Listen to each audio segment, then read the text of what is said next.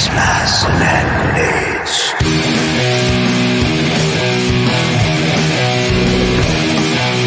Gas masks and hand grenades.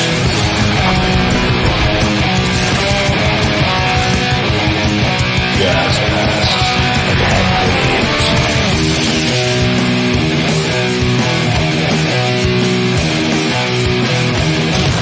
grenades. Gas masks and hand grenades.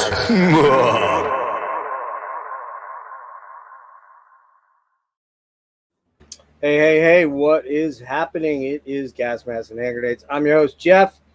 We're here. We're a little late. Apologize for that. Had some snafus. My fault here. But anyway, we're here to do part 2 of the Anathema deep dive, and I'm welcoming back this guy to my whatever direction I'm pointing here, to that guy right there, Mr. Steve Jansson. Steve, tell everybody who you are. Oh, I just did, but Steve Jansson. I play guitar in a band called Crypt and another band called Daeva. Crypt is I guess to put it into a box, an epic doom metal band, but more like darker heavy metal. Daeva is a black thrash metal band. I just realized I've been calling your band Daeva. It's Diva. You can. Devo. Celtic Frost. Exactly. Oh, Potato, tomato, right. Necrophagous.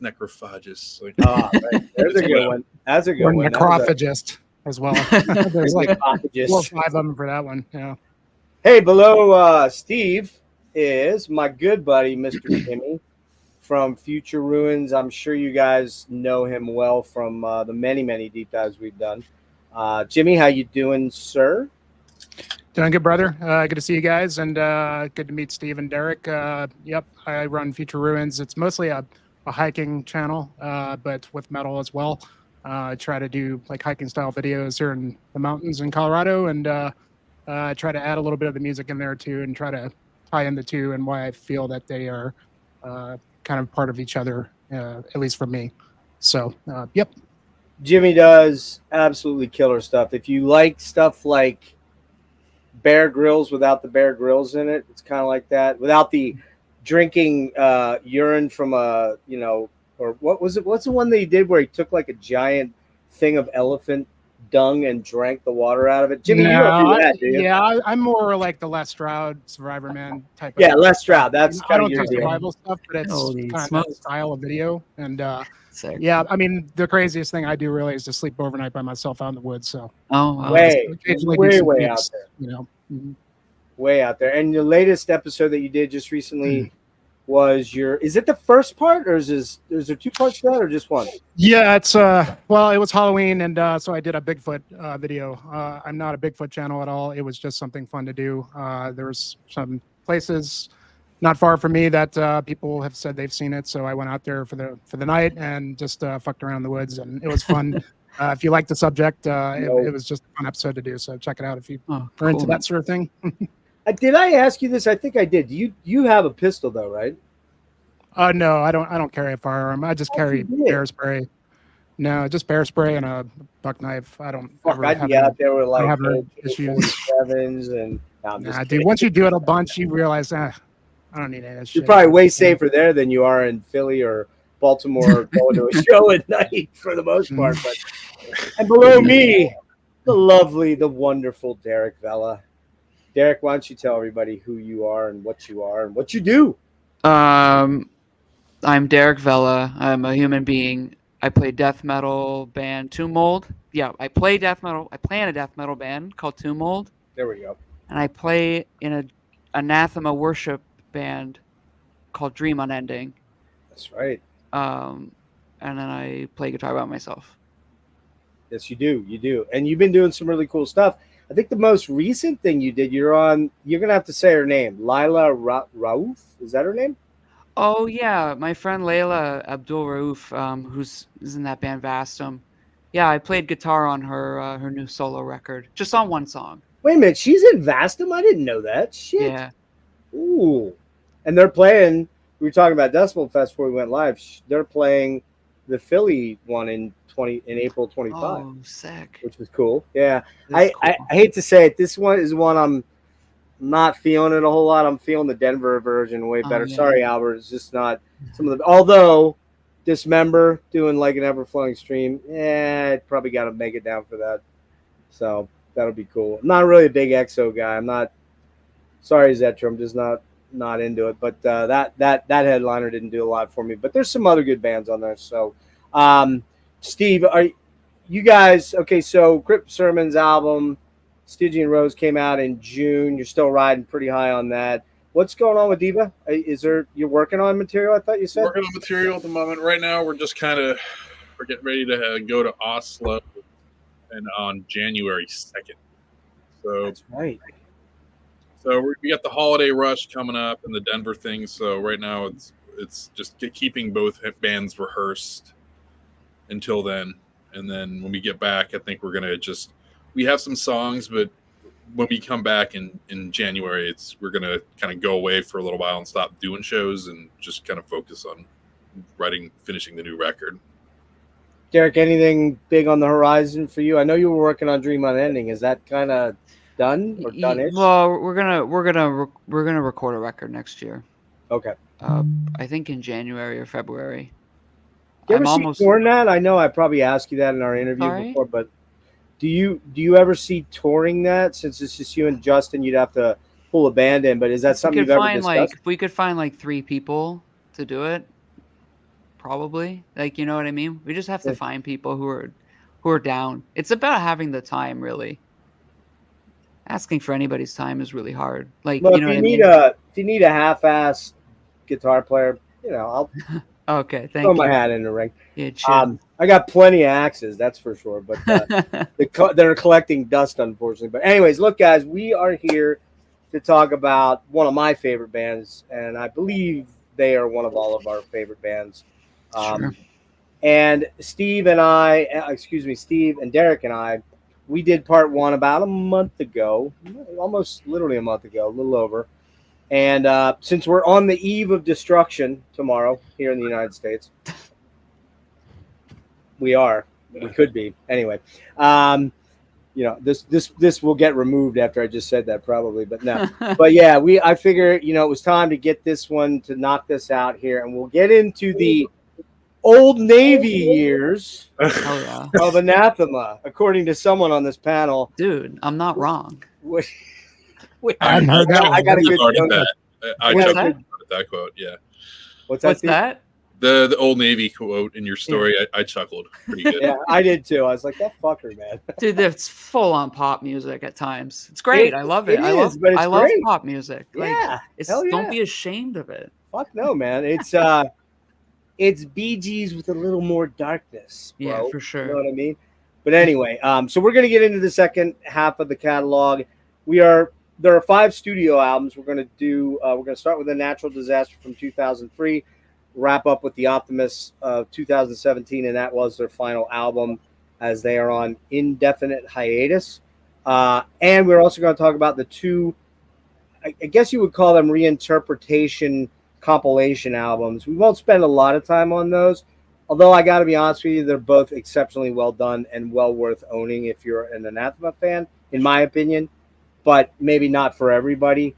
But we'll talk about those briefly, but maybe not as minutia detailed. So I'm gonna flip our thing here, and then we'll sure. What I kind of think I like to do is we'll do one album in a certain way, and then we'll go back the other way, so everybody doesn't get to go first on the album and blow out all the good quotes on it there. So all right, so Jimmy, we're gonna talk to you first because you didn't get to participate in part 1. You were invited. I wanted you to be in, but you just said, fuck you, man. No, you didn't. You said, man, I tried. Tell us your sort of how you land on all that. Yeah. Okay. Tell us how you came into Anathema first. Yeah, sure. I mean, I guess I'm, compared to you guys, a relatively newcomer to the band. Not necessarily newcomer. They've been with me for 14 years, starting with We're Here Because We're Here is the album that really got me into the band. I'm 45. I mean, I've been a metal fan since the early 90s, getting into death metal and things like that. The Death Doom stuff, I needed to kind of mature a bit before I understood some of that music. So as a result, I never really got deep into the the early Anathema stuff. So as I got into the band, I was always aware of them. And I think I had even checked out Judgment at some points and didn't even realize that it was the same band. After maybe like a long time ago, having checked out the Silent Enigma and not really getting it.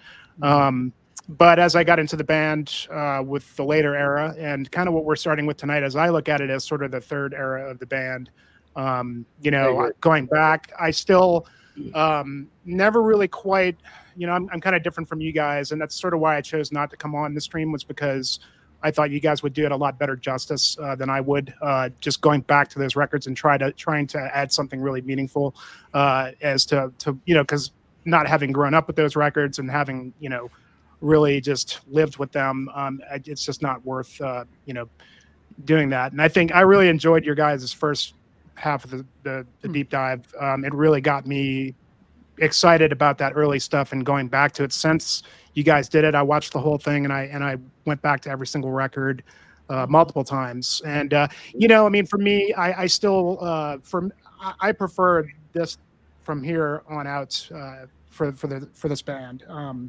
The later era is what resonates with me the most. The early Death Doom stuff I've really come to appreciate, especially now that I'm into a lot of Death Doom type of stuff. And I've often been, I've been the victim of being into a lot of bands that are influenced by a band that I'm not necessarily into, like Neurosis, for example. I like a lot of Neurosis influenced bands are influenced by Neurosis, but they just never really quite done it for me. No, I get that. It just wasn't my bag, I guess. So as a result, some of this early stuff, even sort of the mid period, while I really like it, I don't know that it really hit me as hard as it did with you guys. So, and you admitted to me that you went back and you hit Fragile Alt 4 and you're like, yeah, that fucking album fucking rules. Well, it's still not where you are with it, but it's not in a constant. Wouldn't be in a constant rotation. Is what you're saying. No, I mean it's not. I mean, but I do enjoy it. In fact, it's probably my favorite of those. That mid-era period, for sure. I think. And then the early stuff like Pentecost 3 is probably my favorite out of the Death Doom stuff. That with a close second with the Silent Enigma, which is a record that really took me some time to really get into. I was initially liked it, and I liked the atmosphere and the sound of it, the production. There was just something so different about it than anything else that came out at the time. But it really took a lot of listens to really get into the whole thing and really realize kind of where it stands. So and especially watching you guys really kind of got me excited for that, because I don't really hear a lot of people talking about those early Anathema records at all. Not much. No, and so never. Yeah, and I've got to see them one time. I saw them cool. in Denver.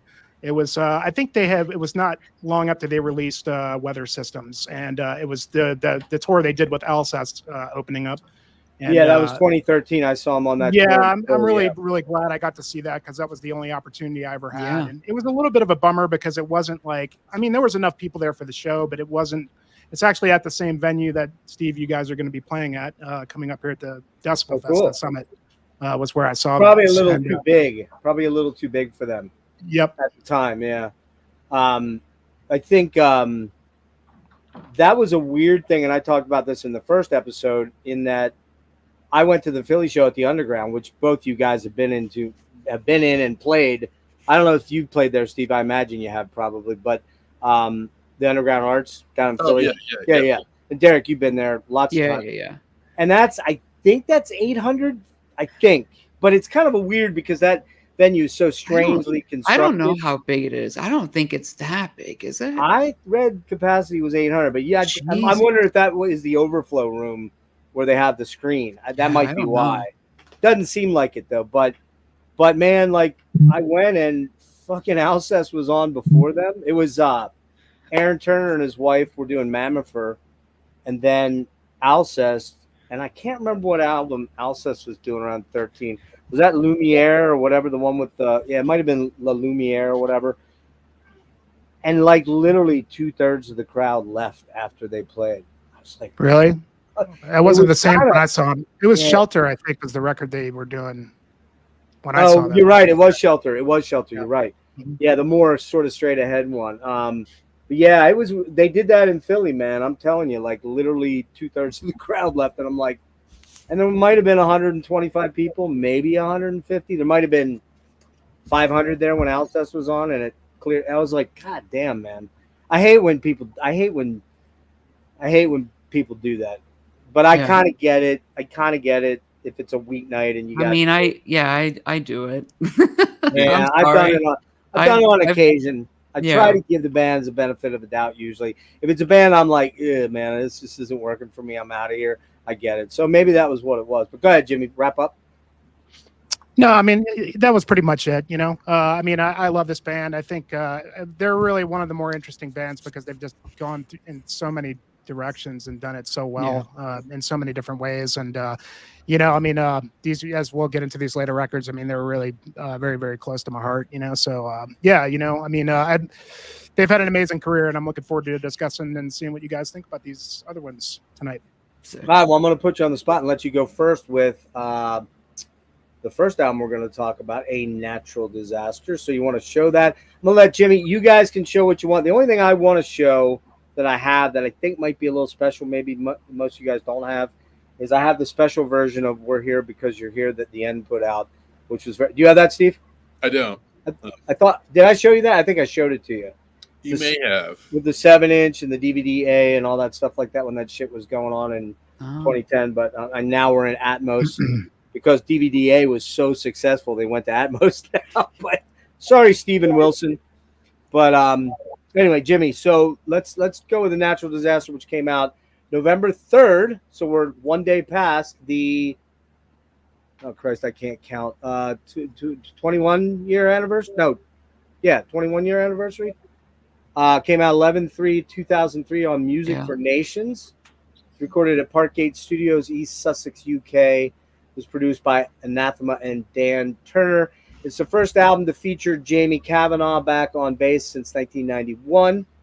Lee Douglas is not a full-time member yet, but sings leads on A Natural Disaster. Those are the things you kind of need to know. So go ahead, Jimmy. Yeah, I as I said before, this kind of represents for me the sort of the third era of the band, and I guess I feel that way. It's really because, like, I feel like they sort of, after A Fine Day to Exit, this is really, I don't want to say it's totally different, but it just is. I don't know. They just found more of a, I don't know, maybe there was more of a leaning on progressive tendencies, Radiohead, maybe. Just a little Radiohead. And that's really kind of, I mean, flows together sort of like a soundtrack just from start to finish in a way. And I think that, bringing in Lee Douglas to do, she only really does one song in here, which the title track, which is, that's a classic. It's the best song on the record. Yeah, I mean, it's just so good. It's got that like sort of like that low lit lounge kind of bluesy, torch song kind of torch feel. song. Yeah.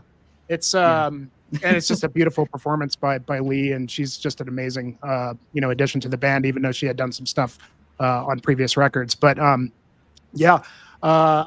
I always looked at it like there was the Death Doom era, then there was the sort of the mid era with the sort of the Floydian, ultra progressive or soft, atmospheric rock. Progressive metal. I feel they get a little more progressive on the third era, but I feel like they just kind of like expanded their sound for the third era, starting with this, and get a lot more, obviously, poppy, but proggy as well. I guess I don't know. It's kind of hard to pinpoint, but. It's a really good record. There's a lot of songs on here I really like. They do Closer a lot. They did that a lot live. Are You There is a beautiful track.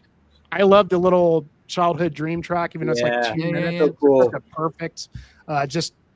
They just are the kings of those moods and those little atmospheres, just this little things that they can do with just a guitar part or whatever. It's just the feels. Yeah, they're all about the feels. That's all about the feels going from here on out. And I like the Pulled Under at 2,000 meters a second is kind of brings a little bit of the heaviness there too. Metal and they hadn't really been very heavy for a little while. So, but then I think the back half of the record is really kind of the best as with the title track and then Flying and Electricity are both amazing, and really are kind of indicative of what they're going to do coming up. And then Violence is just a cool, like just mostly instrumental track. Like it gets really heavy and then just kind of completely take it down, and it just kind of works really well as a song. Yeah, it's very much, it feels like it just flows very well as a record. And yeah, I like this one a lot. And I love the cover art too. I just, Travis Smith is always great, but just something so cool about how I don't know how he did that. I mean, it's obviously part, painting, part photography, and that's cool how he's able to, meld the two together. But one of their better cover arts, I feel like it's really Love that really one. cool. Mm-hmm. Steve. Yeah, no, this record is fantastic. I'm just gonna I'm thinking back to when it came out. So we obviously touched on A Fine Day to Exit on the last episode. Maybe I was just paying more, like, so much attention to the band at the time, but I just felt like when A Fine Day to Exit came out, at least to me, the way I remember it, it felt like there was kind of this big, huge push for the band. And that, I think a lot of my gripe with that record now in hindsight is it kind of just feels like, I don't think it's a bad record. It feels like a band trying to make it. Sure. So a lot of the characteristics. Dude, you're so right on that. Yeah. Guys, you guys are fucking hurting my soul right now. No, it's not a bad album. And I would argue, Steve, not to interject, but just because I do this and I apologize because I'm a big mouth. I would argue, Jimmy, that the shift really started with A Fine Day. That was the last kind of metal, proggy metal album was Judgment for me. There is some of it on A Fine Day, but that's where the shift started to become. I think they started to kind of fall in love with Porcupine Tree a little bit around that time, and they started to see that dynamic play out. So go ahead, Steve. Sorry. Oh, no, it's okay. But I remember when this came out, it just seemed kind of out of nowhere. It was just like, oh yeah, we're releasing a new album. It comes out next month. Here's the art and track list. Like, there wasn't really much, I remember, all else going on behind it. But I think this album too, it has a lot more of the traits carried on from what made them special before. It's a little darker. There's a little more, again, there's a little more personality. The songs have their, I guess, for sake of brevity, I'll say progressive. It just feels a little more free of a record. It just feels more like them and less a band trying to make like radio rock songs. It's like the record after you try to do the thing and you're like, well, we don't have to do that again. We can just be ourselves. And yes, I feel like this record is that. You're not. Yeah, you're totally on it. Yeah, for sure. Yeah. But I remember getting it when it came out, and I definitely listened to it a good bit. But I remember I threw this on, and I was just like, "Damn! Like this album's great. Like every song is awesome. Like I was like kind of surprised I didn't listen. Like I definitely listened to it more than Fine Day to Exit, but I was surprised I didn't listen to it more. I was like, wow, this album's fantastic. I love every song on this record. Nice. Any high points for you, like that you can pinpoint as far as things that you really like? All of us, I believe I can say this with some degree of certainty. We are probably all album dudes where we throw an album on and we don't go, oh, I got to hear that track again. If we hear that track again, it's because we're re-listening to the whole album in context. Right. But is there a couple tracks on it you're like, yeah, I can repeat that one 2 or 3 times while I'm jamming down the highway. You know what I mean? Yeah, I mean, I don't know. It's all, I kind of love them all just in order. And I'm the worst at picking favorites in these types. Oh, that's right. You said you hate lists. You and I did. So for your sake, we're not there yet, but I have the world's laziest list. And you fucker. It's a list. It's a list, though. Okay. I know. I didn't even think about that. I'm like, now that you say it, I'm like, Steve's probably fucking cursing me for making him list out these albums. I did them by tiers. I did tiers. Did you? It's Yeah. That'll Yeah. be interesting. Okay, cool, Yeah. cool. but also a lot of me, like a lot of the stuff, like I have a lot of memories and just stuff with these, so it's hard for me to like pick one that jumps out because I like them all. Yeah. But as far as like a lot of the stuff that you'll get into, I also like to listen to albums for what they are, not what they aren't, and we'll discover that down the line. And that's also why I'm not like, I don't like to think I'm like an overly harsh critic or anything, but I'm kind of digressing now at this point. But yeah, no, fantastic record. Listen, I think the chances of Danny and Vince watching this are kind of tiny, but if they do, they'll understand the reverence, and I'm sure they have many criticisms about their own albums, you know, in the past, you know, past it. We all do as musicians, you guys in particular, because you actually record and put albums out. But every time I write something, I sit back and go, oh, that's so fucking cool. And then I go back like 2 weeks later and go, it's all right. I ripped off this and I ripped off that. And, you know, it just is what it is. But, you know, so. And if all right. they are watching, I just want you guys to know that I love you. Yes, we all love you guys. Vinny, congratulations on your baby, man. That's so cool. And we'll talk about Danny and Vinny's projects at the end here, because I have one of them in-house. The other one was out of stock, so I got to try to get that. But we'll talk about those two things in a bit here. So, Derrick, go for it. Yeah, I like this record. I think I like it more than I realized. They have a couple tendencies now in this new era where I struggle with certain songs. It's funny. Actually, all my favorite moments from this record are when they're building towards intensity, but then when the intensity hits, I'm like, it's not that I don't dislike it, but I love the build to it more. You expected more? I just enjoy the build more than the actual end point. But the songs that really, every album, the songs that really do me in are like the slow songs, like the like the title track, like A Natural Disaster. Like they could just make a whole record that sounded like that, and I'd be happy with it. You know what I mean? Wouldn't that kind of be like a Mazzy Star album, sort of, kind of? Yeah, but it'd be like way darker. Yeah, you know what I mean? Like, it'd be so good.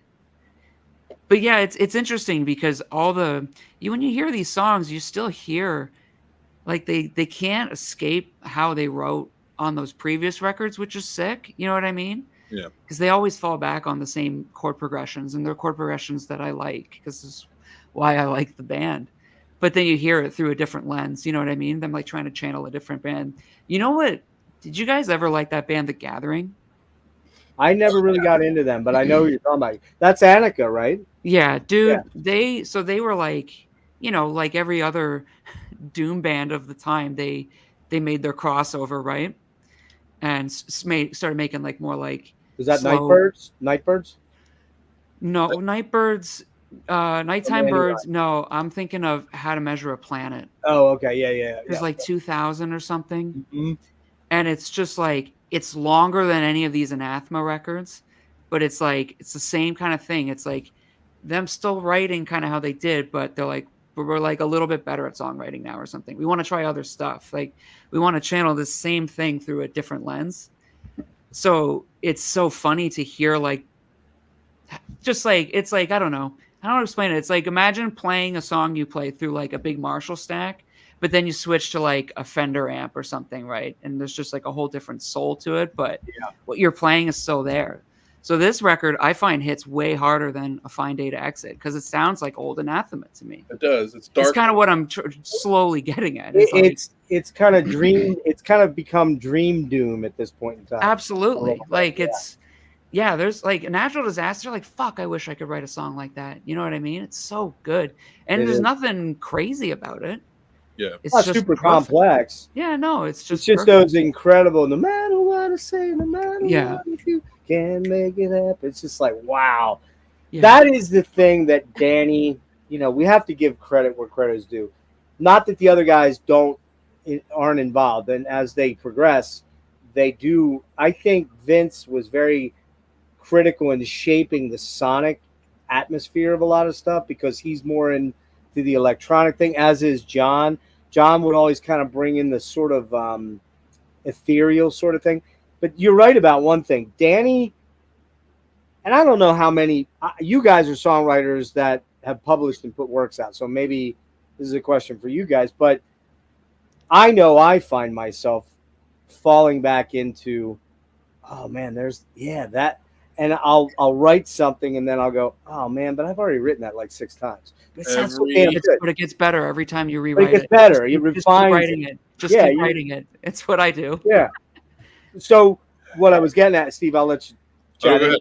but what I was getting at is that Danny, he definitely has a bag of tricks that he goes into and he pulls from, and he is a fucking master of certain melodies, man. The melancholy, rip your heart out, but still uplift you at the same time melody. It's like, it's unbelievable that he just has been, and he's even done it to a lesser extent on the new Weather System albums. It's really good. We'll get into that at the very end. I'll talk a little bit about it and show it. But what I do notice is with that album, as opposed to the progression of these albums, and really all Anathemas, without Vincent, without John, without Lee's dynamic in there, it's not quite the same for me. Yeah. And I guess that's to be expected. But go ahead, Steve. You had a thought there when I was talking about kind of repeating yourself but getting better each time at it. Oh, every goddamn day of my life.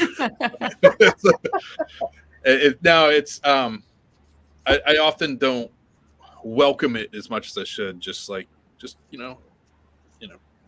Derrick said, like just write it better every time. Yeah. For me, I'm like, no, just stop doing that thing you do every time. I gotta come up with something totally new that no one's ever done, but it never really quite happens. All my endings on every record sound the same to me, but each one is a little bit better. You know what I mean? Yeah. I mean, even Michael Ockerfeld, who I think is a fucking genius songwriter, man, when you really start cutting his shit apart, and you see him break it down, dude, he uses so many signature Michael Ockerfeld chord progressions and things that he does, and we all do it. So it's not this isn't in any remote way a slag on Danny, because I think he's a brilliant songwriter, one of the best in my opinion. But go ahead, finish up there. No, that was it. That was it. All right. Yeah. So I'm going to be the guy that talks too much again. I know you're all shocked. I'll do it quick, but so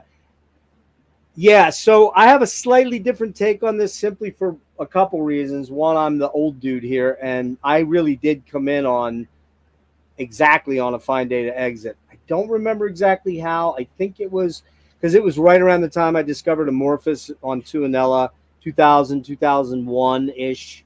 I believe, this is bad, I'm already forgetting the data I looked up. Was A Fine Day to Exit 99, 2000? It was 2000 or 2001. 2001, maybe. Okay. I agree with you. They were trying.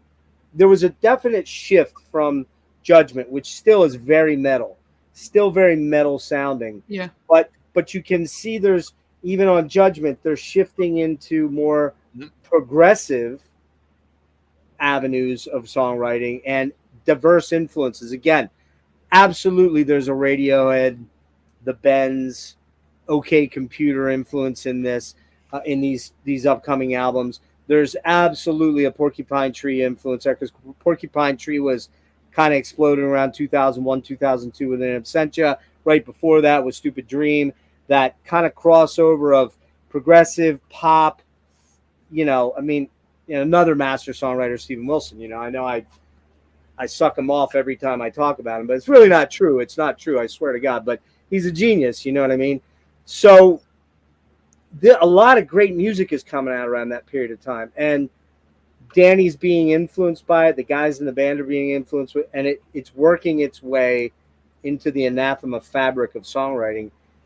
This album comes out, so I was already there. I was already Stone Cold Lock fan for life, going backwards from A Fine Day, which I have a slight. You'll find with my ranking, you'll find that's higher than probably all of you guys. I'm guessing. But this album comes out, and right away, the one thing I noticed right away was, man, this is so atmospheric and Hmm. dark, but in a beautiful way, not in a, death metal, Yeah. not that kind of No. dark way. It's more in a nebulous sort of way that you can't put your fingers on exactly. And I mean, it starts out with that killer, the riff with the for harmonium. It builds, Yeah. builds, builds, builds, and then you get into the heavy down, down, down, down, down, down, down, down, down, down, down, down, down, down. Feel free to It's just, and again, man, I'm gonna say this a million times tonight, guys. You're gonna get so fucking sick of hearing me say this, but Vince Cavanaugh is without question one of the best vocalists Oh, in yeah. rock ever.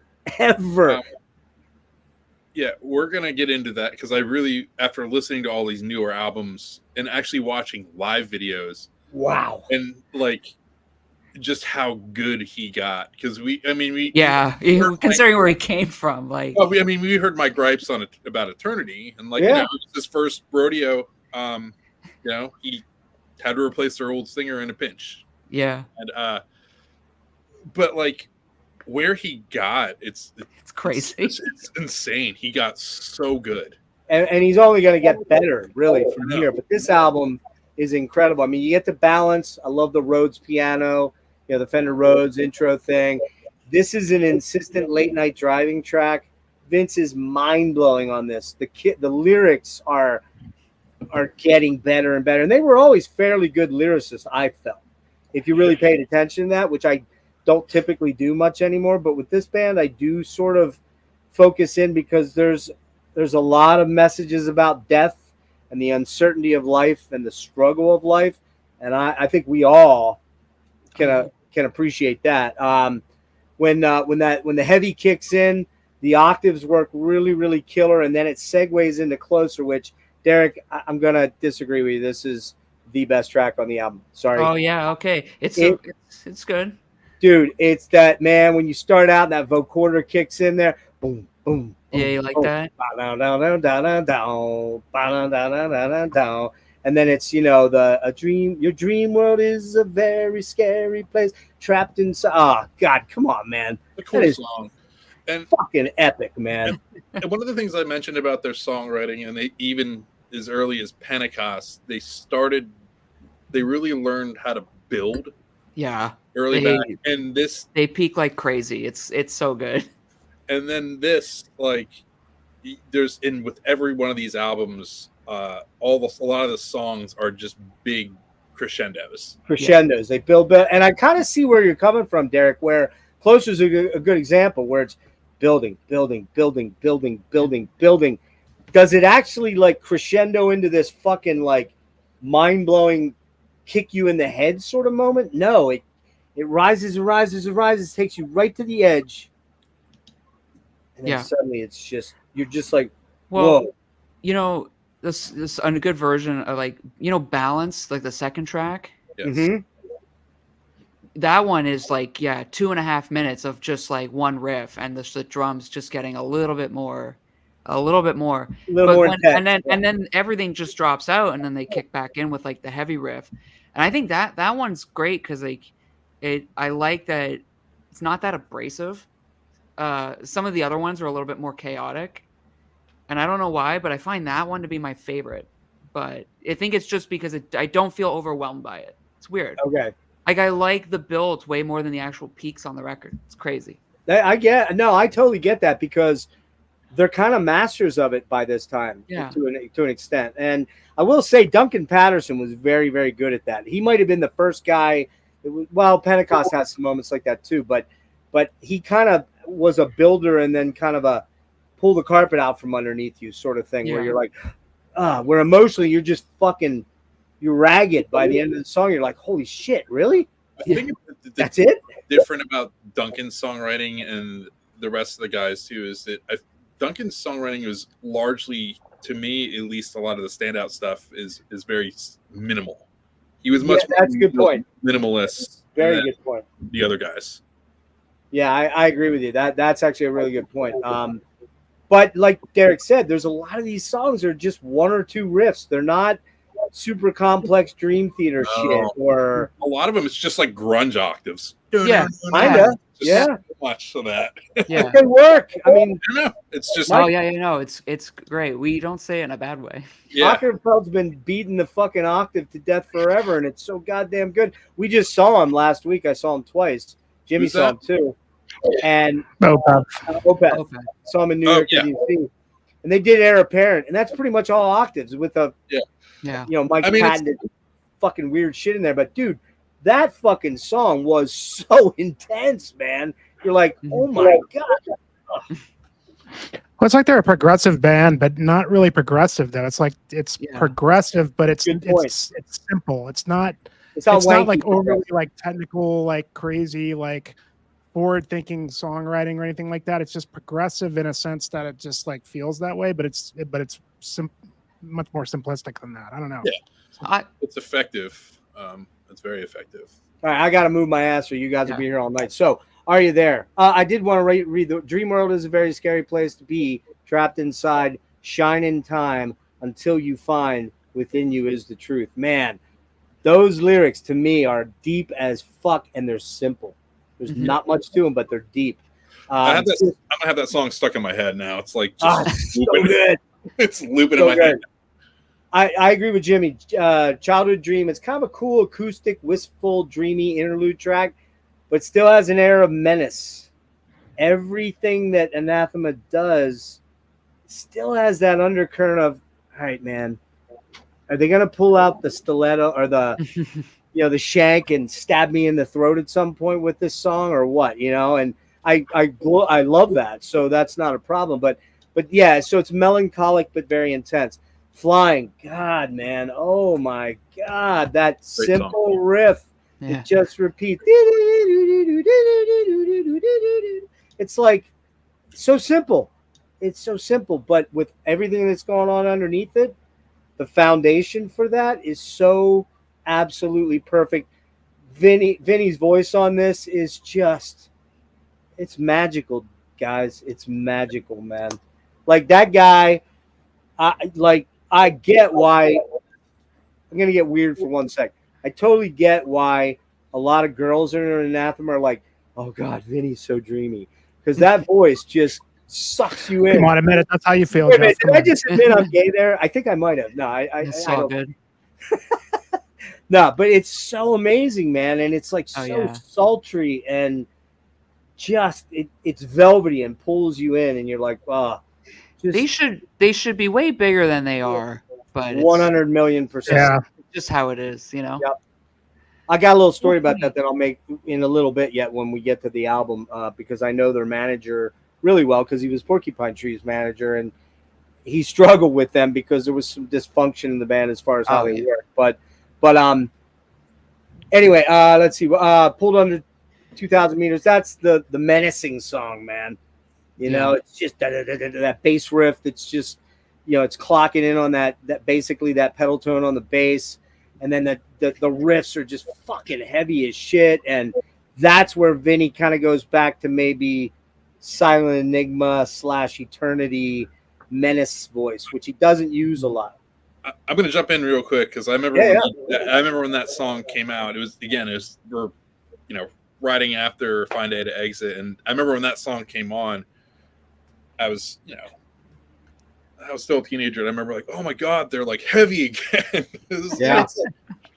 But it's really the only super heavy song on the album, really. I mean, in terms of, I think the thing that I get why Anathema was somewhat polarizing in the metal community because they come out sounding like Lost Paradise initially, or Paradise Lost, Lost Paradise, or Gothic, and then they suddenly shift into, Wish You Were Here / Animal / Radiohead Porcupine Tree thing, and then they go full art rock with it. And it was hard to, if you weren't someone that was able to if you were like just this total knuckle dragon death metal dude, you were just not gonna stick with this, just like a lot of people didn't stick with Opeth when they went full on 70s prog. I get it, it's just, but if you're, and you guys know this as musicians, if you stay writing the same song over and over and over, it works for some bands. AC/DC, they've written the same 4 songs their entire fucking career.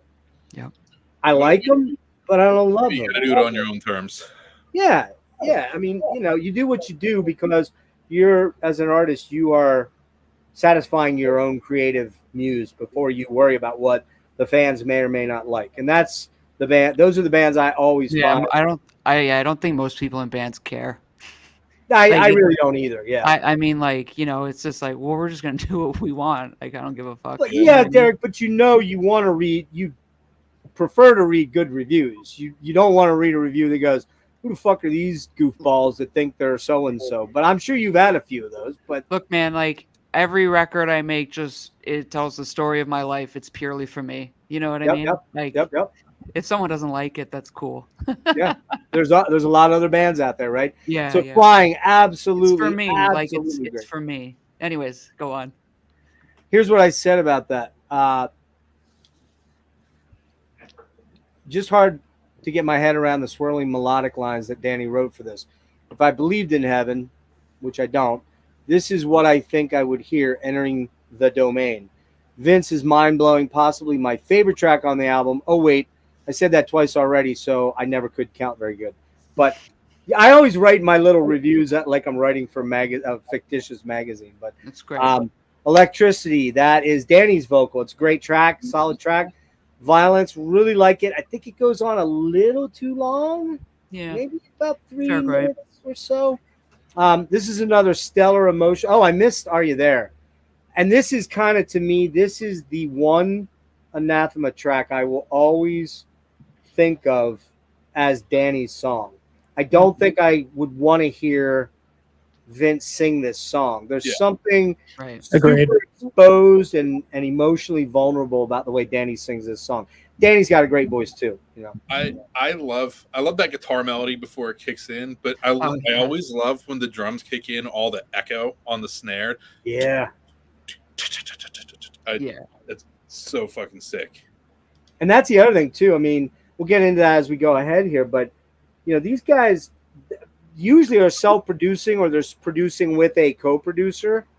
And then, Steve Wilson actually mixes a couple of the upcoming albums, but they really are kind of on the cutting edge of trying to stay super relevant with current studio technology and sounding innovative. Again, I go with the Radiohead influence there over practically anything. This is where did I go? Sorry. Another stellar, emotionally intense and beautiful album, moving even further left of center on the art rock scale, and leaving the heavy hard rock metal scene somewhat behind, but closer, pulled under. Harmonium are all dense, heavy, darkly gorgeous songs. So I give it a 9.5 out of 10, man. So, all right, we started with Jimmy on that one, so we'll start with Steve on this one. And we're going to go with Hindsight, which came out on August 19th, 2008 on Peaceville K-Scope. Anathema is producing, and it contains cello contributions by a Dave Westling.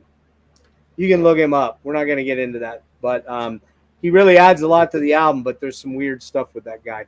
It's a predominantly an acoustic reinterpretation of songs from Silent Enigma through A Natural Disaster, and includes one unreleased track called Unchained Tales of the Unexpected. So go ahead, Steve. So I remember this is kind of at the point where I had not been keeping up with them as much. I'll be right back. Keep talking. Sure.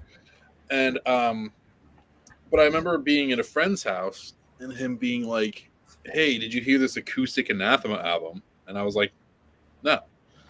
And we went to his car and we threw it on, and I was pretty taken back by just how great it was, like all the reinterpretations of the songs.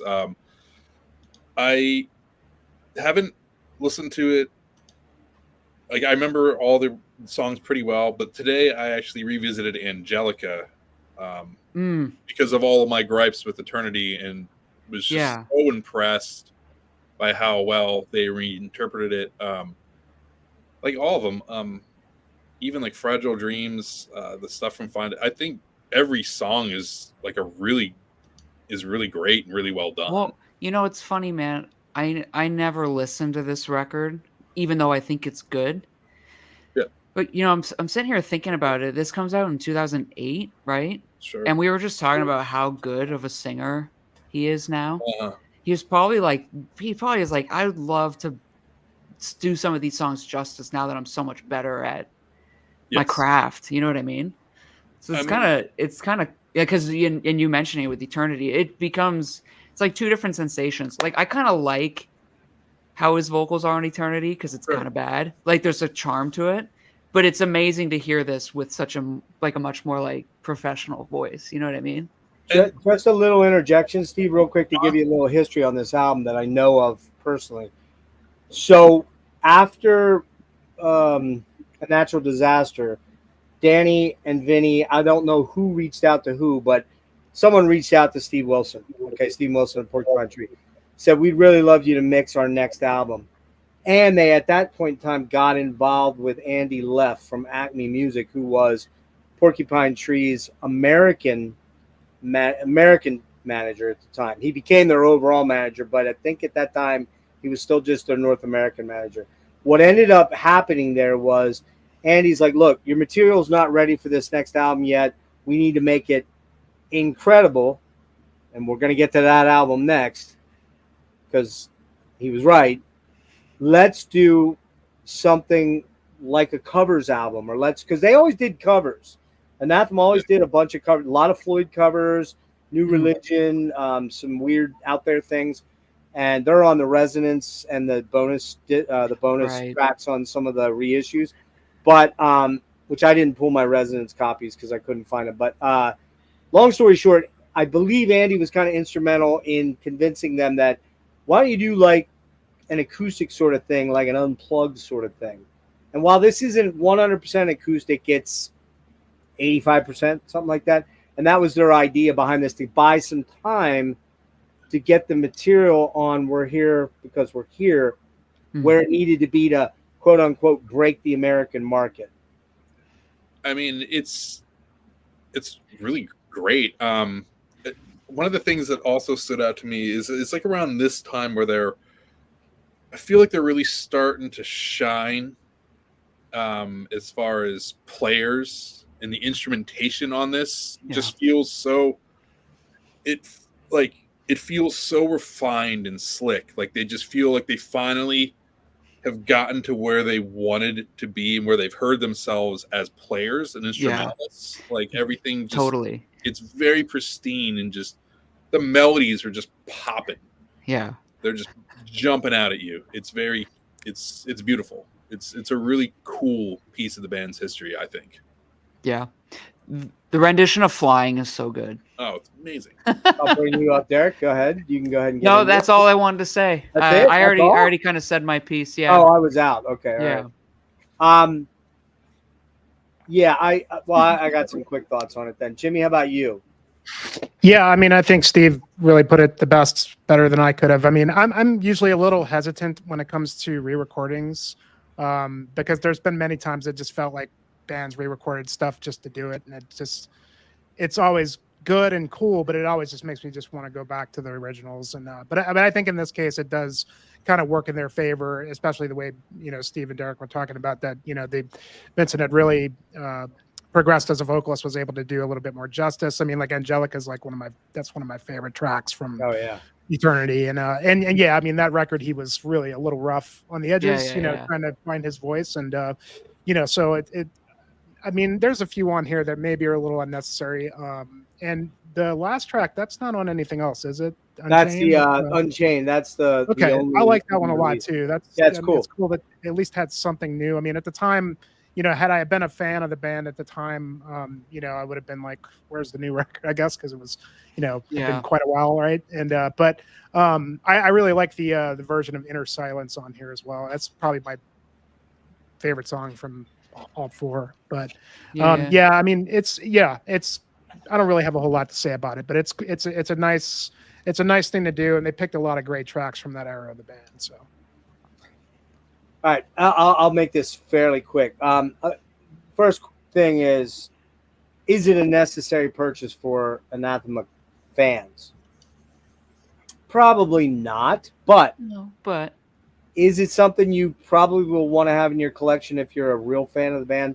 And by real, I just mean like you're really into the band. Yeah, I think you will. And the reason I say that is that these are the older tracks where maybe the recording and the performances weren't quite as up to the caliber of where they were at this point. And I also do think that the cello adds a lot. They have a violin on here at one point I believe it's on Fragile Dreams, unless that's a cello, but it sounds like a violin to me. Where he's doing that. That sounds like violin to me. But I hadn't listened to this in a long time. And I must admit, when I put it on, I was like, wow, that was really, really, really good. That was really awesome. And to just go on what you were saying, I think that if you are a fan of the band and become a fan of the band, you're gonna check it out and you're gonna want it. Yeah.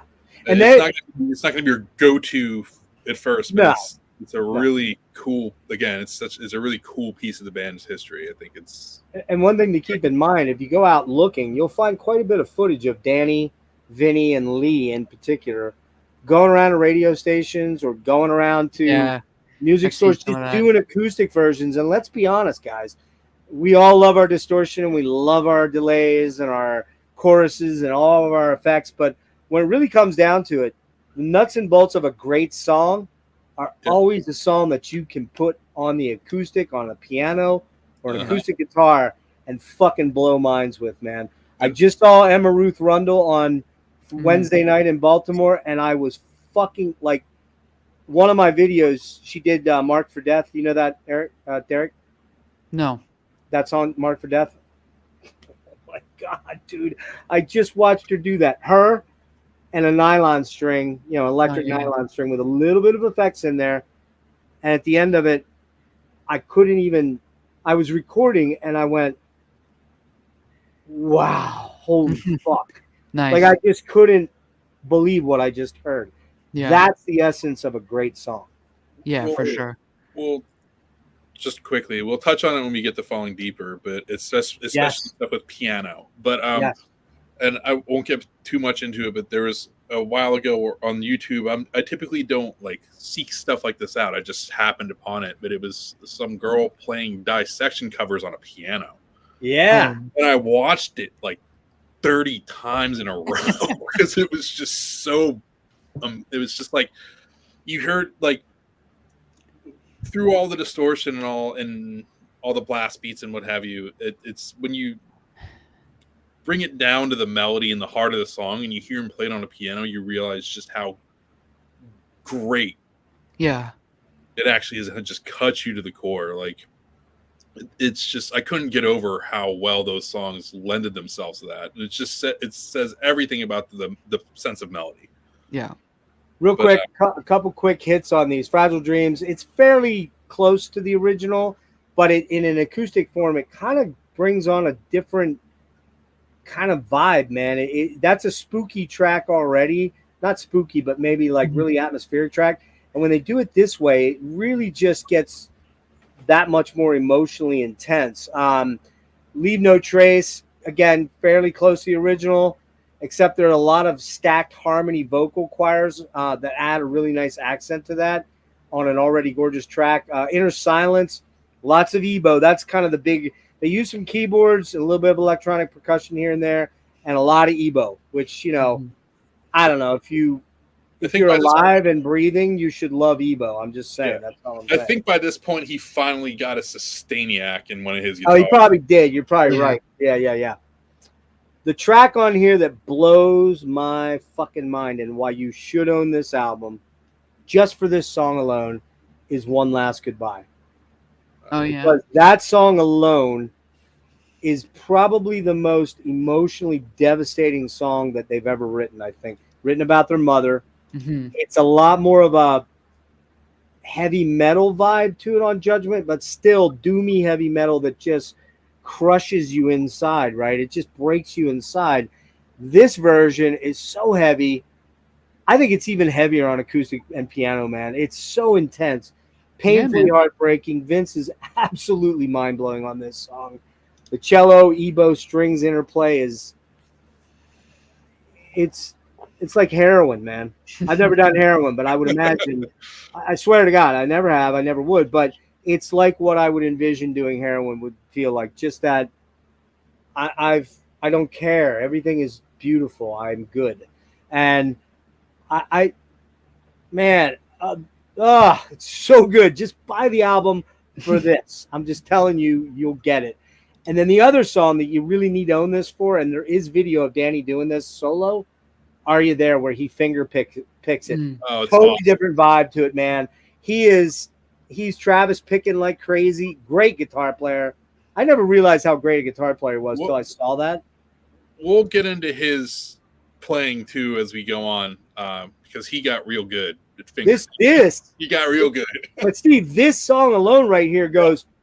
I mean, I don't know how you guys are with finger picking. Derrick, I know you are because I know you love playing the acoustic a lot. So I'm better at finger picking than I am with a real pick. Like I probably am too at these days, which is really weird. But I've really focused on that aspect of my playing, and it gives you so much dynamic control over the melodies and what you're doing. Yeah. There's a dude out there, you guys probably know him. I forget his freaking name. Jake something. And he just sits in an old house in New Hampshire and does acoustic renditions of very popular songs. Oh, okay. Where he does the melodies. Like he does the fucking like the Zeppelin song. God damn it. Cut out the light. Come on. Oh, you're kidding me. I'll remember it.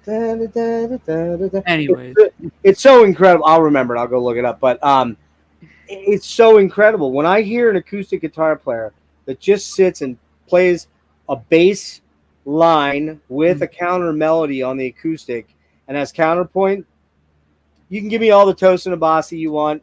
Amazing player. You can give me all the Yngwie wank you want. We all love those players. Most of us do.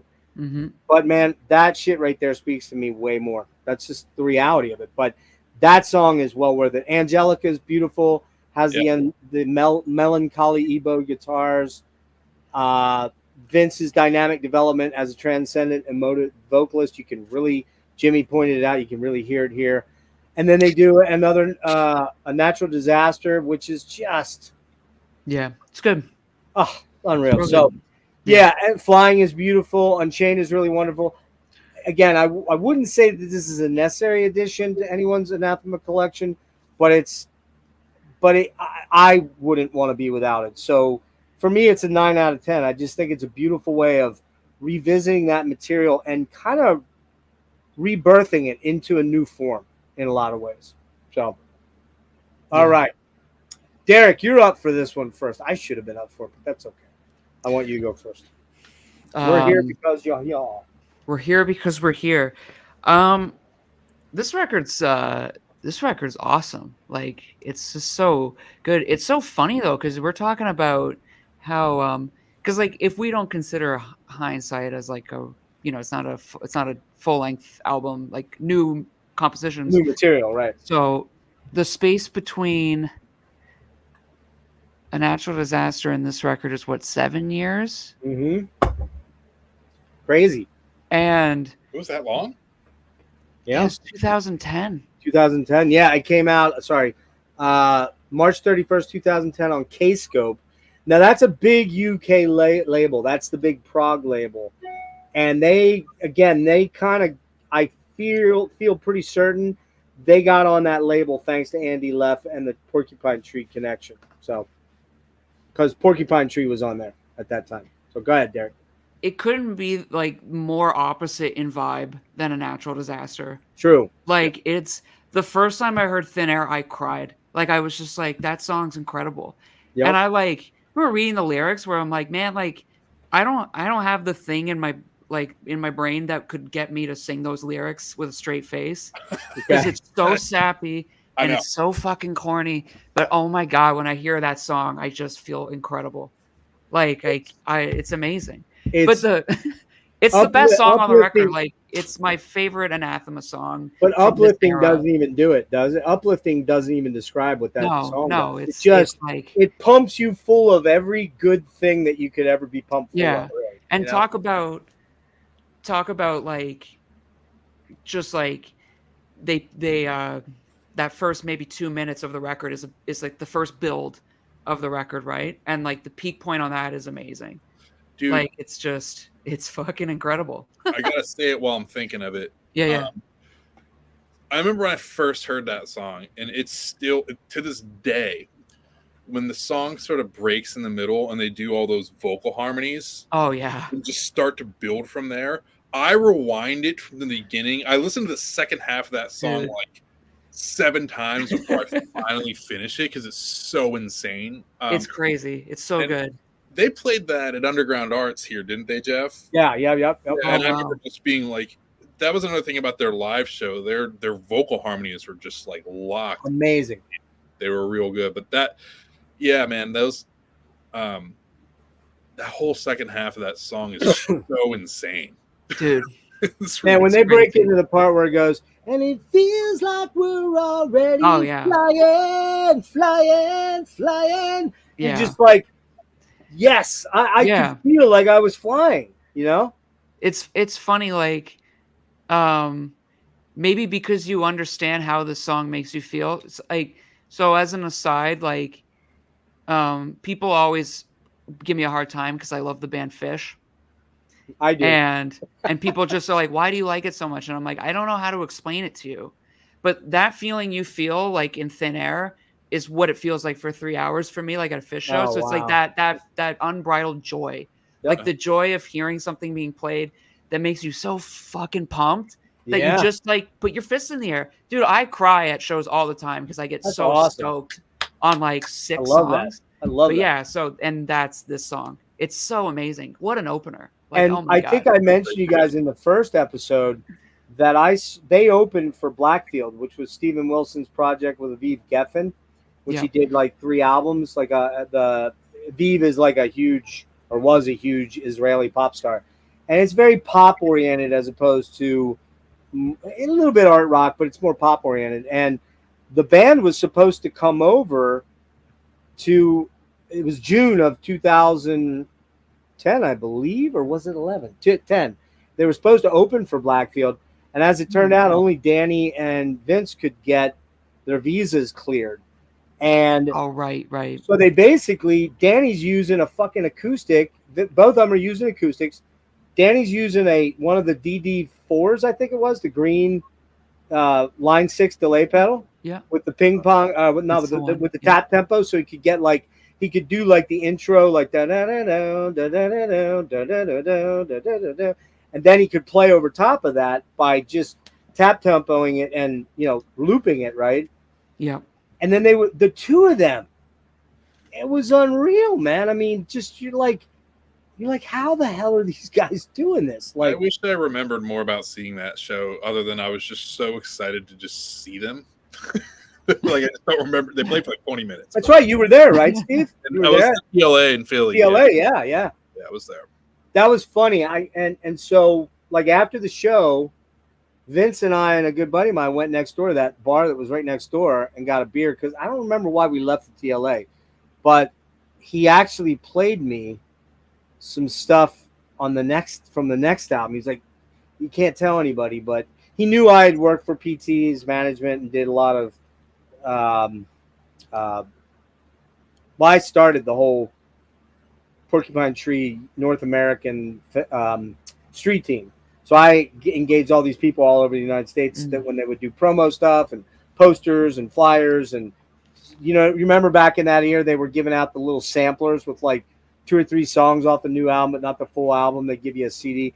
You go drop them off in record stores and say just take for free and stuff like that. I did that, and I wanted to do it for Anathema, and then I don't remember whatever happened, but it just didn't happen. But long story short, we're hanging out over there, and he played me a track off the next album, which we'll talk about. But yeah, go ahead, Derrick. Sorry. So you're at Thin Air.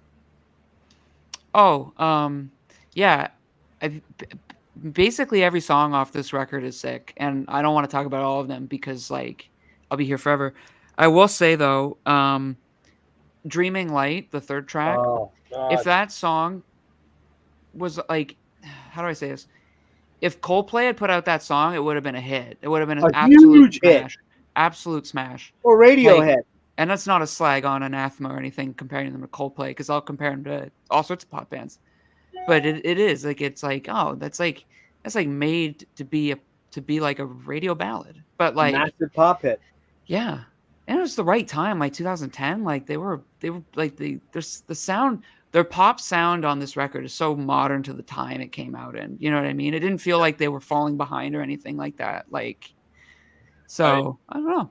I kind of feel like, so Find Data Exit, they're in like a post Radiohead world, and I feel like this, it's kind of like a post Sigaros sort of world. They were Yeah, kind of great comparison. territory a little bit. They're a little more cinematic. Well, and I think Find Data Exit had a little bit more of the grunge vibe to it than this album doesn't have any grunge, or it really has no real metal. There are some heavy songs there are some songs that are kind of heavy, but there's no real metal on A this Simple album at all. Mistake is like the heavy song. That's the they have heavy like the track. Opeth Song, section. Yes. That whole song sounds like Opeth. I got a lot but- to say about that song, but I wanted to show this real quick. Derrick, I'll let you finish in 1 sec here. No. This is the end version. I believe there were only 2,000 of these made. I'd have to go check, but I'm pretty sure that's what it was. So what they did here was they did the album. Then they had some bonus tracks, a demo mix of Angels Walked Among Us, and Presence has a demo, and also Simple Mistake, which is really cool, actually. And then they've got a DVD audio, which is oh shit, just fell out of here. Nice going, Jeff. The DVD audio then, which has the 5.1 mix by Steven Wilson. And then it also came with this very unique sort of, when everybody was trying to figure out when CDs stopped selling and albums weren't selling at all back then at all. 2010, you could buy albums for $2-3 a piece everywhere. And they really weren't making many copies of them at all. But what they ended up doing was doing a yeah, nice 7-inch Oh, wow. of the Dreaming Light orchestral version, which is amazeballs. And then side B is Universal orchestral. I don't think this ever got played because I didn't have a record player forever and ever. But yeah, this man. Well, I'll talk about it 1 sec after Jimmy goes. So, anybody got any? Derrick, you want to wrap up there? Or No, keep rolling. I'm good. You sure? Okay. Yeah, I'll jump in when I need We're to. actually doing pretty good. We're only an hour in, and we're already three albums in. So. No, I wait for other people to talk. It gets my brain going. Okay. All right. Jimmy, I'll let you jump in. You better give me a little bit here, bro. Yeah, got the. Sick. I don't know if this is I don't even remember where I got this pressing. As I said, this was the album I came into the band with, and I don't remember what it was that got me to check them out. I think it was because, like, at the time I was heavily into Porcupine Tree, and it was, on the same label. And I saw this coming out. I was like, oh yeah, Anathema. I remember, like, because I had always heard about the band and never really quite got into them. I was like, let me go check that out. And I mean, what Wade said right there, they should have won Grammys for some of this stuff. I mean, this album is so close to me. I mean, I love every single track on this record. I agree. Dreaming Light should have won a Grammy. That song is the most beautiful song I've ever heard. I mean, some of the most beautiful songs I've ever heard have been written by Anathema. But that song, I mean, and if you've not, anybody that's not checked that out, the best way to experience that song is to watch. They did that live show, the Universal. Universal. Oh my God. Bob Dev or whatever. Bob Dev, yeah, 2018. And man, 19. the version of Dreamin' Light of that, he is so powerful on that it's just, I mean, he is on the record, but I mean, like the live version of it, I mean, when you watch him do it, you got to watch the video, watch him sing it. And the way that he just looks, I mean, God, he just belts it out. Like, and it's. Steve, what did I tell you when I saw that? I asked you if you saw that. What did I tell you happened when I saw that? Right, like a little bit, didn't you? That version is the one I sent you. I sent you the video. I said, check this out. Do you know which song brought me to tears? And I'm not lying. I will not lie to you. I suddenly realized that there were just tears running down my cheeks. I was like, what? And there is a backstory to that song for me that's very, very heavy that I'm going to have to be very careful about. Oh, yeah. I'll talk about it in a minute. But But yeah, I mean, I could take that song, and there's a handful of others that I would be happy to be listening to as I exit this earth. You know, Yep. I mean, that would be it. I mean, you know, there's some melancholy on this record, but it's very much an uplifting listen. And it's just something about I love the sound of a grand baby piano. oh, And I'm sure. not sure if that's what they used here, but I mean, like on Summer Night Horizon, Yeah, there's a lot. it is. I love all the piano stuff. I love that they always stick to a traditional piano sound. I mean, of course, there's occasionally synths, but I love that they always stick to traditional sounds when it comes to the keys and the strings. You know, whether it's orchestral or piano. And then, you know, I think Steve was talking about like just the vocal harmonies on here. You know, I mean, when you've got Lee Douglas and Vince just belt, and then Danny, I guess Danny's all three of them at the same time. There's moments in the middle of Summer Night Horizon where they just, oh my God, it's so good. The vocal harmonies and the melodies, they really nailed the melodies on this. It's just like, and for me, like, go ahead. I was gonna say, when it's like new melodies and then refined melodies from times past, Yeah. like that. There's like a kind of a guitar line that walks through, or like just kind of goes on through "Angels Walk Among Us," Oh, Yep. and it sounds like Angelica off Eternity. You know what I It mean? does. But it's like that's like a more refined version of like them, like, and that's the thing, because like as songwriters, we have these archetypes, as I call them, where it's like, you know, I feel like all my songs fit into like 3 categories. And that's like, yeah, it's like them doing one specific thing, being like, we can do that better now. You know what I mean? oh Well, for I sure, mean, man. And the other Yeah. thing is too, unlike on a piano, as a guitar player, you're limited to 12 notes. Mhm. And how many octaves? 4.5, 4, I don't know, something like that. Yeah. 3.5. Depends on your scale length of your neck. But you're kind of, you can't reinvent the wheel entirely differently unless you go to alternate tunings, right? Yeah. So it's, you know, and they do use a little bit of alternate tuning, but not much really. He never really dug deep into that. But yeah, Jimmy, go ahead, man. Well, I mean, yeah, I, for sure. That totally harkens back to Angelica. I love that. I love it when a band has something really strong and they just bring a piece of it back. And maybe that's not what they intended to do, like you're talking about, Derrick. Like it just kind of came out naturally that way. And I think they do that a lot. There was other moments where I was like, God, this sounds like something else they did, and it's so perfect and brilliant, and they're doing it in a different way, and it's just works, you know. And Yeah. Derrick's right. They do that a lot, but it's always hard to go, oh, that's directly the ripoff of that song. You just hear hints of the melody, and then it shifts and You do kind it of better. weaves. Yeah, right. Do better. Keep right. writing it. It's better each time. yeah, everything that song. Oh, God. Oh my Everything's God. energy, man. Wow. Yeah, man, dude, like it's kind of hokey. I remember when I first heard that, I was Awesome. like, that's a little goofy, but I really like it, man. Oh You know? yeah. It's Yeah. great. There's some Porcupine Tree on here. I felt Absolutely. like that Stephen Wilson mixed it, but like on Simple Mistake and Get Up, especially Get Off and Get Out, that sounds like a Porcupine Tree song almost, you know, and that's kind of where they get maybe a little like more melancholic on A Simple Mistake, but fuck, man, Universal, so good. And I mean, I love the Hindsight, the last track, you know, calling it Hindsight. And it's an instrumental. And it's fucking so good, man. Just like it builds, clever. ebbs and flows, and just, I mean, the melodies. I don't know, man. I could go on and on about how close to my heart this album is, and it's one of my favorites of all time. It's absolutely beautiful. Piece of music. And you know, I mean, there's music that's great, and there's music that just transcends fucking, you know, Perfect word. anything. You know, it just amazing record, you guys. This album's transcendent. It really is. It's and the cover is perfect for the music as well. You know, Yeah. it's just Totally. that's the dreaming light. You know. Yeah. all right. So I'm gonna do this and try not to start bawling like a baby. I missed what I'm supposed to do here. We're here because we're here came out 5/31/10. Did I say it? Maybe I did. K-Scope, Danny and Vinny, SW mixing. I don't know what studio it was done in. I forgot to mention this was the last album with Les Smith on keyboards. Les had been there, I believe, since Eternity. I believe. No, wait. He was there a minute. Well, he did a couple of albums. Wade will probably know. He can double check me on this. I want to say Eternity was on. I know he had something to do with that album, but I don't know if he became a member after Fragile Dream. I think he was. I just don't remember. Help me out there, Wade. I lost my Yeah, I lost my freaking Wikipedia page. So, yeah, Thin Air, Derrick. I don't need to say anymore. It's just Vince's voice on this is just absolutely mind blowing, man. Money in the Bank.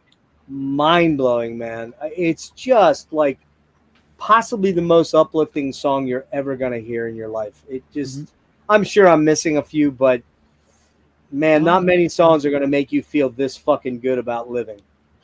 You know? Oh yeah. And the lyrics are fantastic too. We got Summer Night Horizon. That's a great driving track. Very up tempo, ass shaking, if there is such a thing in Anathema parlance here. Totally. Again, has some balls in the guitars on that track. Yep. And then Dreaming, man. I could talk about this track for 4 hours, but I won't do that to you. So this came out in 2010, and I met a very, very special person in 2011, right? Maybe 6 months after this came out.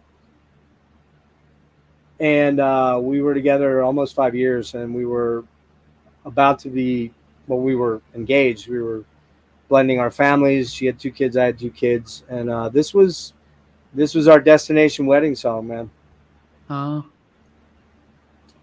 So every time I hear it, it fucking breaks me up, because she was the one, and it just, because of my physical problems with my illness starting around 2012, 2013, and not getting any answers and trying all kinds of things that doctors say, here, try this or try that.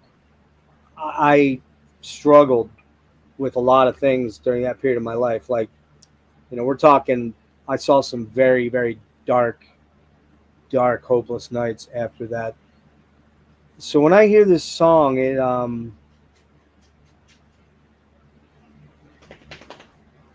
yeah, I gotta stop talking about. It hits. Yeah, I get it. It Man. hits hard, man. It does. Yeah, I yeah. think I can't huge not tune. tear up if I listen to it. It's crazy. And I don't have a moment where I just, I know how much that can mean when a song does that to you, especially this one, when you have it, that it had a moment for you, then yeah, dude. I mean, I would be crying. Yeah, that was a. I got to move on from that. Everything, man, God, so beautiful. Vince and Vinny and Lee just harmonizing to a point where you're like, I don't, like you said, Jimmy, like when I'm checking out, play that song, play Dreaming Light, play this whole album at my wake. I don't give a fuck. Just play it and blast this fucker, man. Don't listen to any but pussies saying, oh, it's too loud. No, it's never loud enough. Never. Even in death, it's never loud enough. So love that song. And you brought them up, Derrick. Right here it says they stole a little from Steven Wilson and also from Coldplay on that song. I just hear Coldplay big time. Yeah. Big time. And nothing wrong with that, man. Nothing wrong with that at all. Angels Walk Among Us. This is my note. Fucking amazing. Probably Old Navy's #1 shopper requested song, in-store song, on repeat. Perfect. No joke. God, it's so good. It's so awesome. good. It should have been a huge album. Should have been a huge pop record. Man, when he's doing that, only you. If only they had written it when they were like 23. You know what I mean? And they were marketable. Like, it'd be fucking crazy. and the thing is, I don't know. This was, on every album, they're writing 1 or 2 songs that are dedicated to their mother or their father or both of them by the end, right? Because they've lost both of them, really. And, when you get into the lyrics of this, only you can heal your life. Only you can heal inside. So simple, Effective. Even Donald Trump would understand that. No, he wouldn't. But anyway, mother, can you hear me? Can you tell me, are you there? Father, can you help me? And that's the mother, can you help me?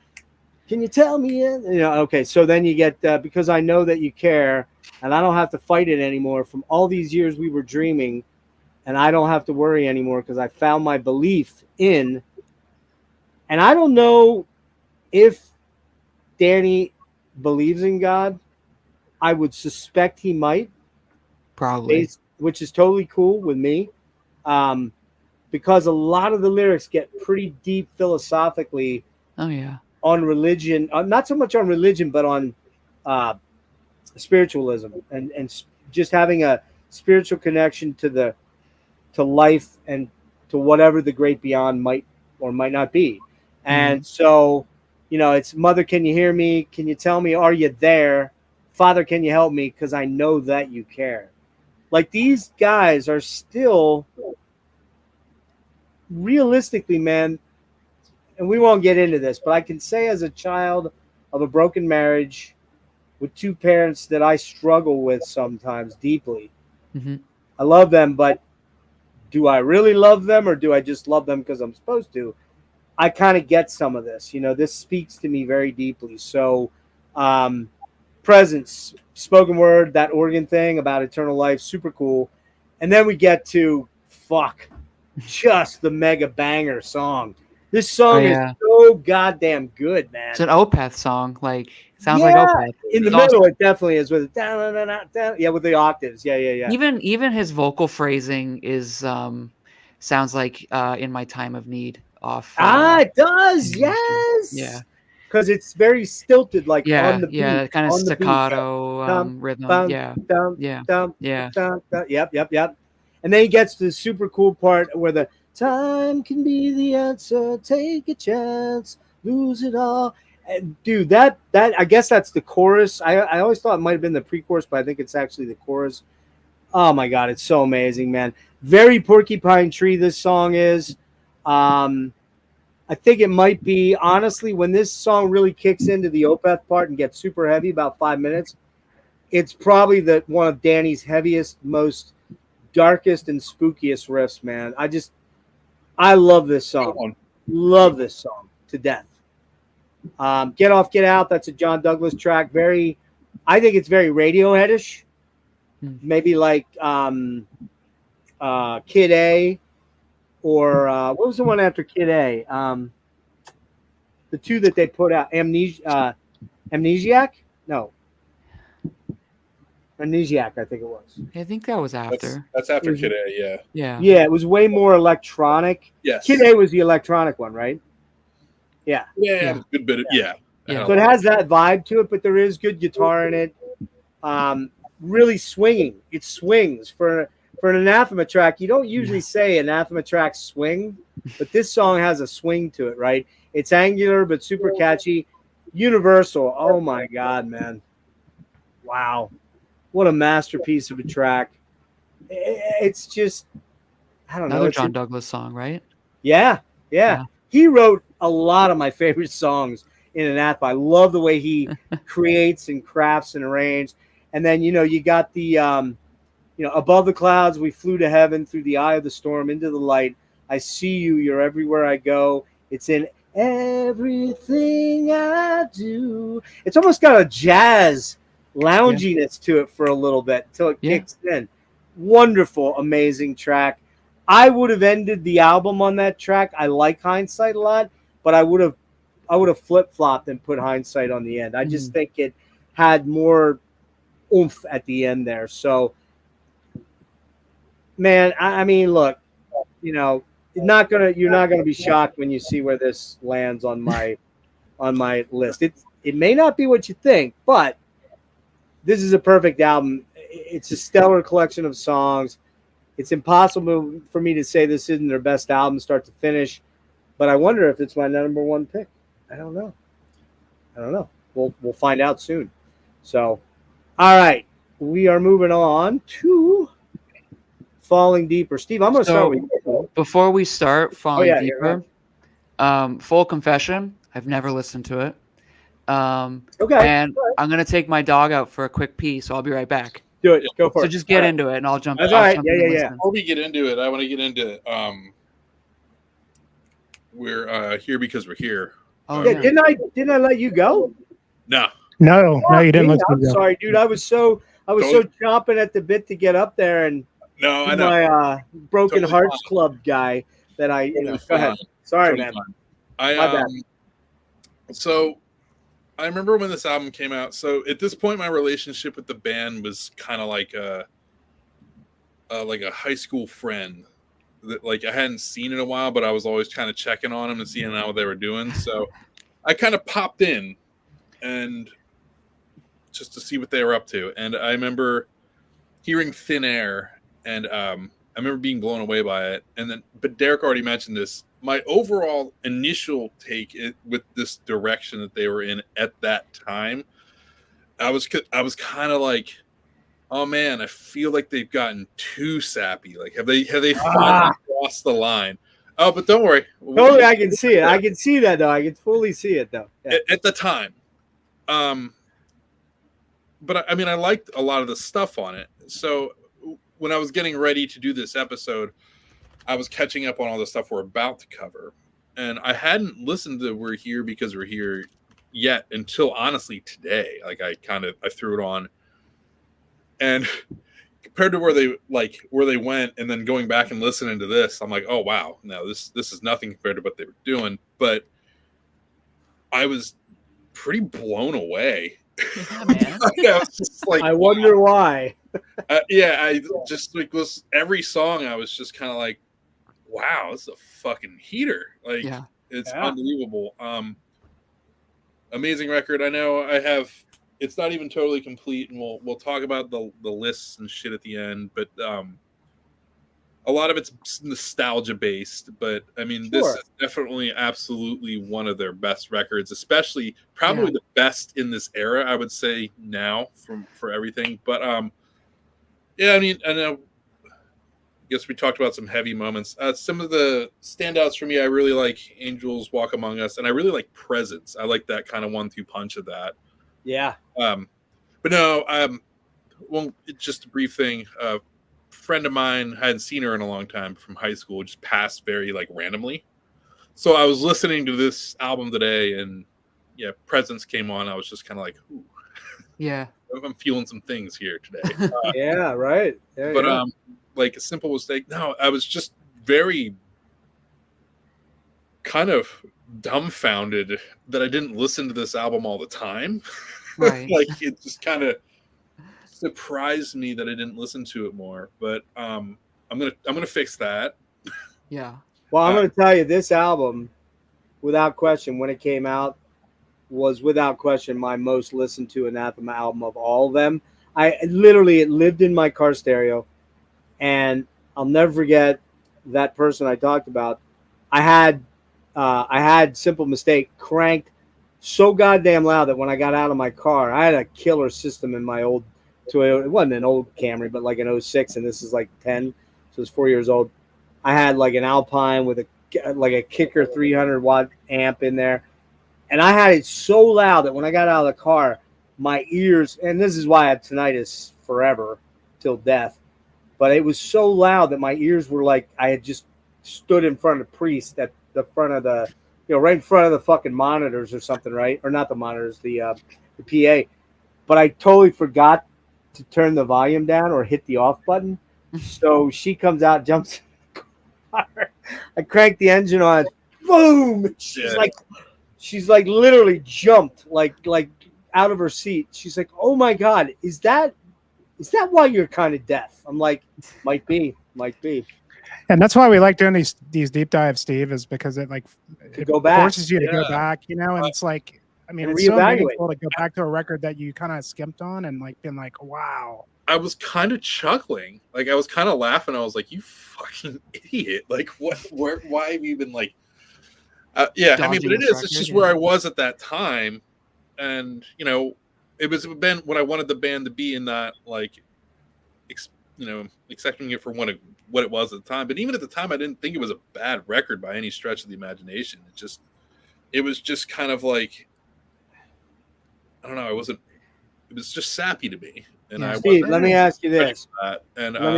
Steve. Did you feel like you might have a little bit of trouble explaining to your bros that you were listening to Battery's first album and then this in the rotation? You're like, man, I don't want to deal with that. I can't explain this. I don't know. I want to be friends with that guy. Yeah, I would too. We would, right? Because we're weirdos. But it's also funny because like you're reading, if you read like the lyrics, to thin air and you thought about it, like if I wrote this down and handed it to a bandmate being like, here's the lyrics for the song, Yeah. and they read, and sometimes it seems like there's life in your eyes and all I know is that I love you. Like they'd be like, bro, like, come on, we're Bro, not doing quit. this. Like the They'd amount be of saying like, they'd be saying bad words that we're not supposed to say, like I'm to like, be politically but correct, right? no, but like I could never do it No. even now. But Nope. so when I hear it, I'm like, that's amazing because My they just have love the song talent. lyrics are always about poison, and somehow it's Sure. always twisted into some dark, fucked up thing that is not beautiful like this, and that's what makes it so special, right? Well, There just the confidence in it. You know what I mean? Yeah. I mean, maybe I'm just kind of a glass half empty guy. Me too. We went Oh, from, man. I mean, even on Judgment, Yeah.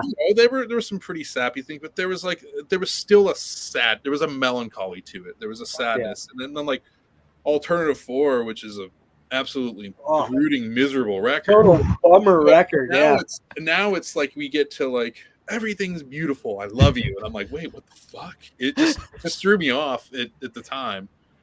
But it's an incredibly well written record. It's incredible.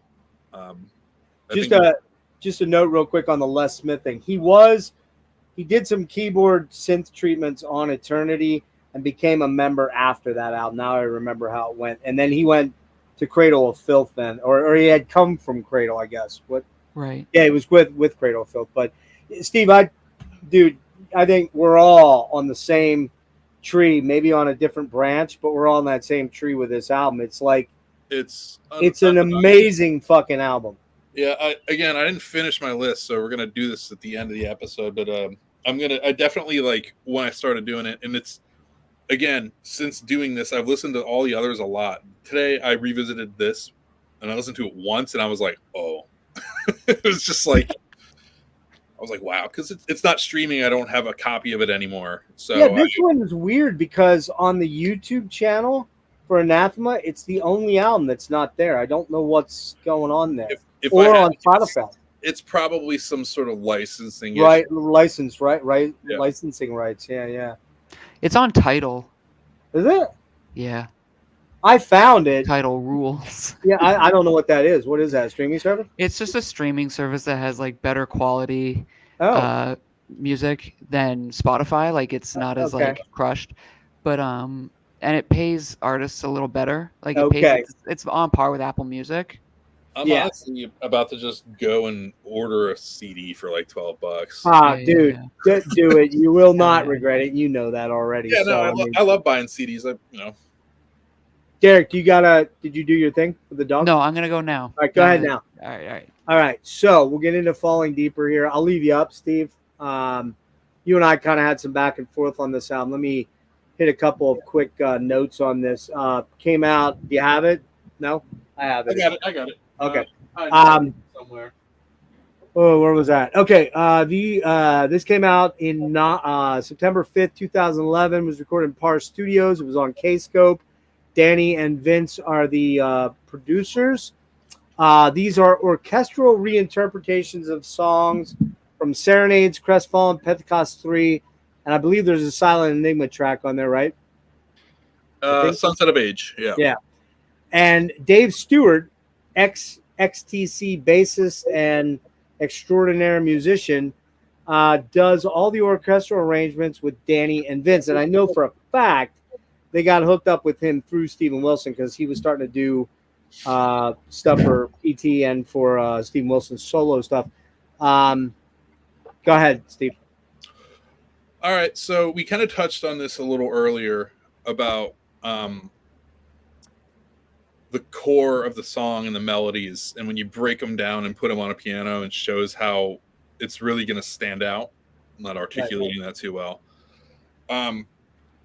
So on those early Death Doom records in particular, there's so many amazing guitar riffs and so many amazing melodies. So it's really interesting to hear them put in the context of this album, which it's like film score soundtrack music. Exactly. So exactly. It's really interesting to hear these melodies in that context, and just it really goes to prove how powerful they are. gorgeous melodies. Kind of another weird thing. Sorry if I'm bumming anyone out. My grandmother died in like 2015. Oh man, Heavy. For whatever reason, this was on rotation, so I was just listening to this one a lot at the time. Because it's just, you want to hear the melodies of certain parts of songs, not necessarily the whole thing or all the distortion and all that. So it's just a nice, it's a cool little alternative. But yeah, no, it's a cool piece.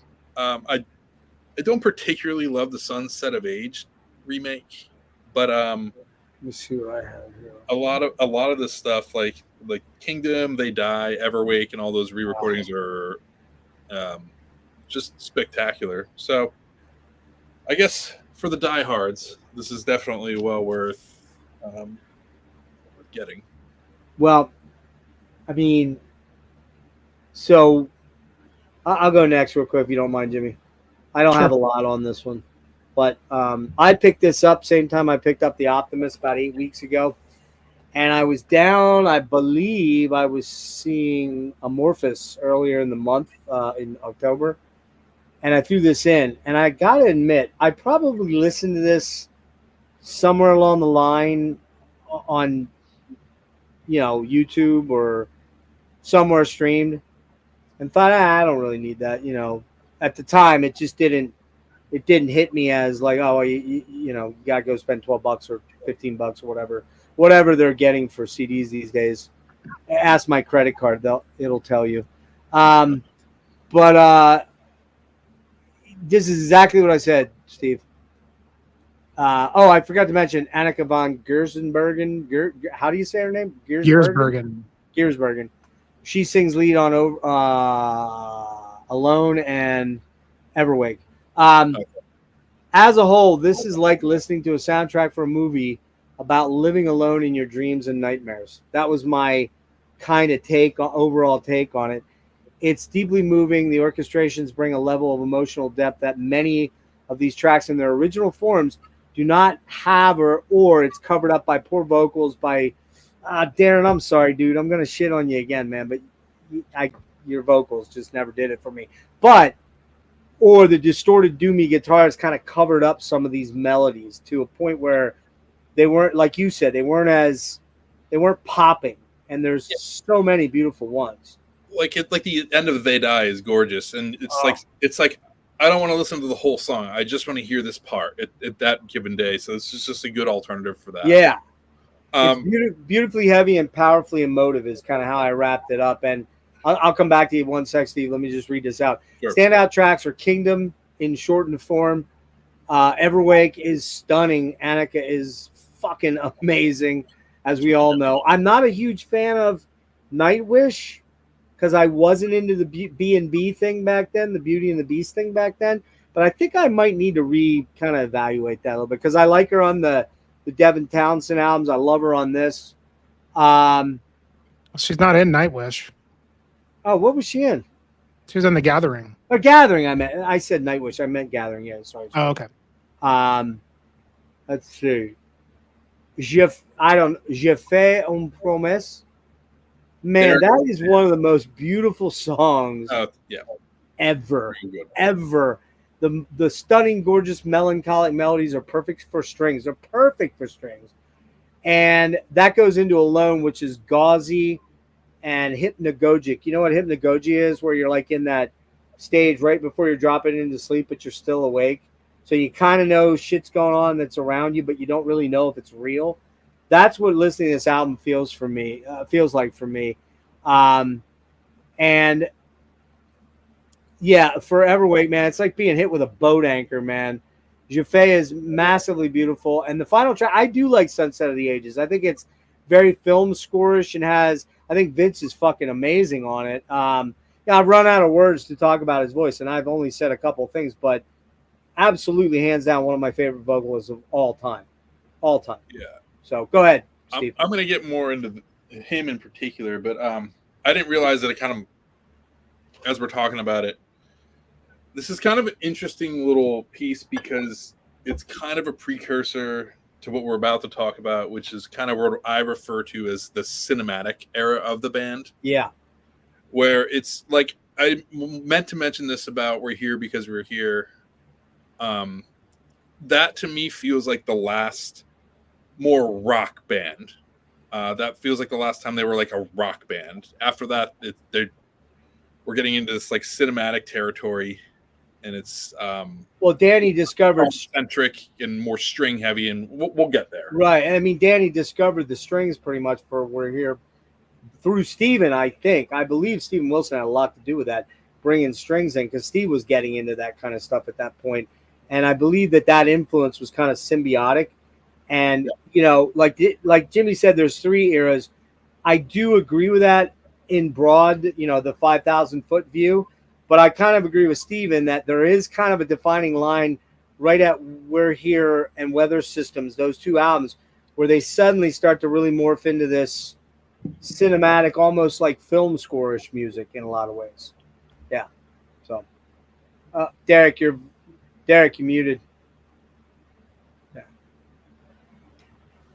The guy who they have a string arranger now in the kind of on the peripheral, Dave Stewart, at this point in their career. Dave Gregory. No, Dave Stewart. He played in a prog band called Egg, and he worked with Porcupine Tree, and he's like an arranger. Oh, you're right. It was Dave Stewart. Yeah. I thought Dave Stewart was the XTC guy. That's Dave Gregory, wasn't it? I don't know. Maybe it's just the same name. You might no. You're right. Dave Gregory's the XTC guy. But I know. Okay, you're right. You're actually right. It is Dave Stewart. Yeah. Anyways, And not the Eurythmics guy. No, but I guess like that's like one of the big helps with like all this like string arrangement was him. Oh Okay. yeah, for sure. I was wondering where that came from, because it does feel very sophisticated out the gate with how they're doing all of it, and I was like, damn, how did they just figure this out? No way. But Right, yeah. that makes a little more sense to me. I kind of wonder if Danny reads music. I sense that he probably does.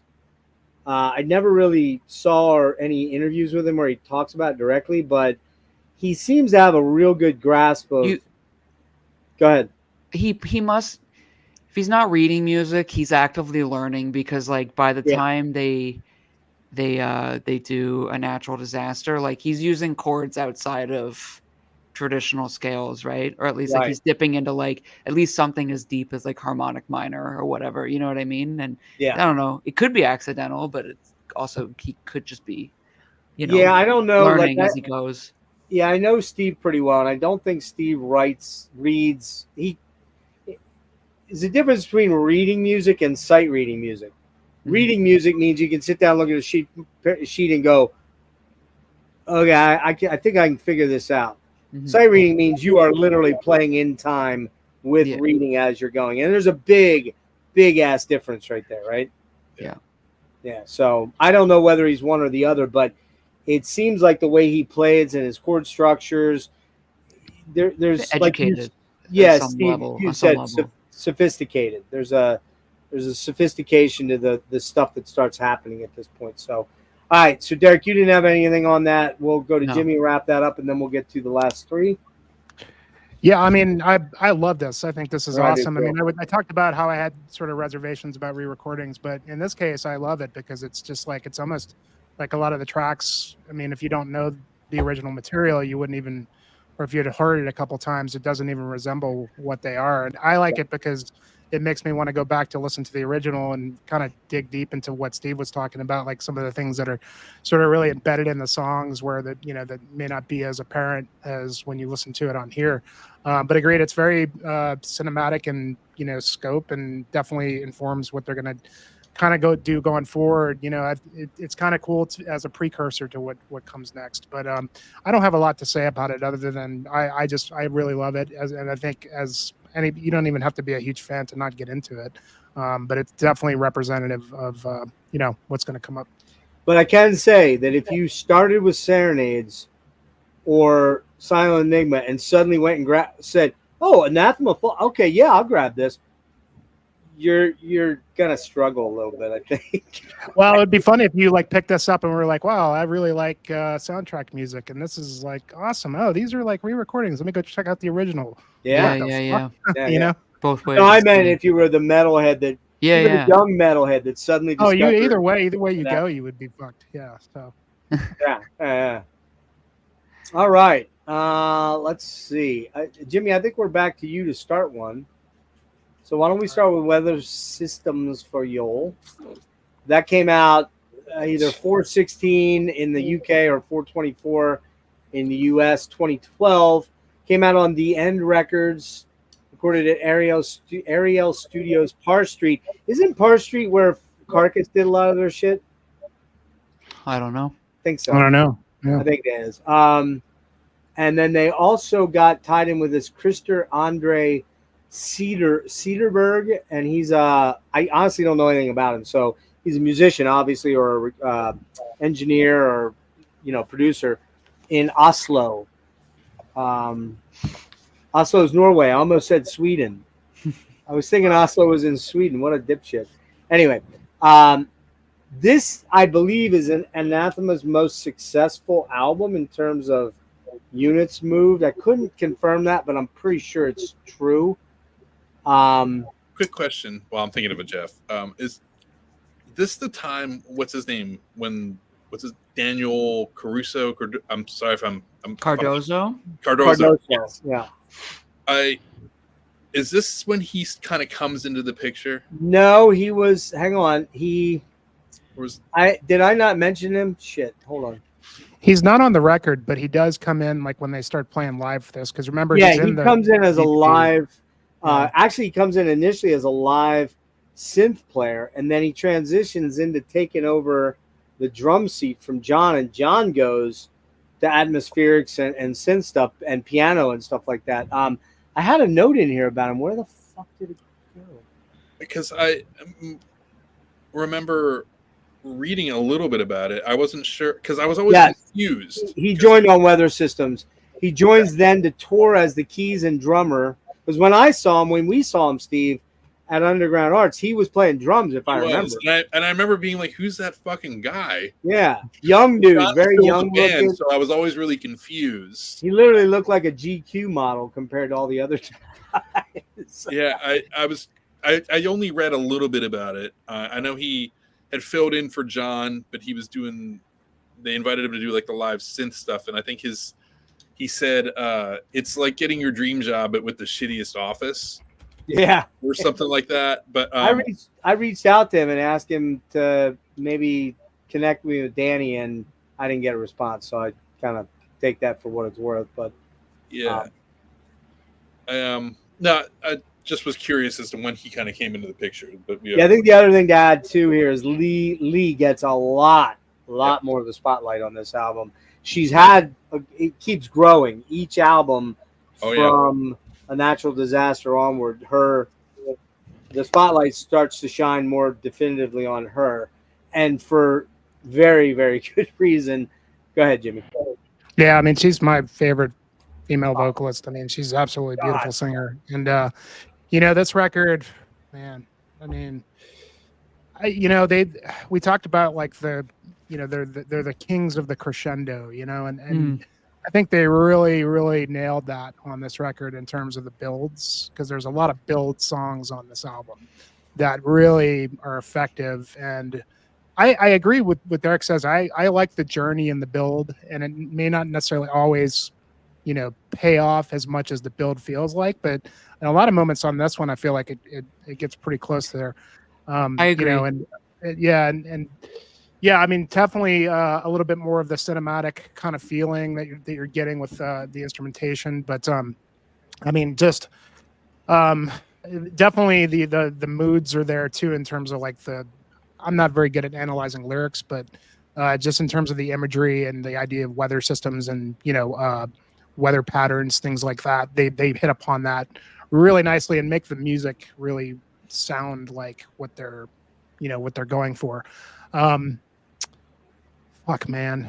I mean, Lee Douglas is brilliant on this. I mean, obviously, like you said, she's a lot more prevalent And Untouchable Part 1 and 2 is just such a great way to start. And Dude, I love so just good. how those perfectly complement each other, and that they're so good at that, as we've talked about before, and just sort of reinterpreting certain ideas. And in this case, they put it back to back as it's almost like it's the same song done in two different ways in a way. But Lightning Song, you can hear Thin Air. You can definitely hear Thin Air. Oh sure, yeah. Sure. Lightning Song, my favorite Lee Douglas song. And just that's another one that you have to see on that live DVD. It's just, she's just unbelievable. The Sunlights, that's one of those just amazing builds that really just, it sounds like what they're singing about. And like if I'm like camping somewhere and watching the sun come up or whatever, it's like that's the song, man. I mean, I could analyze almost every song, but I really want to particularly point out Internal Landscapes, the last track. That's by the way, Jimmy, just I know I do this and I apologize for interrupting. That's okay. ADD mind, man. That's the song that Vince played for me. Oh, really? Yeah, about a year and a half before. He's like, "Hey, you got to hear this. You can't tell anybody." I'm like, "Well, who am I going to tell?" You know what I mean? Like, who am I going to call up and say, "Hey, guess what It was, and this was in 2012. So a lot of or 20. Steve, was that 2010 or 2011 that we saw them at TLA? Might have been this June of 2011. I got to pull up the picture I have of Vincent and I and see if it has like a date or a stamp on it. Look at you flexing. But yeah, he played me that song, and that is just, man, is that wow. Yeah, I mean it so the beginning part of it, if I could just analyze this track a little bit before I move on or pass the torch. The start of it, just with the voice, the sample that they used of, I forgot the guy's name, but he was a, it's a famous story about the guy that, talked about his near-death experience and, how he, thought he was going to die. And I can't help but not cry every time I hear this song, but, he's telling his wife goodbye and then he sees the light and he talks, and this song for me is like, anytime I think about death, or if I, everybody's like, we're all going to die. Everybody's, it's in some sense afraid of it. And sure, this song, these guys gave me something that could make me feel positive about death, because it may make it so beautiful, and like in a lot of ways. And I wish I had my wife to explain it, because she has a way of putting it really beautifully, that it's just such a part of the cycle of life that we shouldn't look at it as such a, I mean, it's easy to look at a downer, so easy to have a lot of different feelings when it comes to thinking about it.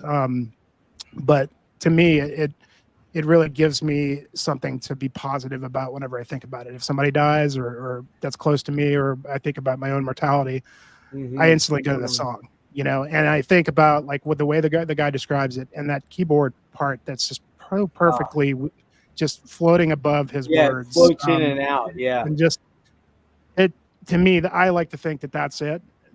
And that's what I hope happens. And sure. and I don't know. It's just, it's beyond like, there's like certain things that there's no words for, like in our language, that are really hard to, explain. And wow, they really just do it in this song, man. And yeah, dude, this fucking album as a whole is just, that's absolutely amazing. And it's, I mean, if it is their biggest seller, it should be even bigger. I mean, I tell, this is just fucking beautiful music, man. I mean, like I like to think as a, mostly a metalhead, but what's good is good, and if something moves you, it doesn't matter what kind of music it is or what, anybody that would come say that, oh, they're not metal anymore or whatever it is. I never cared about that anyway, but it's just kind of ridiculous, really. It's just, who the fuck cares, man? It's just nothing could really, there's few things that could come as close as making me get those feels that I get off of listening to these albums. So the guy's name was Joseph Garachi.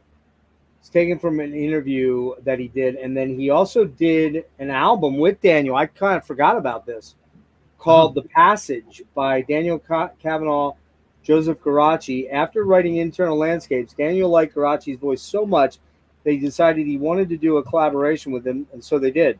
It's a minimalistic, soothing album using almost exclusively Amazing. piano, and some acoustic guitar with Garachi reciting poetry he wrote. And there's some surprises. It's a beautiful album if you're in the right state of mind. Yeah, I mean, it's mind blowing to me that Vince played me that a year and a half before it even came out, like in some bar while we're drinking beers. Well, I wasn't drinking back then, but he was, and you know, it's heavy, man. It's heavy, but in a weird way, it's comforting. It is. It is to me. I mean, it's like going back to the earth in a way, you know. And God, Vince is so powerful in that one. But yeah, man, I love this record, man. So good. All right, Thank you for Derrick, letting me express a little bit about the track. well, that's the whole point of these things. I feel bad because I realize I'm a big mouth and I talk a lot, but I have a lot of thoughts in my head that I got to get out. But I feel bad because I want my collaborators to get in there and do more. But I get it that, you know, sometimes I'm a chatty motherfucker. So there you go. Well, it's not so much that. It's just some things are easier to talk about than others. So things that really, really hit you and really is important for you to share with other people is how it hits you. You know what I mean? And some people, you know, realistically, some people are very good communicators, which I feel I am.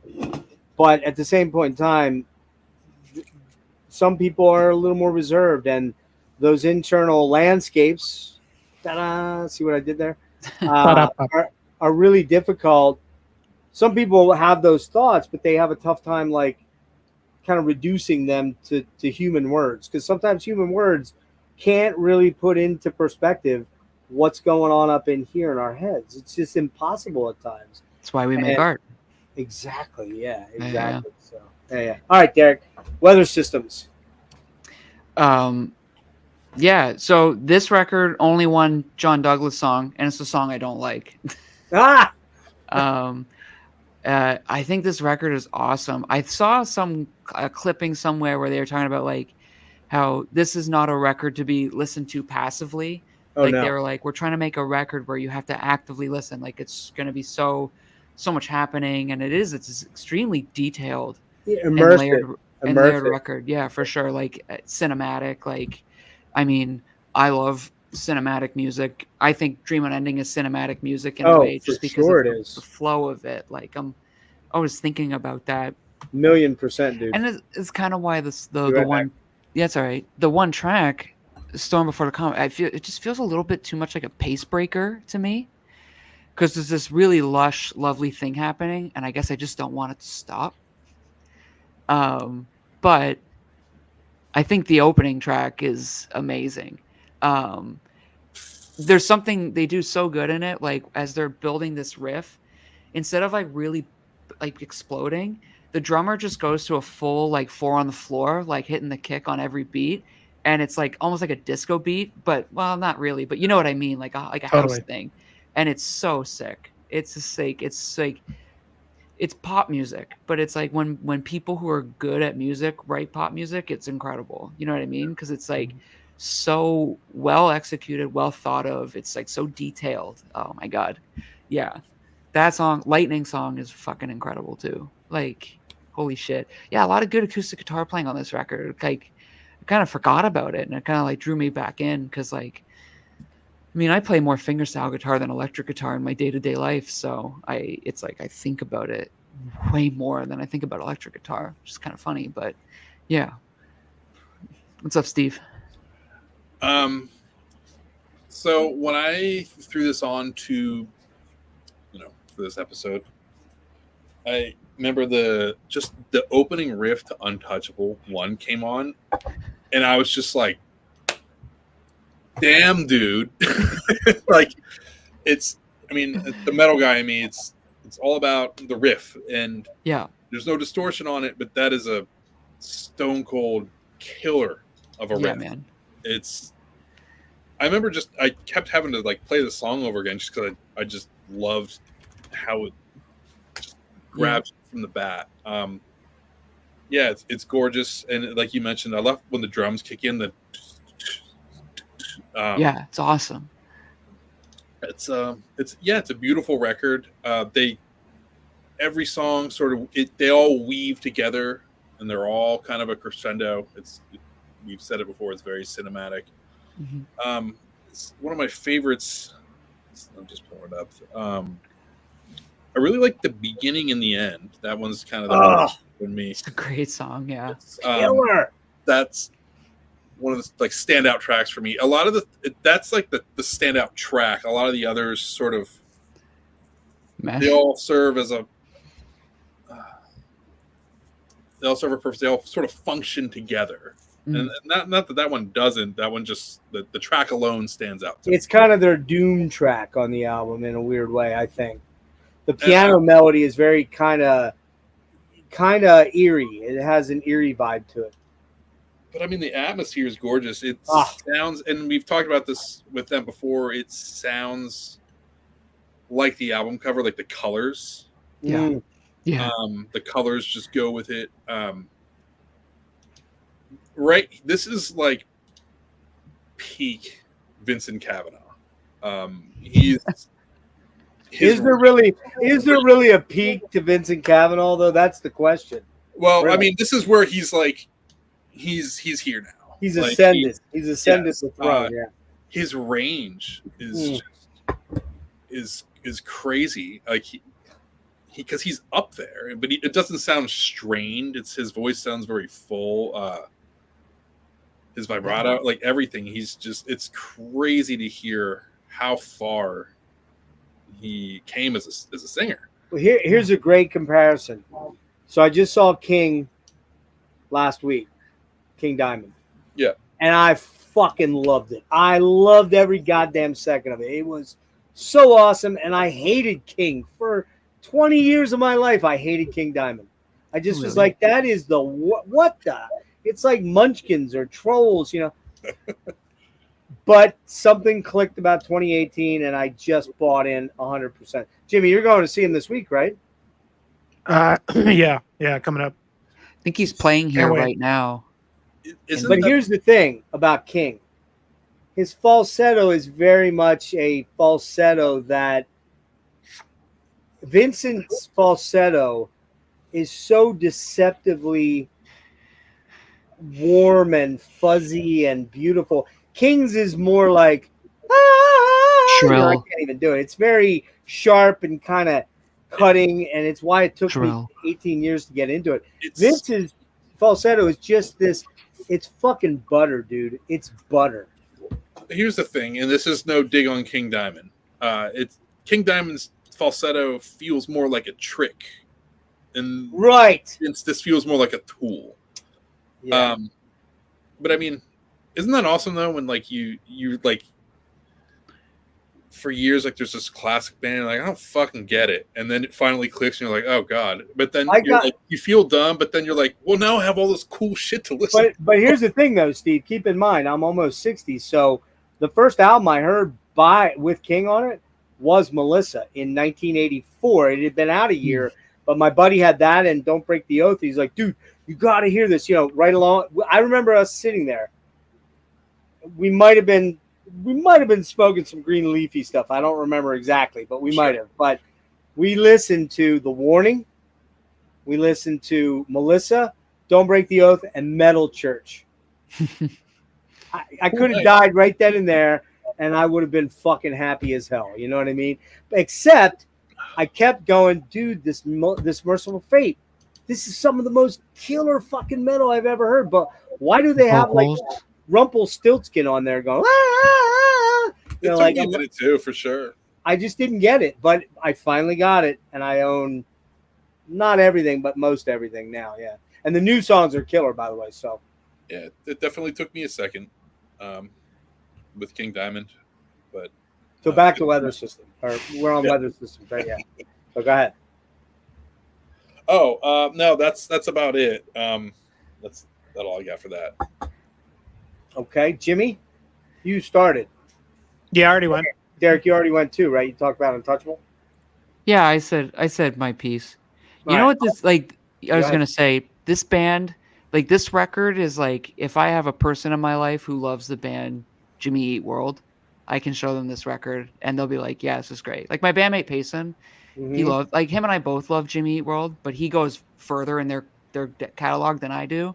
But when I hear these records, I'm like, oh, this is like, it's almost parallel, like hearing like this like pop arc progression in a band, and they both get just more and more pro at it. And this record is so pro, you know what I mean? God, it's Mega pro.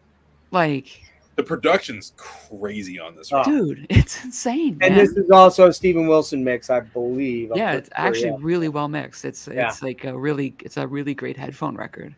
I will say too, I was listening to this in my car, stuck in traffic, and my 19-month-old daughter was jamming to it when Untouchables came on.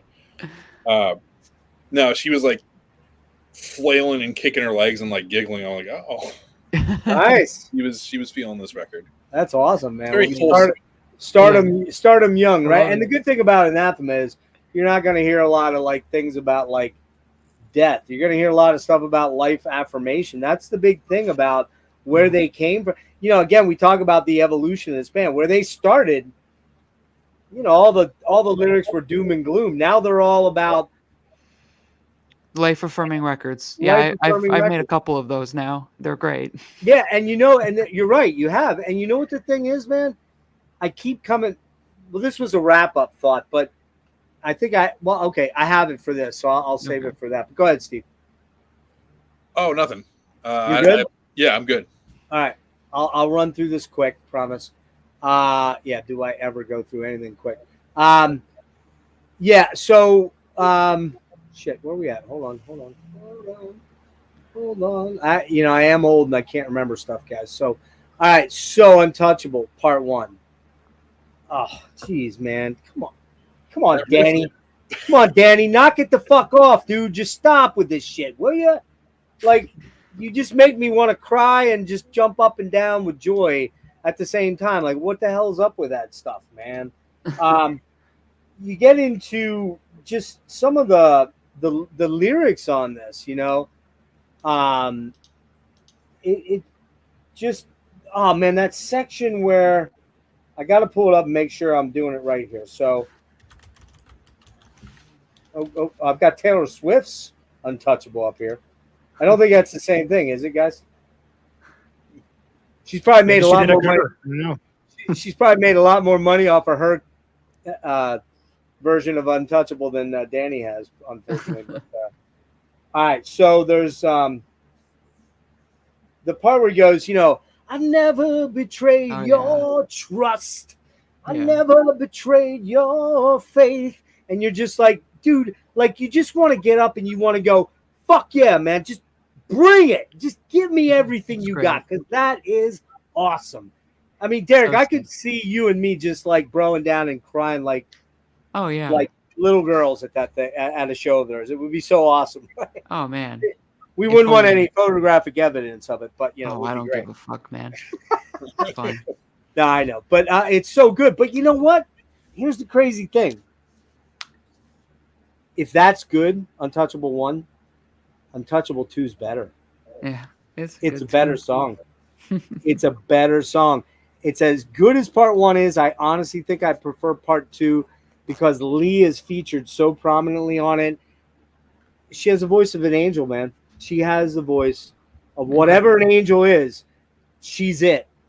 And I'll tell a very quick story. When I met them, I talked to her and Danny and Vince. This is after I met them the first time, but I didn't meet Lee the first time because she wasn't there. It was just Danny and Vinny, and it was in the underground. And I'm not gonna lie, man. Like, okay, this is 2013, right, Steve? Around then, yeah, that sounds about right. So I'm with that person I was talking about from We're Here Because We're Here. But I'm not gonna lie, dude. I had a massive crush on Lee Douglas, like a huge crush on her, man. I was just like, I just want to meet her, talk to her, and she was very nice, but I could tell she was very English, very reserved. Like, okay, creeper, dude, step back, bro. You know. Awesome. And I'm wearing a fucking Corrupted shirt of all things. I'm wearing a Corrupted shirt, right? Heck. Which was funny as hell, but So anyway, Untouchable 2 is, man, I would say it's my favorite song, but it's probably my second favorite song. The Gathering of Clouds has that kind of galloping sort of pace. The finger picked acoustic that Danny got really good at. I'm gonna Go ahead. that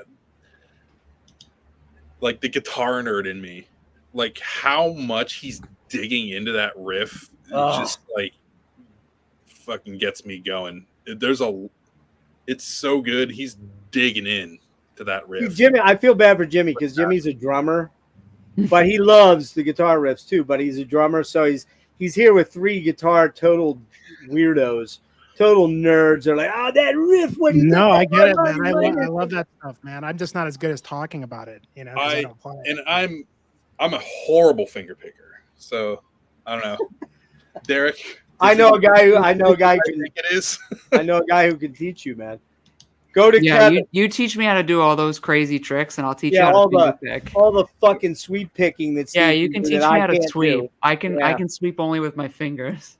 I can do 3-finger triads thanks to that thing right there. Anyway, I mean, I know it is, but Derrick, is it as sick as I think it is? Like, I can't even. You know what? You know where it gets sick is when you're writing music for metal bands and you have these clean arpeggiated passages and you want them to sound so good, and it's just if you have nails, like you sound like Mark Knopfler if you're good at it. You know what I mean? Like it's just it unlocks playing in a way like. Especially because, like, dude, even like if I drop a pick mid-set, like my nails will carry me through like a song. You know what I mean? And like just the ability. Take those nails out, Derrick. Do you think are those really good? Are those really good finger pick? I can still finger pick well, but yeah, get the nails. I'm a finger biter. There's no doubt. So Gathering Clouds, we got tons of intertwined and interwoven vocal melodies on that track. Differing lines. They're not even the same. Vocal line, and then they enmesh and they just Gathering Clouds is so fucking killer. Lightning Song, that's all Lee on leads, and of course love it to death. That what we've talked about Lee a lot in many different modes here, but the one thing I don't think anyone's mentioned is I think what makes Lee so special. If you got Derrick, what do you think makes me think Lee is so special with her voice? I don't know, man. You tell me. The vibrato. Vibrato, dude. Yeah, it is so insane. It's like you hear somebody like Tiny Tim going, "Tiptoe through the tulips," but you hear Lee. It's awful, but you hear Lee do it like that vibrato that she moves in ever so microtonal ways, and you're just like, "Wow, this is." Unbelievable, right? Yeah. Lightning Song is just breathtaking. Sunlight, that's a Danny lead vocal there. Reminds me of, you said it, Derrick, reminds me of Sunlight, man. It reminds me of going out and laying out like on a rock by a river where nobody's around and just sucking Good in peak. that vitamin D and just I can't do that anymore because of my illness now, but right. But dude, like I used to love going tubing and laying out on a rock and just roasting, man, till I was like just so cool, right?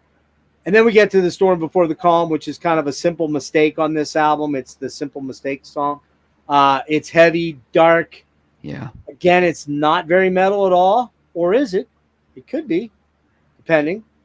It's foreboding, spooky, unsettling. As it accelerates towards the middle of the song, it gets really menacing and kind of anxiety-inducing. Like I feel like anxiety as it's building and building and building. Yeah. And then you kind of get to that very electronic orchestrated part there, and then it opens up into this unbelievably melodic, uplifting ending with harmonized section. Dude, just Danny, I love you, but I hate you. I just want to be able to write songs like that, and I never probably will be able to, but that's okay. And then the beginning of the end, that's probably my favorite song. It's really good. I don't know why. It's just Vince is so outstanding on this. Steve, you probably agree. His voice is so amazing on this track.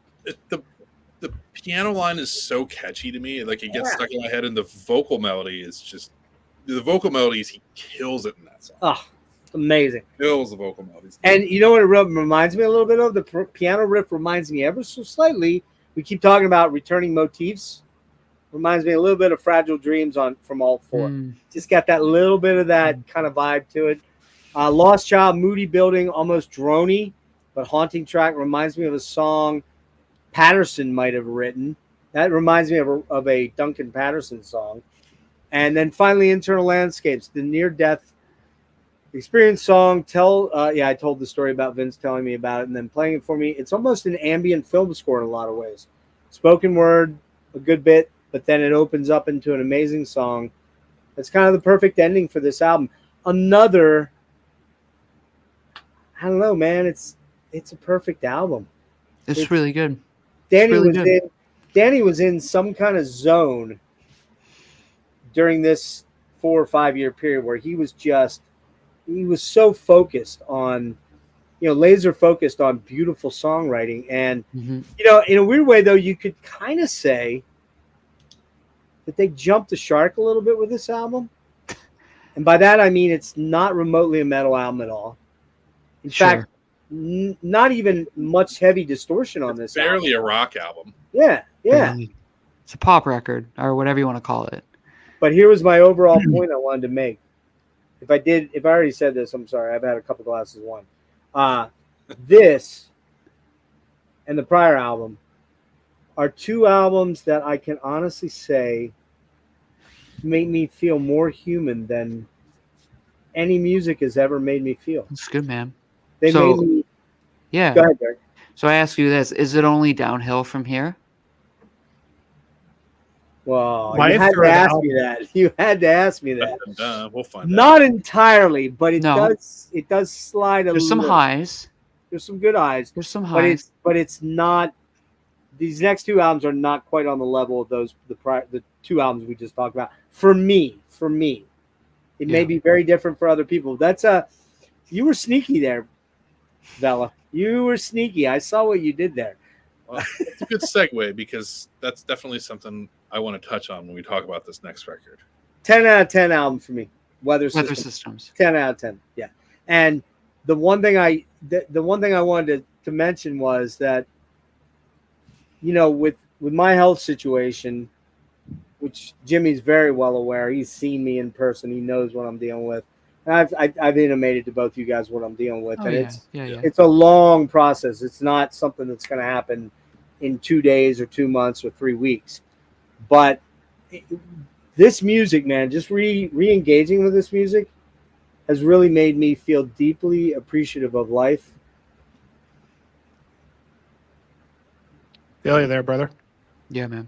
Oh, yeah. No. I hear that. That's good, man. That's a good thing. Every day is all the amazing experiences, man. Yeah, man. The bad, the good. You got to ride them out, man, because realistically, man, Steve, you know this. You have a kid, man. Jimmy and Derrick don't have kids, and that's not to denigrate you guys, but in any way, shape, or form. But I have 2 kids, man, and totally. It just, Steve, you know what I'm coming from. Man. I do, and we've touched on death quite a bit, and I never really said anything, but yeah, like I mentioned, I had a friend. I hadn't seen her in years, but she randomly passed. I lost another friend earlier this year, so I filled out, and I have a daughter, which when you look at her, you have the worries all the time of like what's going to happen. Sure. Like, I worry every day. I'm like, I can't outlive my kid.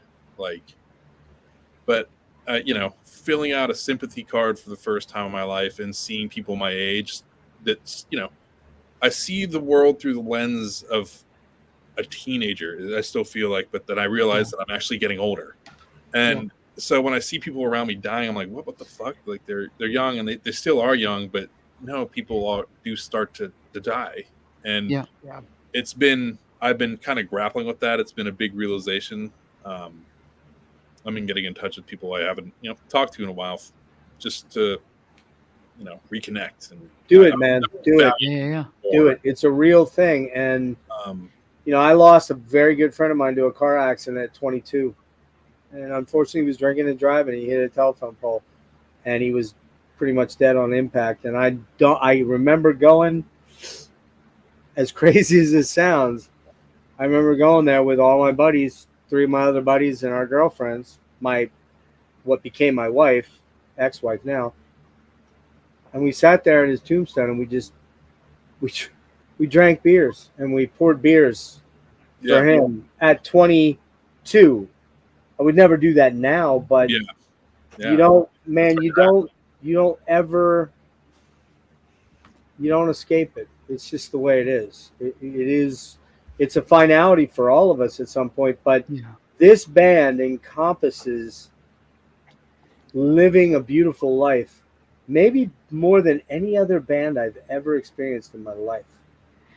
It's very interesting. And we talked about it,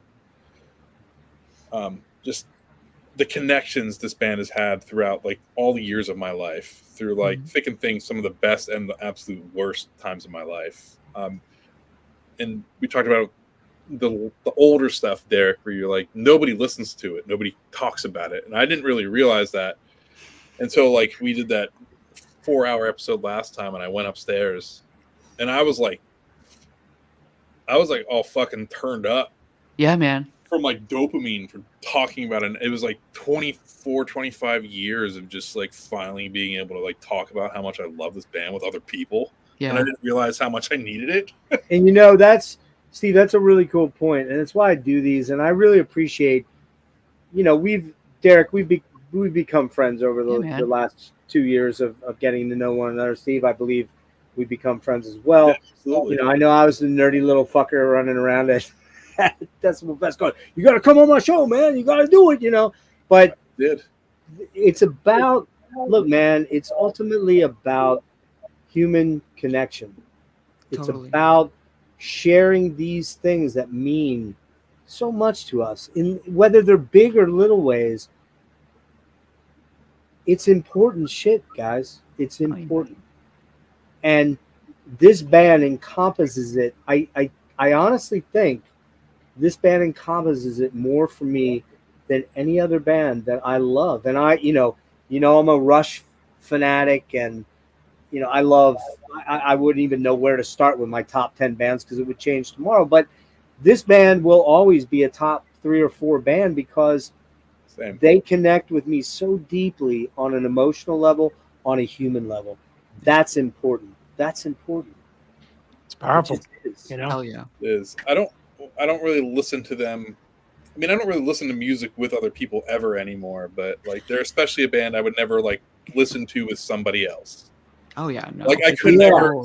I couldn't imagine like sitting in a room and just being like, even like some like alternative 4 or anything, just putting it on. Like it's like, no, I can't share this with you. I'm sorry. Yeah, could you imagine? No matter how much you love your partner, right? You guys are all married. I'm not. But no matter how much you love your partner, could you imagine sitting down and putting this album on and having them go, it's all right. And you just going, what? It's all right? No. Are you fucking kidding? I've showed her some. She's never like expressed like great interest in it, but never like said it was shitty by any stretch. No, and I get that, but what I'm saying is that the 4 of us are very deeply connected to this music, and that is not something that you can just casually do. You can't casually. Well, it's a very personal thing, man. Music to me is a very personal thing. Even if I should be able to share it with people, like my wife likes some stuff I like, and there's bands that we share together that she equally is on the same level as. Agalot, but largely, Alcest, stuff like that. But I mean, like largely, most of my shit is just me, man. So it's just even it's great to like be able to talk about it with other people that feel the same way. But Jimmy, I was just gonna say though, man, like seriously, how fucking awesome was it to go to MDF and experience that with? Well, that's your bros. Look, that's all that's this whole thing largely, man. So it's more than the music. It's the connection. It's what you talked about, what this band does for you. I think all music does that to us, a certain extent. But see, I tried not to cry, but I actually did there at the very end. That's why I had to dip out for a minute. So, anyone want to tie up Weather Systems, and so we can move on quick and finish the last 2 up? All good? Yeah. Okay, Jimmy. Who's who started Weather Systems? Jimmy did. So I Steve, did. you're up. Yep. Steve, you're up. So this is one I think you're going to really want to get into because I think this album might mean a lot more to you than it does to me. So Distant Satellites. Hang on. Where'd I go? Oh, there it is. Came out on 6/14, 14 on K-Scope. Again, this was done all in Oslo, Cedarburg Studios, with Christer Andre Cedarburg producing entirely. Cordosa becomes a full-time active member of the band on this album. He was only a touring guy when we saw him, Steve. And John Douglas moves to electronics and percussion. I remember that, and because I know what John Douglas looks like. He's not a big dude. He's kind of like me. I'm like, is he back there doing that? That's weird. What's he doing? Why is he not on the drum? So I had that same reaction you had. So I think that's it. Go for it. Just a quick note. When I fucked up Daniel Cardozo's name, I called him Daniel Caruso, who is from Karate Kid. Oh, right. Oh, there you go. Fucking embarrassing, kind of funny. But, anyways, so this album, I will say, this is the one I listened to a lot. I was familiar with Weather Systems. This was more new to me than any of the others, I think. I'll just go out and say I don't think it's a better album than Weather Systems. I think Weather Systems is a better album front to back. But I think the highs on this album are very high. Dude. Yeah, I agree. Absolutely. I agree. Absolutely. Yep. So I kind of like, while I do think Weather Systems is, again, better front to back, the highs on this are so good that it keeps me coming back more regularly. And we've talked a lot about Beth Douglas. The Lost Song Part 2, that's the one that really God, it's insane. She's unbelievable in that song. It's a very moving piece for sure. It's like insane. It's an insanely great song. To me, that might be her very best song singing. Unbelievable. I agree. I do like. I don't know if I'm correct in saying this because I've been trying to kind of figure it out. I feel like it's a little, like, just a hair darker than Weather Systems at times. Oh yeah, for sure. Yeah. Just, a preference for me. I like way it. more electronic too. Yeah, and it's a little more mixed as far as its moods, which I do like. I think the only song that I don't like I didn't like at all. Let me pull it up here, the track list. This is You're Not Alone. That's the same one. Same exact track. I actually have like a bit of a take on this record. That's a bit of a weird Bowie song in a weird way, I thought. It's an interesting choice. I get taking a chance. I just still don't vibe with it. I agree. But like everything else, I pretty much love. Like I remember when I did first hear the song Anathema years ago. That was the one I remembered. I remember thinking that track. It was like, I remember thinking it was corny as hell at the time. Now I fucking love it. Dude, it's the most perfect song about being in a band. It really is. And dude, it's crazy. And it's crazy. That whole build to the end, Vincent, where he's holding that note. Oh man. And you're like, it's about to crescendo, and you're like, okay, there's only one way this can go. Like he has to go. He has to hit that note. He has to go. I don't know what note it is. He has to go higher. Yeah. He has to get there. And he does. Like, hear him because he's already really up there, and you're like, oh, you're like, yeah. Can he do it? And then he just nails it. And that might be the highest I think he's ever sang. And that note, whatever, I don't know whether it's C sharp or what the hell it is, but it's way up there. It's up there, and every time I hear it, I'm like waiting for him to just like blow it, but he just and it's not weak. No. And I watched a couple live videos of him doing the song, and he just he can do it. He can do it. But that whole outro too, with like the classic like Ebo Sustainiac, it's like I love that little throwback to like it's kind of like the throwback to the metal days of the band. Yeah. Oh, it's like the chord progression, like when the heavy guitars come in, sounds Yes. like old Anathema, but like Yeah, it kind of melts me every time. yeah, it's amazing. Very, It's I wish the record ended there. yeah. I just wish it was the first 6 songs. Like I kind of can do without the rest. I think it's amazing up to that point. The piano outro, the end, right after that, where he comes out of the soul and it's at that big like slosh of reverb that like Yeah. the piano. It's gorgeous, and the strings, like the strings and the piano at the end, I can just listen to over and over again. It's crushing. Yeah, it's amazing. But no, again, I really like the mood of this record. I don't like I've probably said it 4 times. I don't think it's as good as Weather Systems as a whole, but I don't want to say I like it more, but I listen to it more for the highs. Yeah, and it's definitely darker, considerably darker. I prefer personal taste. But I agree. It's not personally for me.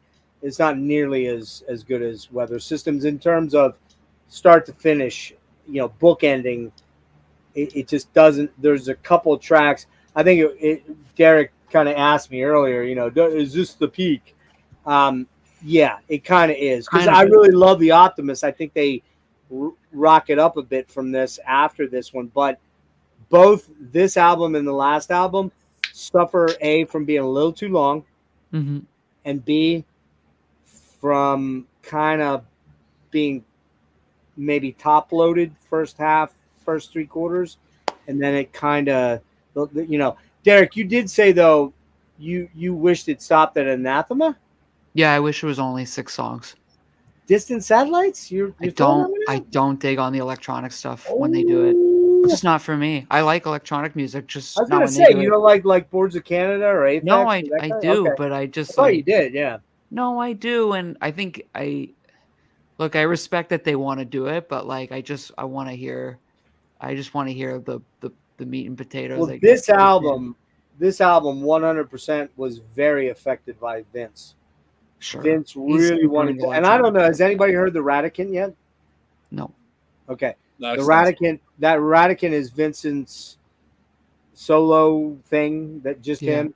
Very warp influence, very I like that stuff. Mix. Yeah, trip hoppy, very cool, very ethereal, very gauzy, beautiful. Tim Hecker comes to mind a lot for sure. It's beautiful. It's amazing. But you can definitely see his fingerprints on this album more so than any other album at all. So, Derrick, you got some thoughts. What do you got? I guess I don't know why. I find that stuff in the band kind of pace breaking for me. But I also think it's just that like by the time you get through Anathema, like Lost Song Part 1 and 2 are amazing. Dusk is amazing. I fucking love Aerial. Yeah. Aerial reminds me of like a better version of a song off, I think it's the Optimist, called Electricity. Yep. Is it similar chord progression? No, Electricity Aerial... on Natural Disaster. Natural Disaster. That's Natural Disaster, yeah. Sorry. You might be thinking of Ghosts. No, I'm thinking of that song, but this just sounds like a better version. And the singing, all of Lee's singing is so good, and like the lyrics are amazing. Like they're so sappy and awesome, and I fucking love it. And the Lost Song Part 3 is really good too, but Anathema, like that song is amazing. There's something amazing. Sorry, really quick. There's something amazing about writing a song with your band name, but like 20 years into your career. Yeah. You know what I mean? It's fucking awesome. It's not like Manowar on the first No. or something. But no, I was definitely like the end of that song. I don't know what it's. Again, it's just like the callback to the early days of the band. Like I definitely I felt some things. I was watching live videos with that, and I definitely was getting a little teary and just yeah, man. But anyways, awesome. That's what all else you got? What else? That's it, Derrick? That's it, man. All right, bro. Why are you guys all so concise and I just ramble the fuck on forever? Well, I almost don't like half of the record because I don't like 4. Okay, all right, okay. All right. Well, that helps a little bit, yeah. Jimmy. Yeah, man. I love this record too, man. I mean, I agree. It's not quite as good as Weather System. Oh, no, Are you Jimmy, muted? you dipped out. Vote. Are you Boy. muted? Sorry about that. Yep. That's okay. Yeah, I got this new microphone. Sometimes it goes mute on me.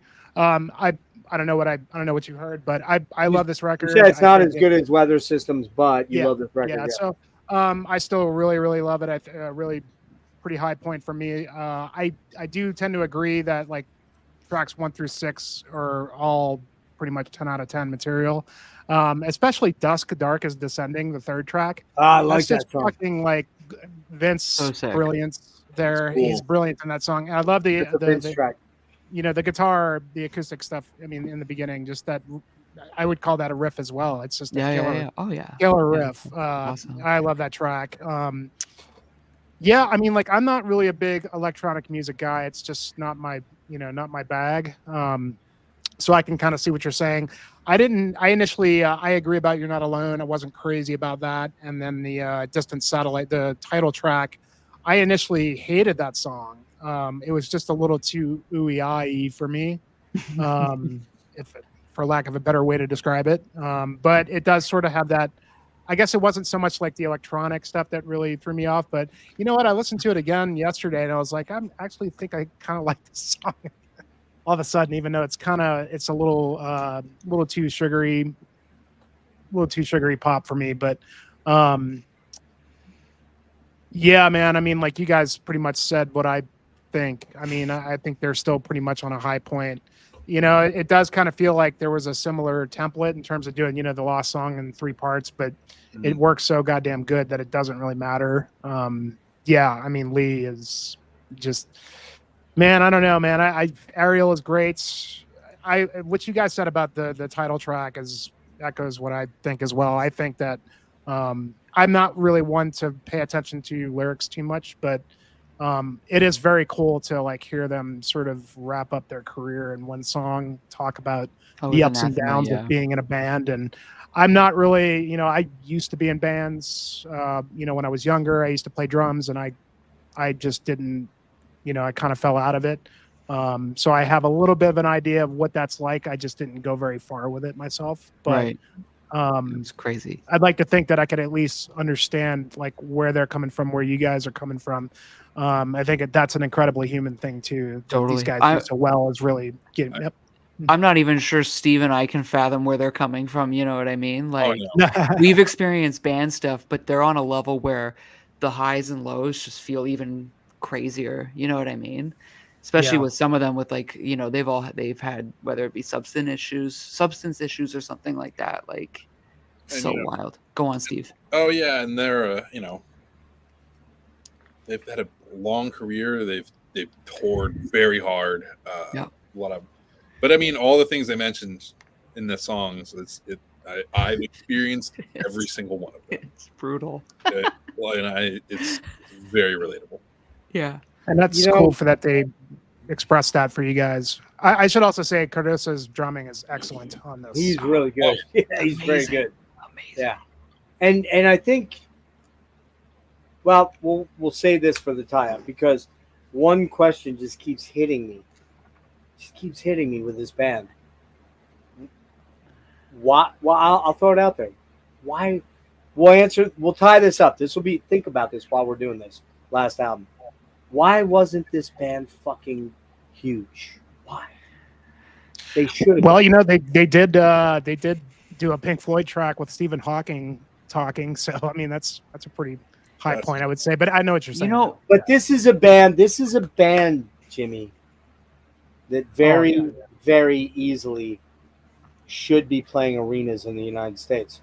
If Coldplay can do it, this band could do it in spades.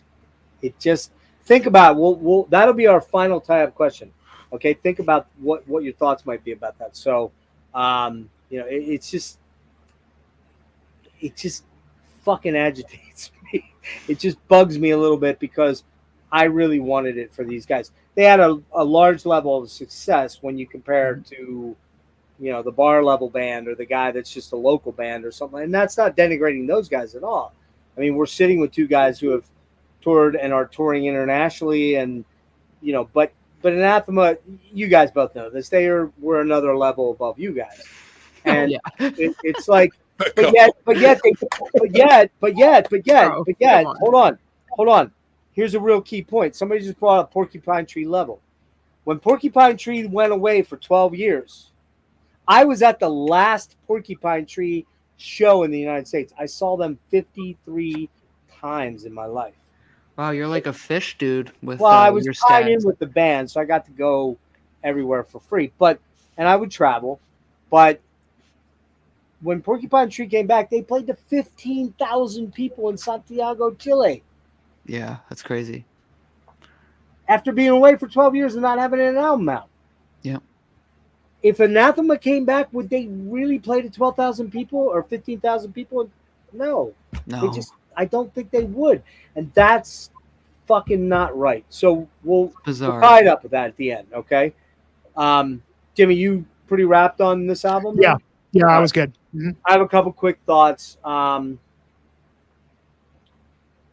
want to love this album more. I really do want to love this album more. I still like it a lot, but there was a reason when Weather Systems came out, and then I got this album, and I was going through my demise of my relationship. So my life was fucked. Mm-hmm. This is 10 years ago. My life was truly fucked. I was suicidal. I didn't care about life. I just wanted out. I didn't have a good job because my health had taken an $80,000 a year job from me. A career college educated dude. I was ready to bolt, and I tried once. Mm-hmm. And when this album came out in 2014, I was in a very transitional phase of what am I going to do? Like, where am I going to go? Like, what is going to happen with my life? I just lost the love of my life. My kids are in their teens, and good luck, Steve. When they get in their teens, they don't want anything to do with you. I know. Okay. Just trust me. And you'll be lucky if that's all it ends with. They could be like me, that's like, fucking doing weed and drinking and getting in trouble. Not really big trouble, but little trouble. Trouble. No, nothing serious. No felonies here or even misdemeanors. But so, I'm in this place, and this album hits, and I just didn't connect with it at all. Oh, yeah. And that was my kind of moment of, I guess I'm out. I guess I'm done. Now, I will say I own it. I bought it. Yeah, how do you feel about it now? I've come to a different point with it. Mm-hmm. I think I gave it an 8 out of 10. That's pretty good, I think. Oh, wow. That's However, you guys are right. It's very top-loaded. Lost Song, Dusk, Ariel, Lost Song, Anathema. And then it really does drop off kind of precipitously, I believe. I agree. The only song I would disagree on is Distant Satellites. I love glitchy, hecker, weird. Yeah, sure. One of my very favorite top 5 bands is Boards of Canada. Those 4 albums are sacrosanct to me. I'll go to my grave with those in my fucking, game-changing music, man. Huh? Game-changing music. Game-changing, right? Yeah. Because Aphex is cool, but it's hard Aphex is cool. It's hard to get your head around Aphex a lot. He owns a tank. He's cool. Like, he's awesome. But his music is not something you just go in and go, oh, that's badass. You go, what the hell is this? Is it trying to attack me and kill me or what? It's crazy dense. Yeah, it's amazing though. I love Distant Satellites. Probably my second favorite track. Gorgeous mix, shape shifting, the skittering beats, the trip hoppy vibe. Vince sounds amazing on this song. The melodies are awesome. That Take Me Away. Oh, I'm alive inside these dreams. That's a recurring lyrical theme. oh, I'm alive inside these dreams, always within here, that this inner space, right? Inner silence, inner space. Um, I do think that like take shelters, it's an ambient glitch that builds. Vince using his magical falsetto and the vocals effects are devastating. The orchestra kicking. It's a cool track. I don't love it. You're Not Alone. Man, it's probably the most un-Anathema like song. Yeah. It's almost funky. It's like I could almost like. It's not that bad, but it's kind of like it. I kind of hear Warp Records in there, that Aphex Twin sort of vibe, but I don't love that song. And also, does anybody know Halo Space Boy by David Bowie off of Outside? Hello Space Boy. It's got the same. The drums are not real drums. Those are not real drums. They're all fucking process. Help me out. What am I trying to say? Loops. They're loops. That's all they are on that. Derrick, I asked about the song "You're Not Alone." Do you know the Bowie album Outside? No. Ah, Not much of a Bowie guy. what? Yeah, not really. Derrick, it was great having you on the show. I love you so much. No, I'm just kidding. Dude, that album is fucking rules. Anyways, Okay. it sounds like Halo Space Boy. Anathema, man, this track's so killer. Vince is just out of this world on that track. Incredible vocally. This track is just completely epic. Orchestrations, mind-bogglingly intense. Say that after 3 glasses of wine. And effective, probably my favorite song on the album. Ultra mega banger for sure. Lost Song Part 3, very insistent. Has kind of a closer vibe to it from that that drum beat is the same. It's got that same vibe to it. I really dig that one a lot. Ariel, that's Leon leads. Huge swelling orchestrations over a plaintive piano pedal riff, where he's kind of playing the same sort of thing with some accents on the piano. Dusk is pretty synth driven, electronic, solid. I don't love it. It's okay. And then I think Lost Song 2, I don't know, Steve, you started out with that, I believe. She just doesn't get any better. She just does not get better in that song. Are you kidding? It's unbelievable. I'm kidding. I was kidding. No, I'm just kidding. Dude, here's what I wrote. Just doesn't get much better than her voice. That vibrato is a thing of pure magic and vulnerability and crushing emotive devastation. I love my adjectives when I describe this kind of stuff. So, and Lost Song, what the only, Derrick, you brought it up right at the beginning. My only little nitpick is Danny's kind of stealing his own riffs again a little bit for this. Yeah, man, it's okay. We all do it. Yeah. Just get better. Do you think? All right, I got a question for you, Vella. All right. Do you think Lost Songs, the trio, is better than Untouchable, the trio? No. Thank you. No, I think Untouchable is better. It's kind of Untouchable.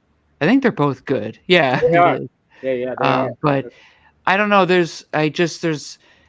I remember there are moments in Untouchable that live in my head, unlike the Lost Songs, which I think are good songs. But the songs that live in my head off this record are not those ones. I think they're good songs, but like Anathema, Ariel, and what's the third track called? Oh my God. My brain is. That's Dusk, actually. Dusk, yeah, like those songs. Yeah. I don't know why. They just do. But I like those Lost Songs. I'm going to go say Lost Songs for me personally. Again, they're just a little darker. Yeah. Makes sense. I get it. Yeah. No, you're right. They are darker. There's no wrong answer. No, there's no wrong answer. Exactly. There's no wrong answer unless you disagree. I mean, they're great. Like, it's that's awesome. Anybody got any tie-ups for Distant Satellites? No. Everybody's good? All right. I think we start with Derrick. Am I right on this one? No, I don't think the last so. one? How about you start this one? All right, I'll start. Yeah. And yeah. that way everybody's gone. Hopefully he goes quick and we can get the fuck out No, of here. you'll get me all primed.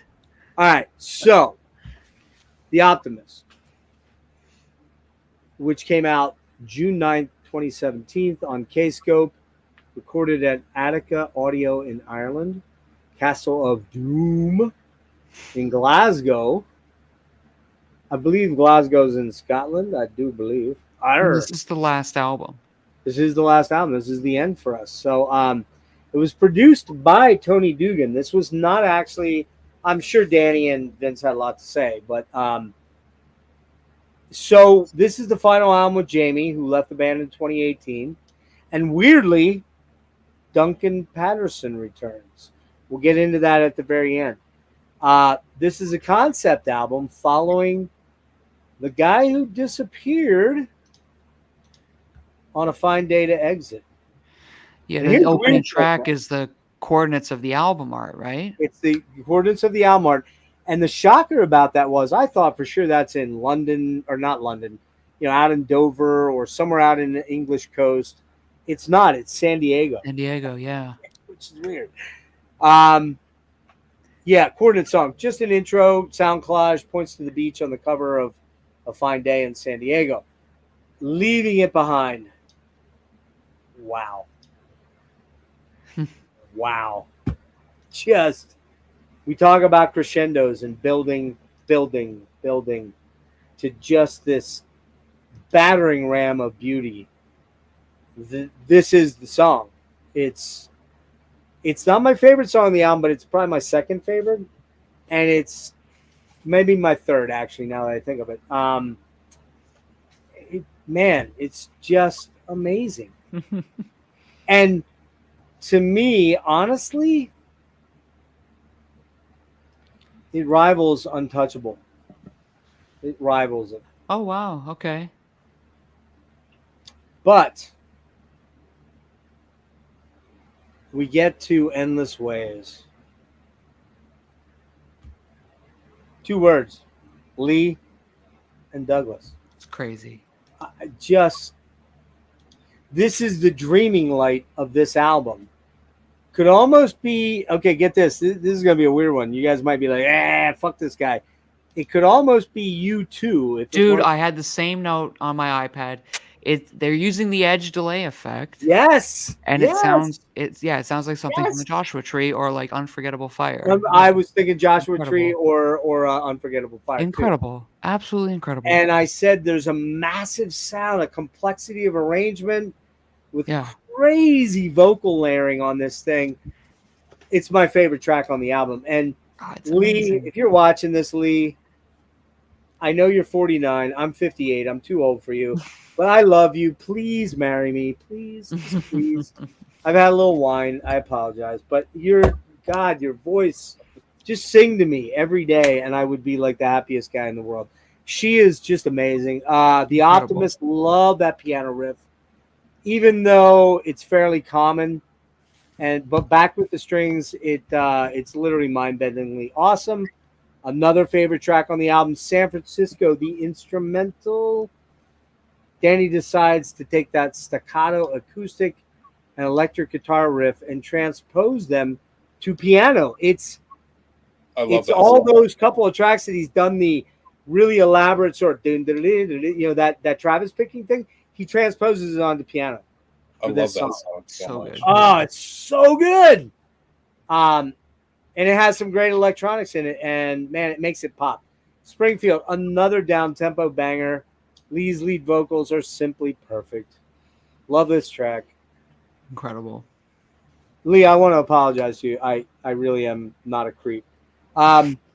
Ghost, pretty track. Another Lee lead vocal that's beautiful. It doesn't. Now we kind of get to the part of the album where things start to sort of slip a little bit. Can't Let Go, up-tempo, almost Radio Kid A or Rainbows, the album Rainbows. Anybody like that album? I love that album. My favorite album by them. Reminds me a lot of that type of track. Close Your Eyes, super brooding, mostly piano. Lee's vocals are very forlorn, even has some jazzy trumpet in there, which I'm always about the trumpet and the sax, man. It's the On best metal. song on the album. Huh? It's the best song on the album. It's really good. It's incredible. Not for me, but it's definitely a top 3. And it's you know what it sounds like, Derrick? Weirdly, are you familiar with? It's not exact, but it reminds me of that Boren der Club of Oh yeah, Gore. absolutely. It's like that Absolutely. downbeat jazz, Doom jazz. It's doom doom jazz. jazz, Sounds like Twin film Peaks. noir, Like film yeah. noir shit. Anybody that wants to get into that shit, Der Boren, or what? Say again, Boren and Boren and Der Club of Gore. Every album kind of sounds the same, but they're all awesome. But the last one, Patchouli Blue, is the high mark. I didn't Like, check it's- that one out yet. Dude, Okay. it's incredible. It's Okay. so good. All right, go on. Wildfires. Honestly, pretty monotonous until you get to the heavier section. And then we bring the Ebo back when it picks up, but probably my least favorite song on the album. I like the little addition of the musical box on there, though. That's kind of cool because musical boxes are kind of creepy and weird. You know what I mean? They add an effect. And then back to the start. Yeah, man. I don't know. It runs out of gas here. Mm. It really runs out of gas on this song. I was waiting. Sorry, I was so ready See for you this later. to be done. Jimmy's like, fuck you, dude. I'm no longer your friend. All right, let me just run through this and then I'll get to you guys. I only recently picked this up maybe 6 to 8 weeks ago. I'd honestly forgotten they put out this album out after my ex-fiance and I split in 2015. It was almost impossible for me to listen to later period Anathema without literally it destroying me. So I never bothered to pick this one up, but it has rapidly grown on me since I bought it. And honestly, after I struggled a good deal with Distant Satellites, which is kind of the odd man out of this 5-album run, to be honest with you. It's my least favorite of the 5. You'll see that in my ranking, which we're close to. Oops, sorry. I saw them on this tour. It was the last time I saw them. It was the last tour they did in the States. And I remember the songs really translating really well on the stage. Cool. They had Ian Bond, who does sound for Porcupine Tree. He was doing their sound. And he's fucking awesome. But, you know, the weird thing, and Jimmy, you'll appreciate this since we did our Amorphous deep dive, is that when Amorphous kind of hit a wall with Passy, they went out and got Tommy Utzon, right? And it really changed the dynamics and the trajectory of the band with Eclipse. Except one small problem there. They kind of started writing the same album over and over and over again. There's a little bit of this here. Not a lot. Maybe 10%. Derrick, you alluded to it right away when we started. I say 10%. You're probably going to say more. But that's my only complaint about the latter day phase 3, phase 4 of Anathema is that there is some familiarity, not sameness, just familiarity. I'm probably saying that word very bad. Yeah. So, Oh yeah, for sure. That said, but hang on. That said, I'm done right here. 9 out of 10. I still love this album. I really do love it. Oh, yeah. I really do. So, all right, well, Derrick, we'll go with you and Steve. Hang on to that thought. I was gonna say, like, I mean, I feel like all these albums, I don't want to say it's the same record, but it's like every album has these certain types of songs. You know what I mean? They've got like the broody songs, they've got the electronic songs, and then they've got like the tension and release songs, right? So it's just like these 3 formulas that they just kind of keep attempting, but mostly successfully. Do you know what I mean? So that's why I keep saying, like, you can just keep writing the same song and it gets better each time. That's like how, you know, a song like Close Your Eyes reminds me of a song that she would have sang on A Natural Disaster, maybe even the title track. You know what I mean? Like, Yes. it's a porch song. Yep. But I love that song because, yeah, it's like, it sounds like Twin Peaks. Like, they hit like some melodic minor chords when it comes in before the trumpet. Like, it's clever writing. It's good writing. It's the kind of writing I like. And I think, yeah, like Endless Ways, San Francisco, Springfield, like those songs fucking rule. Do I love every song on the record? No, but the highs are high. You know what I mean? They're very high. They're very high. But some Elon Bust here. That's cute. He mentions if they ever got, or she, I'm sorry, if they ever got a song on like a TV show, yeah, absolutely. But most bands could say, a lot of bands could say that. Not most bands, but a lot of bands could say that. I mean, they, interestingly enough, Porcupine Tree has a song in a major movie. Four Brothers. Oh. That album with Mark Wahlberg has Shallow from Deadwing, which is probably the worst song on the album, to be honest with you. But it didn't really like explode them. So you never quite know. But then again, you look at something like Kate Bush or Metallica on Stranger Things, and suddenly like all these kids are suddenly discovering Kate Bush. I was gonna say, like, when I was in high school, that would have been the early 2000s. So if there was a song on like the show The OC or something, everyone keyed in on it. You know what I mean? And or like, yeah, they never had like a moment on one of those things. Even going back further, like I knew people in my life who learned of PJ Harvey through a Gilmore Girls episode. That's because they go to see PJ Harvey, and then they're like, "Who's PJ Harvey?" And then they listen, and they're like, "Oh man!" Also, I saw PJ Harvey last month, and it was a top 10 out of 10 show. Like she's still incredible. Any songs on this? I think you've talked about Ariel, and Anathema. Any other? No, wait, we're on. Yeah, no, wait, where are we at here? I'm sorry. I said my piece. It was about "Close Your Eyes." That's the best song. On right. Okay, it's amazing. That's your song, is it really? Yeah. I think it's awesome. Oh yeah, we talked about the dark lounge effect. Give me a whole record of that. Yeah. Give me like all her vocals. Like I'm good. Yeah. Okay, so Derrick, you got to go out and grab a bunch of Emma Ruth Rundle. I should. I've listened to her before. Like I'm not. You got to grab it because it's like that shit right there. Only a lot more doomier and kind of gloomier and a little bit more. Not enough cheese, man. Not enough cheese and jazz. I need some of that cheese. I like that cheesy stuff. I need some of that smoking lounge stuff. Yeah, give it to me. All right, Steve, what do you got?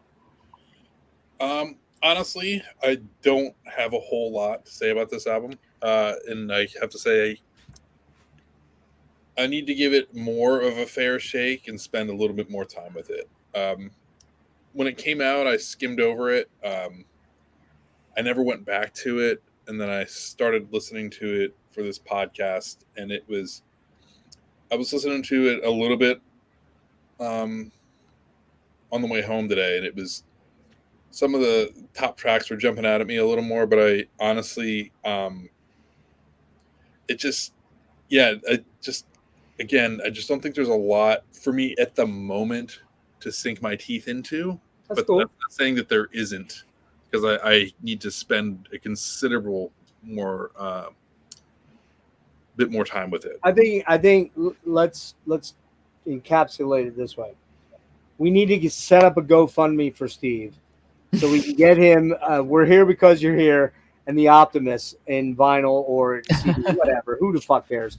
And that way we can check in on Steve regularly and go, dude, where are you at? I'm sure you'll hear back from me about this. You will. We'll see each other in a couple of weeks. Oh so. Yeah. I'm gonna spend more time with this album. I'd be shocked if you didn't really enjoy it. I'm sure I'll come around to it. Like I've come around to pretty much all of them to some capacity, and like even the stuff I like on the album, I like a lot. I feel like the B side, it's just like it tanks harder than the others, in my opinion, from my initial listens. But I mean, like San Francisco is such a standout track to me, and it's like the instrumental track on the record. Yeah, it's great. It's great. It's such a cool song. If you like that, Steve, you like that track quite a bit, you're gonna like the first half of the album quite a bit because it's in that pocket, and and Close Your Eyes is super fantastic. I think the theme from San Francisco is from one. I'm trying to remember which track. I'm pulling up the track list now. But it's it appears in one of the first like 3 songs, but it just kind of gets revisited in San Francisco. But I thought it was interesting though. I wasn't aware of the concept, which is really interesting, and I didn't know that Duncan came back like ever. So that surprised me. Well, wait, is he on this album though? He's not on the album, right? Oh, you mentioned it. I wasn't sure if. Okay, so he's not on the album then. No. Okay. Okay, here's what happened. To my knowledge, Jimmy, I'll get to you in one sec. They did some shows. I want to say 18, 19, 20. The Resonance tour. Sorry, I didn't mean to cut you off. The one with all the old stuff. Okay, so they pulled Darren White back in. They pulled Duncan White back in. I don't think Sean Steele's made an appearance, but otherwise, the 2 very early influences, and they did a lot of those songs. And we kind of alluded to it, and I'm going to be very delicate here. We alluded to some oddness in the camp. Yeah.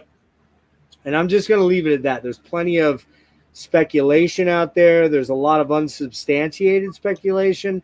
I don't really know what's going on other than what I heard from Daniel in 2 interviews where he says that he and John and Vince are on good terms, and Jamie, who had been out of the band since. Jamie's actually a promoter, I believe, or he's somehow in the business side of music at this point, not playing live.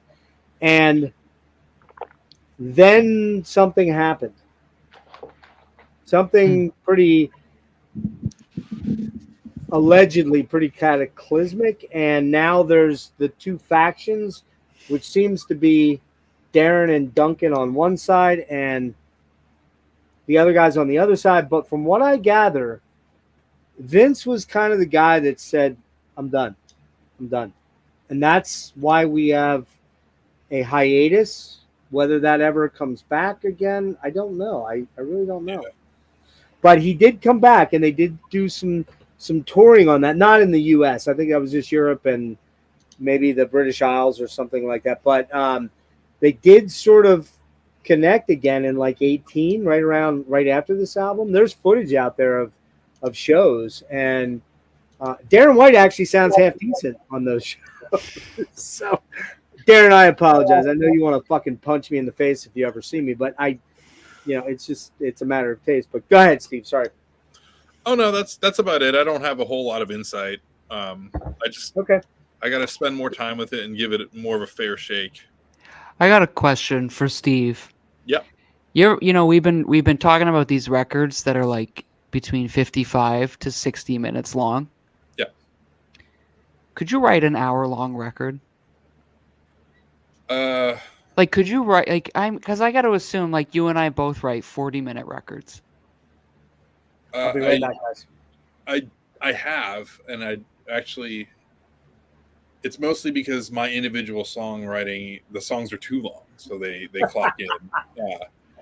But Stygian Rose was actually close to an hour long. We shaved some songs off. Oh, really? Yeah. Do you think it? Do you think about the songs that are on the record versus the amount of songs you wrote for the record? And is it better with the songs shaved or not? Oh, 100%. Okay. I'll be the one. I will say I pushed for that specifically. Yeah. Because I was listening to our mixes and we were all kind of like, it's getting kind of slow in the middle. There's kind of a, it's a little bit of a lag.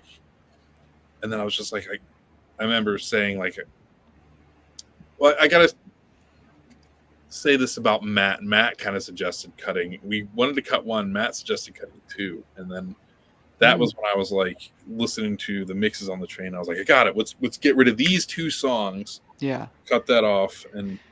But that was part of the problem I had with Ruins Fading Light. Like the record's just too fucking long. You think so, eh? Yeah, it's too long. There's too many interludes. Just too much. It's funny because like when Tumult worked on the last record, when we got back together, I think I had like 10 or 11 songs and one we never learned. But I kind of presented all the songs to Payson and Max and I was like, look, there's two songs that can't both be on the album because they're both closing tracks. Right. But one is way better than the other. So we talked about like we should make a tape before we put out the record because we were softballing into being like a trio, like a recording trio, right? Mm. So I was like, well then, yeah, like let's use the bad closer on the EP, and then one of these two songs, which are like the most non-progressive songs, both can't be on the album. So we had to pick one, and then that became the tape songs, and then the rest became the full length.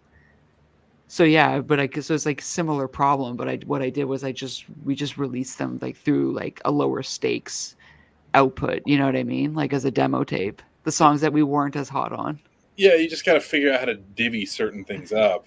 Yeah. For the sake of like variety. But yeah, writing an That's hour. got to be music really is a hard to lot, do though. because you got so much music written and you probably love it all. It's got to be hard to like trash a couple. Sometimes. Sometimes like you'll be really high about a song, but then you hear them next to every other song. You're like, I like the song, but it's not working with the track flow or something like that. Like we can use it for something else. Or I feel like it's harder for like with Tumult, it's easy because if we're working on music, we're practicing it. But when I'm doing stuff with Justin for like Dream Unending, it's like way more stressful because it's sort of like we have to be committed to the song because we're not going to practice it in real life, but we're going to go record it. You know what I mean? Right. Yeah. And that becomes way more stressful. Like it's like a different kind of like self-critiquing process. You know what I mean? Yeah, everything's got to be like on the nose. Everything's got to be right there and perfect. Yeah, like and you're like, do I? Because then you know that you're gonna if I ever get in a room with Justin for like half a year and we practice songs, we're gonna be like, dude, we play it so much differently now, and it's like, it's fine. Yeah. We documented it good enough. Like the song should always be evolving. You know what I mean? Yeah, for sure. Anyways, I have like 14 hours. I have a 14-hour solo album coming out soon. perfect. You'll be one of the first ones to get it, Derrick. I can't wait. Yeah, I bet you can. I hope you put it out on tape. I'm actually thinking about putting that on reel to reel. Just letting you know. There Okay. you go. All right, Jimmy, what do you got on the final album here? Yeah. I was wondering why they put they kind of changed the name Change a your little name bit. to they- Prince. Underscore there. Not really sure what was. Let's be the honest. name. The original Anathema scroll, nothing beats that. That is Oh, the dude, all those bands though, the pipeline of cool Yeah. logo to Yep. Times New Roman font, like Yeah. even Catatonia did it, My Yeah. Dying Bride did it in like the middle of their career, Paradise Yep. Lost did it, Anathema did it, Amorphous did it. It's Everyone. funny. It's Yep. great. I mean, to me, it always feels like it symbolizes a change in the band. You know. Absolutely. Yeah, I agree. You know, I mean, Absolutely. is that right? You think so? Because Oh, like, totally. Because Oh, they're yeah, trying to say sure. we're not a metal band anymore. I mean, Death Mhm. even did it, for Christ's sake. They had the upside down cross, then it Mhm. kind of morphed, and the Death Head thing got different. Yeah. And it got more like Stonehenge with like Ankh sort of stuff. And yeah. So everybody does. I don't know why, but it just happens that way. but well, I mean, if that's the case, it also kind of tells me that it almost feels like this wasn't intended to be the last record. And obviously, Possibly. it does seem like things didn't go the way they, or whatever happened. And if this is indeed the swan song for me personally, I'm content. I love this record. I think it's fucking awesome. It's on par with everything they've been doing. For me, I would definitely say Wait that. till these guys try to change their fucking logo. Yeah, that would suck. The high points are really high on this one. Endless Ways. I love the title track, The Optimist. I think that's probably my favorite track on here. I just love the way it builds, and Vincent, the piano. Anytime they're doing piano, just straight up piano, I'm just totally into it. The best part about Can't Close Your Eyes is it's not only a trumpet, but it's like a muted trumpet. I think you use one of those things that Yeah. they put in the Yeah. horn. For sure. It's awesome. Just I works love so music. well. Yeah.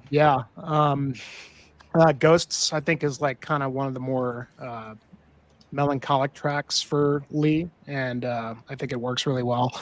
I guess so far in this panel, I'm the only one that absolutely loves the last track, Back to the Start. It's probably, if not the title track, that's probably my favorite song on here. It's almost like and it's just back to the start. It's just an interesting way to end the band, because in a lot of ways that song is quite different. To me, it feels like than they've done, in the last few records. I mean, it's almost like, kind of reminds me of there's a track on the Alcest record, Shelter, where they have the singer for Slow Dives sing the song. It's a great track. Really awesome, nice. Beautiful. That's and, cool.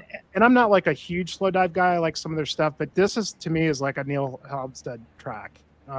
It sounds almost like him singing. I'm not even sure if it's Vince. I think Vince wrote the song, but it's almost kind of like a shoegazy kind of song. Yeah, totally. And I really love that. I really love just how they went out here. It's a really beautiful song, but like the artwork a lot too. I don't know, other than like what's already been stated, what, because to me, like, the music doesn't really connect with a Fine Day to Exit that I can find, and maybe it wasn't intended to be. It was more just the concept around it. But I assume that the car on the front of the album cover is maybe the car from So it was on the Fine Day beach to Exit, on the cover, like the dashboard or something. Mhm. But I didn't like, think about that until I realized that the record was like tied into it. Do you know what I mean?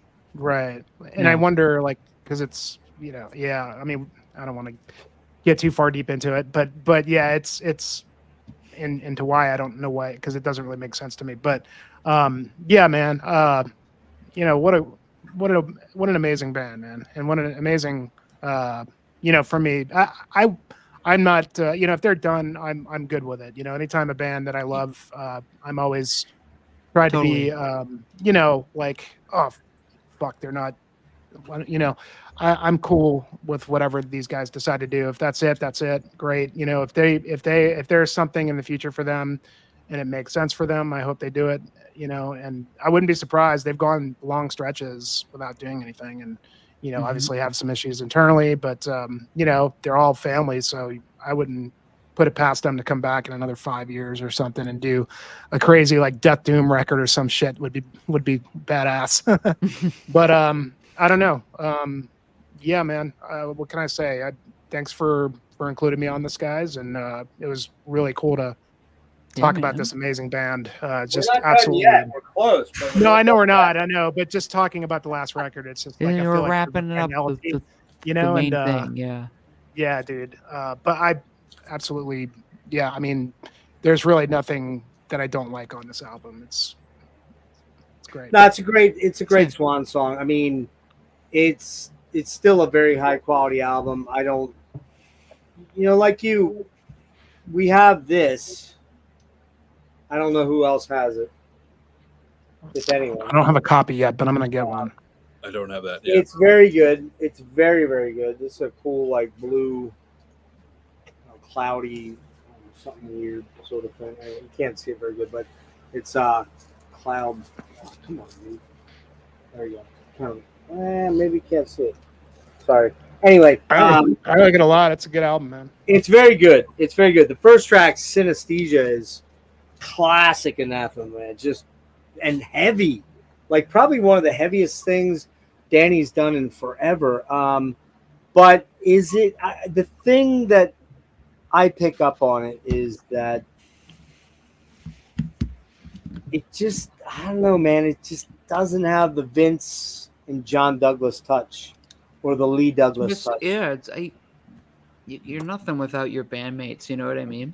It's true. Yeah. Well, you're a solo guy, is what you are. So yeah, it's not the like, same. It's and different. there's nothing wrong with that. It's just that this album, Daniel Cardoso is on this album. Yeah, he does a lot of the programming and the drumming, but it's, I don't know, man. Like, Danny, I'm sorry if you see this. It's an 8 out of 10 for me. It's a really good album. I like it. I enjoy it, but it's not. It's Weather Systems. It's not Anathema. And while it's is he like trying to do Anathema without his bandmates? Kind of. It'd be like me trying to do Tumult without Max and Payson or something. Kinda. You know what I mean? Where it's like, Kind of. Yeah. like, even though I'm maybe the primary songwriter, they bring so much of themselves to the songs Exactly. that's what makes them them. You know Exactly. what I mean? Like, Exactly. And look, Danny is a very good singer. Actually, he's a very good singer. He's not Vince. He's not. no, I that's mean, nobody really is. So it's yeah. So there's that. And what we're gonna do now, I think what we're gonna do is we'll go to the 4. Hold on. There we go. And what we'll do is we'll run around. Did anybody have any thoughts on that last final question that I had about why this band, should they have been bigger and why weren't they bigger, and that kind of thing? Like, anybody want to chime in on that at all? I mean, they're not that marketable. Yeah. Like, I don't know how else to say it. Do you know what I mean? No, I get it. Yeah. Like, that's why I said when they made We're Here Because We're Here, if they were like 23 and like totally with it, it would have been a fucking smash. You know what I mean? But Yeah. they're not 23. They're probably people at that point in their 30s. Probably yeah, early 30s. Yeah, like probably mid-30s. around our age, like 36 to whatever. Like, it's harder to market that stuff unless you're like so on the pulse of like whatever might be deemed hip. You know what I mean? But like, there's songs on those records that like Could be had I- massive hits. yeah, or like people like I can remember like what teenagers liked when I was a teenager, and it was like, yeah, if like they had heard that, they would have been so in on it. Because Well- it's not a far leap from liking some of that music Yeah. and liking poppy emo bands from the States. Exactly. Whether it's Great example, Derrick. Mhm. Great example is Porcupine Tree. They get signed to Lava, which is an imprint. Jason Flom, one of the most influential fucking dudes in music at that time in the early 2000s. They get signed. They put out In Absentia. Does everybody know that album? Oh yeah. I know that Okay. one. It's a fucking awesome album. Mhm. Blackest Eyes should have been massive. Right. Should have been massive on hard rock metal radio or whatever. A couple other songs on there. Sound of Muzak. There's so many good tunes on there. Heart Attack and a Lay-By. But do you know what they sold of that album at the time? They were projected to sell 2 million copies of that album. They sold 250,000. That, I mean, 200,000. to you two guys, that probably is like, fuck all, man. That'd be It's awesome. insane. Yeah. But that was not very much in 2002. And that's why they got dropped after Deadwing, which arguably might be even a little better album. It's more You know what Porcupine Tree has, right? It's the same with, I mean, they're a bigger version of what Opeth has, I think. But it also reminds me of, I mean, I brought them up before, but they're so easy to compare bands to. It's Fish, where it's like these bands that aren't popular, but the people who like them, the core. really fucking like them. Dude, I went and saw Opeth last month here in Toronto, and I like Opeth quite a bit, but I'm not a fanatic. Okay. But like, the people there were going just like absolutely goo goo gaga. You know what I mean? Like, I was loving it, dude. I was loving it. it was a good show. Like, but I haven't seen him since 2016, so I had never seen him before. So it was oh, my you've never first seen time. him? Okay, all right. And it was great. It was really good. You gotta admit, Michael might be the best in between song banter guy ever. He's just He's not bad. He's not bad. fucking hilarious. They covered at our show. They covered "You Suffer" by Napalm Death 3 times. They did Free Fallin' by Okay. Tom Petty at one point. Nice, Yeah. nice. Yeah. And go on, Steve. Oh no, I was just going to touch up about the initial question just while I'm thinking of it. And we're talking about Opeth, and I remember somebody telling me they just were backstage and walked by Michael, who was having an interview, and he just said, he's just like, "Oh, I stopped trying to grow this band years ago." Like, he's like, I don't give a fuck. Like, I've said what I need to say now. I just make music to make it. Like, I stopped trying to grow it. And then And I remember Danny one time saying in an interview something very similar. He said around Judgment and Find It Exit, he said all his money was being pumped in the band, and he was like, for fucking what? To be a bigger band, like To So sell I a think- lot more material. Yeah, exactly. yeah. I think these guys they find their fans and they have them. Like Yeah. we're all here. We just. we've been Well, here I was talking to Wilson back in June, and I'm like, dude, like, when I saw you in Virginia on the last date of the Incident tour, it might have been 800 to 1,000 people at that show, and then I see you're playing Royal Albert Hall 3 nights in a row and selling them out. Like, what exactly in the fuck happened there? And he goes, absence makes the heart grow fonder. I don't know. I mean, it New is weird generation because- of listeners. Yeah, and you bring up Opeth. I mean, I would say, what band comes to mind when you think of the quintessential biggest name in death metal? Cannibal. Oh yeah, sure. Yeah. Right? I mean, they're the big marquee band. How many seats do they really fill? 5? Don't. No. Well, 3 they in do America? package tours. Like they They always do package. always package tours. Yep. I don't like package tours, to be honest with you. I don't blame you. Pardon me? I don't blame you because it doesn't really help feature you if you're an underling band. You get No, 20 like, minutes. 25 minutes. Yeah, that's just it. Like, I would rather. I like Cannibal Corpse. I'll go watch them play, but I'd rather go watch them play with like only one band opening Yeah. and not be exhausted by the time they play. It's the thing I think about. Like when we went on tour with Horrendous this summer, like we did our absolute darnest to never have more than one other band playing, so that when Horrendous and Tumult both played for like an hour respectively, it wasn't late into the night. It didn't feel like You weren't fried you were you weren't exhausted. fried in the audience too. I mean, I And will horrendous- say I was at 2 of those shows, as you know, and you guys fucking sucked. Both of you bands. I know, were awful. it's a terrible band, but Waste of money. and I mean they were a great fit because we Yeah. both do this thing, this sort of progressive death metal thing, but so differently because they're Yep. so much more like anthemic. You know what I mean? Mhm. Like they remind me of like Edge of Sanity or even Opeth at times. And then we're just like crazy riff, and then clean part. Crazy riff, Yeah. crazy riff. So it's like getting like the best of both worlds.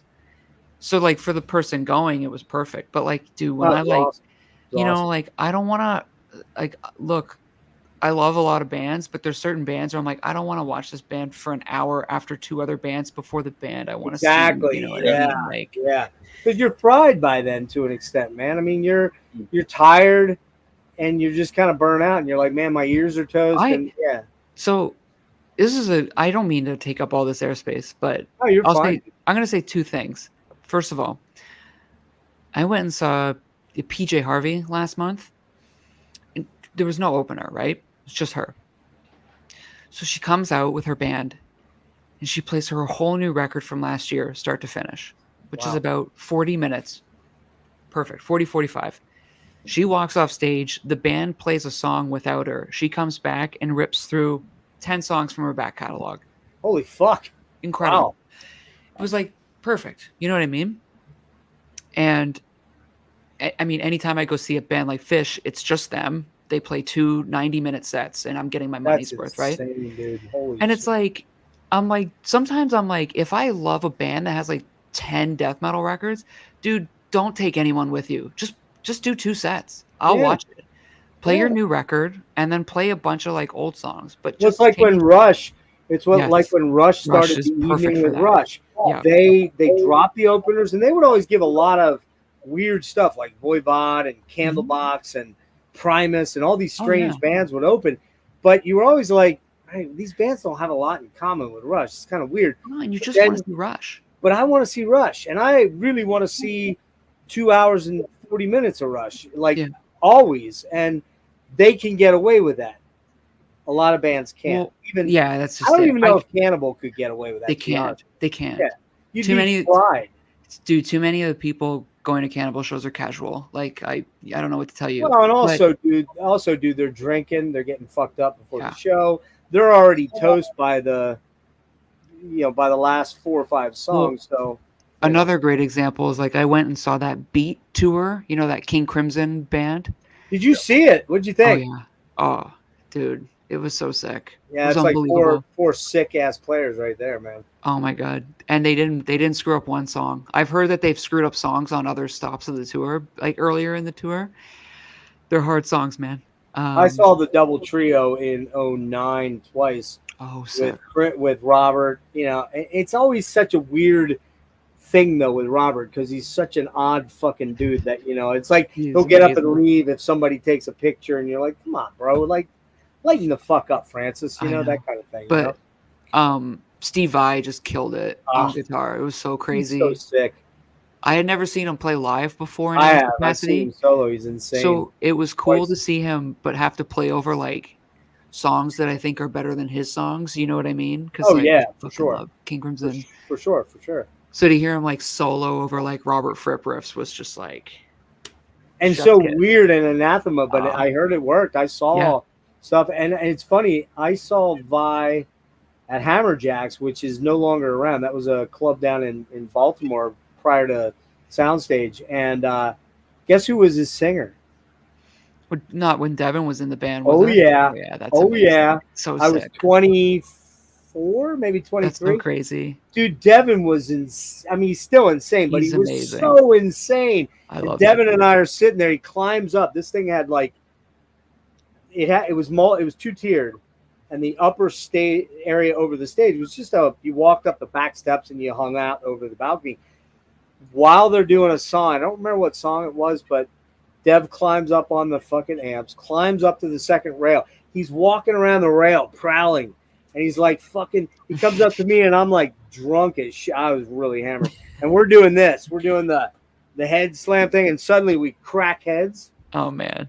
And I see him walk down, and I see him messing with his shoulder. I talked to him in 2018 after a show down in Baltimore. He's like, dude, you were at that show? I'm like, yeah. He goes, I tore my rotator cuff at that show. I'm like, man, I saw you fucking around with your shoulder. He's like, I couldn't play the next day. I was so high on endorphins, I got through the show that night. Oh my God. Crazy stuff. But all right, well, let's do our tie up here. So you guys, Steve's yawning. He's got to get to work tomorrow. Let's get this wrapped up. We will do. Hang on, let me find my list. All right, Steve, let's start with you for number 13, because remember, we're cutting out Hindsight and Falling Deeper. I threw those out. If you want to include them, you can. I just didn't use them. Okay, so we're doing an entire catalog list. We're doing studio albums and the 2 EPs, Crestfallen and Pentecost. Should I come back to you? Yeah, give me 1 second. My daughter just is stirring, so I'm like a little distracted. All right, go ahead. Take care of that. Jimmy, I'll let you go first. Let me do this. Hang on. We're going to go back to this view. I'll go first. Darren, I'm really sorry, man. I know I've been hard on you. But Serenades is my least favorite album by you guys. And I like a lot of the music on it. I just really struggle with your vocals, bro. And it's not that it's a bad album. It's just my least favorite. So, all right. Derrick, number 13. Find A to Exit. You fucker, man. God damn. I used to love you so much, and I just don't think I do anymore. I know. That's how shit goes, right? Jimmy, what you got?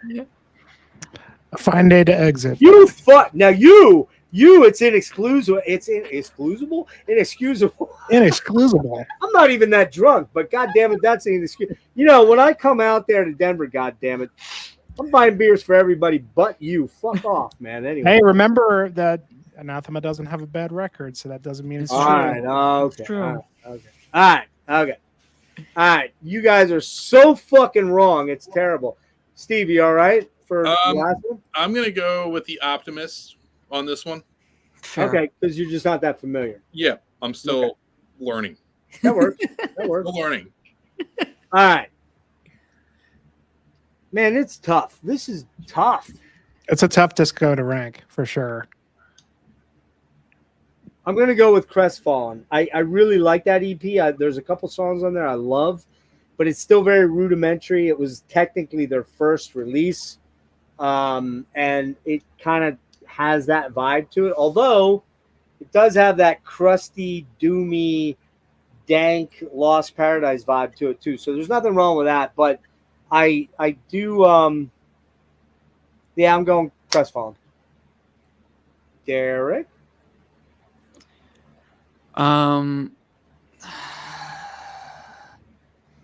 Yeah, see, it's probably Crestfallen. Here's the problem with the 2 EPs is I categorize them as one. As one. So do I. I was struggling with that too. Yeah. So I guess it's that one. Yeah, Crestfallen, because I like Pentecost way more. Yeah, I do too. It'd be Crestfallen. All right, Jimmy. I'm gonna go with Serenades next. Just because I like that album, but it's not my favorite because I didn't talk to you guys. It's probably my least favorite of the Death Doom stuff. I feel like they just did better. There's some good stuff on there for sure. They just I just feel like they did it better later. So they did. There's some duds. All right, Steve. Steve. By the way, everybody watching, Steve hates lists. So I do. Here's the thing. I worked too hard on them. I didn't work. I'm being loose with this one. Here's the thing about lists. They are not the law. No, they're not. It's and this could change tomorrow, actually. So let's be honest here. It's just a lot of work. I'm just going to say find day to exit for now. God damn it, Steve. I liked you so much until that, man. I really did. Fuck. You guys. Crestfallen is actually pretty high on my list. I would think those early things are high for you. They are. You guys are going to fucking dog me hard when you see where Fine Day is for me. It's your but I don't care because it's my show. What's that, Derrick? It's your number one, probably. No, it's not my number one. No. All right, so I got to go Distant Satellites, man. This album, I struggle with it. It just doesn't. I don't know, man. There's something about it. I can't. I really thought some of these albums changed very drastically through the deep dives over the last month, where I was like, oh, that was definitely my number one, and it dropped quite a bit. Whereas another one I thought was middling, I was like, oh no, that's way up top. And like Steve said, these things they're not written in, Sanskrit. They're not the end of the world here. But I like Distant Satellites. I think you guys are right. The highs are really high. There's just not enough meat on the bone on that one for me to go higher than a couple of the other songs or a couple of the other albums for me. So, gotcha. All right, Derrick. Number where are we at? 11. The Optimist. Yeah. Makes sense. Yeah. That's it. Jimmy. Oh shit. I'm gonna go with Eternity. So I do like this one. But yeah, it's and you're gonna find with me, Jeff, that mid period it was pretty low for me. Those ones, but that's not to say I don't like them. I do like those records for sure. I just think there's much better records coming up. You bloody bastard!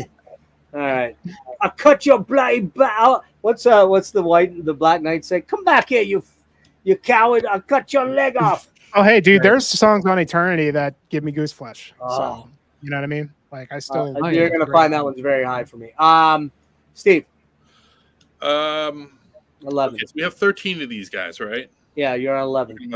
I actually have Distant Satellites down here right now, and I really like that record. The way I'm kind of looking at these, so in my mind, there's two different eras, and I'm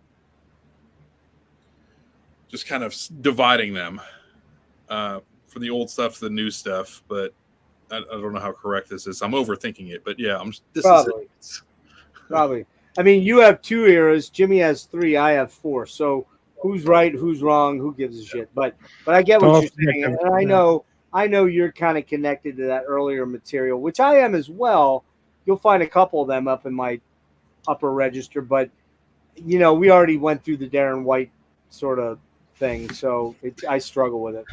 Yeah. How many did we review today? How many albums? We did 7, but we included Deeper, Falling, and Hindsight, which we're not including in the app because it's not new material. So I I have like these 7 and then the old albums. That's how I'm thinking Okay. about it. All right. Okay. For me, where are we at? 10, right, guys? Yeah. Yep. Man, this one was tough. I'm gonna go the Optimist. I really like this album, and it's grown and grown and grown more on me, but it just edges out a couple that I was kind of iffy on. I was kind of jumbling them around for a bit, and I had my list ready for the show, but that's one I flip-flop. My 10 and 9 are going to be flip-flop, so I went with the Optimist. Still a great album, not a bad swan song. So, Derrick? Distant Satellites next. Okay. A good record, but I only like 60% of it. All right, Jimmy. You guys aren't going to like this one, but I'm going to go with Judgment for number 10. Now, there's songs on here I really love, but largely No, it makes sense. This album kind of bores me, to be honest. Okay, I get that. But they're like toward the end, I feel like it gets better and better as it goes. But I don't know, man. This is one like I feel like I should just love it, and I've come back to it, and it's just never really grabbed me like I wanted to. I still like it. You kind of came into them when they kind of had started to perfect this pop formula, right? Yeah. So this is like and that might have something to do with it. You know? Oh, I'm yeah, sure like it does. there's a charm to like the growing pains of a record like Judgment or Alternative 4 or even Eternity, where it's like they're learning on the job how to like be a serious band and write like a serious band. Yeah. And then by the time that like they're doing these records in the 2000s, like they're way more pro at it, right? So it just overall is, I feel like it'd be harder to go back to those than to go forward. Drawing a parallel to a band like Rush, where I came in at Hemispheres, in the late 70s, still my all-time favorite album of all time. End of story. Had I come in at Presto or Hold Your Fire or maybe Roll the Bones, I might have a completely different view of what Rush was. But at that time, Rush in 78 was only, they were 10 years old, but they were only 5 years old in album years. So I was a young kid, 13, 14 was my second show ever, was Permanent Waves. And that era from, pretty much from, I'm one of those weirdos that loves Caress of Steel, but Caress of Steel through, I think, honestly, from By Tour all the way, or not By Tour, Fly By Night. Yeah. Through Power Windows, untouchable. I think it's like an 8-album run that's literally untouchable. Two things. One, Power Windows is so sick. It's fucking awesome. It's an awesome record. It's so good. Alex's playing in there is so unreal because I love the 80s Rush stuff. Is fucking amazing. Love he's it finding all the pockets to play within the keyboard stuff. Yeah. But for me it's like what's the one after 2112? Hemispheres? No, Farewell to Kings. Farewell to Kings to Power Windows is like my second favorite album. My preferred era. Like my favorite album is Moving Pictures though. Like it's just, I would say probably 80% of Rush fans would say that. The other would Limelight would say Hemispheres. The Limelight solo is like tear jerking that it's unbelievable. Like it's so wild. It might be one of the greatest solos ever committed to for record, sure. Man. Yeah, anyways, what's the next, where were we? Yeah, where were we? Sorry, Jimmy. So we're at Steve for number 10. Okay, so it's 10, but top 3 of the latter era. I'm kind of struggling with this. I put Weather Systems only because, well, I'll get into it, but yeah. Weather Systems, that's the top. That's number 3 for the latter era. Oh, okay. Okay, so for me, I'm going Pentecost 3. It's my favorite of the Death Doom early era, the first phase of Anathema. I think it's got the best songs on it. It's got the best production on it. It's got the least amount of abrasive Darren White vocals on it. That guy's going to hunt me down and burn my house down. but it's very melodic. It kind of shapes the form for where we're going to go on Silent and Judgment. It's coming up there. You start to see Danny starting to think more wide scope in his writing. Okay. Whoa, Derrick. 9. A natural disaster. Wow. Yeah. I thought that might be a little higher for you. Okay. No, it's really good, but There's it's better. yeah. I get it. Mine's not that much higher than yours, but it's a little higher. Jimmy. Number 9 for me will be the Crestfallen, and it's still really fucking great though. I love the EP. Well, listen. None of these albums are bad. You said that, Jimmy. They're just the albums or the EPs. It's just kind of where you came in, what you gravitated to most, and what you're more into. It's really that. Yeah, I think so. Mm-hmm. Yeah. So much of my list is dominated by nostalgia.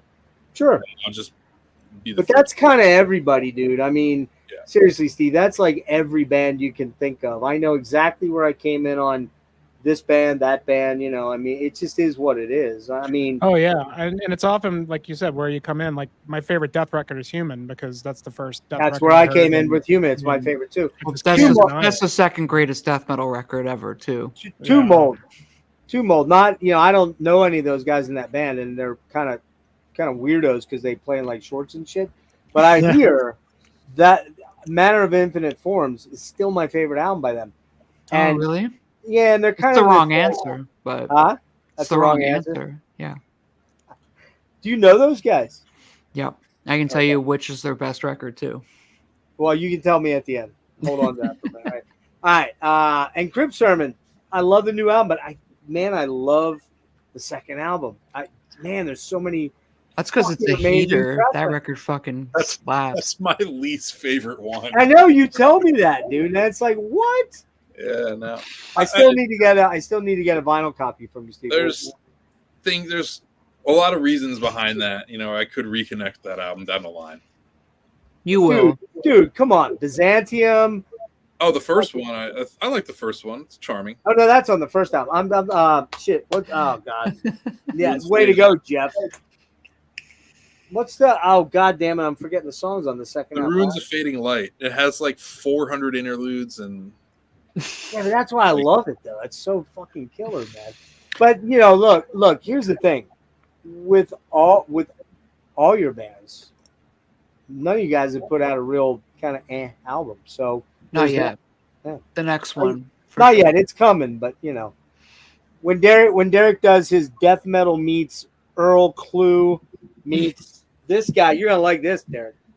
When you do this kind of mashup of Tomb Mold meets this guy, that's when I'm Oh like, yeah, all that's right, the dream. I love George Benson. jump in the shark hardcore. All right, What a player! What a player!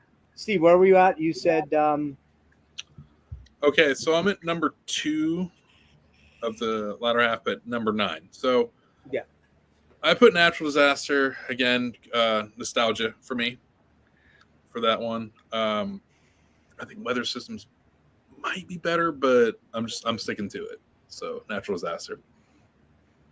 all right, this was rough for me, man.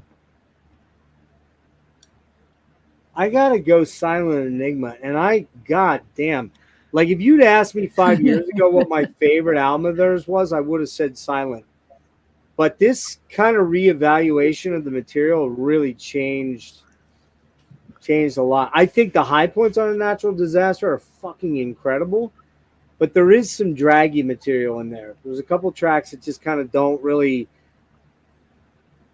Many years later, they don't hit me quite the way that I thought they would.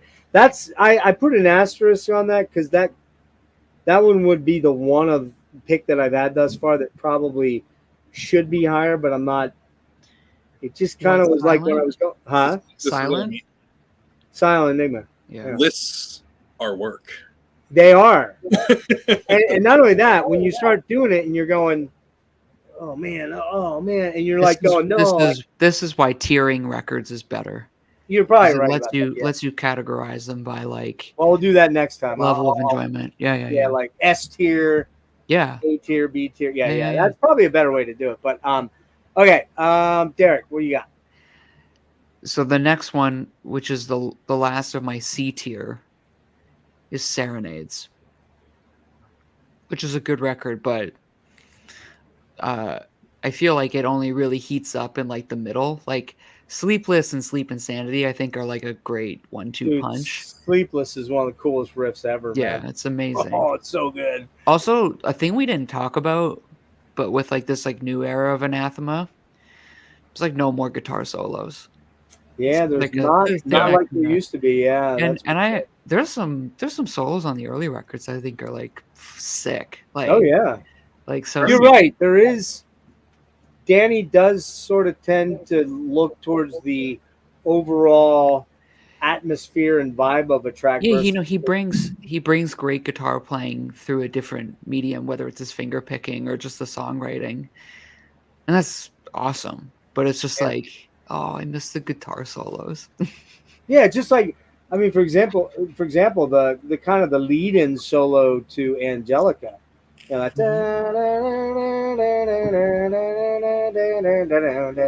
it's so melodic and so doomy and so cool. You're like, man, Yeah. you know. All right, where are we at, Jimmy? What number are we on? Fuck, 8. Yeah. 8 is going to be Pentecost 3 for me. And I mean, yeah, did I already? Yeah, okay, that's it. I don't know. I thought I mixed something up. No, Pentecost 3. As a great EP. I this was one I kind of like slept on, and I actually really listened to it a lot since I watched you guys deep dive. And I man, I have a hard time choosing this over Silent Enigma, but yeah, man, this is like Death Doom Majesty, and I actually like Darren White's vocals. They kind of grew on me a little bit just because they're kind of goofy at first, and I don't know, just something about them there's just a charm to it that I like when he does the whoa, yeah. I hated him at first. Yeah. But when he does the death stuff, dude, he's not a death metal like singer. It's like that Stango Rigel album that the dude from Mel Carpetan, his other band, the black metal band. I hated the vocals at first, and somehow like I couldn't even get into the music, and then I realized how good the music was, and then the vocals just grew on me. They're just so goofy. King Diamond, right here. So. Yeah.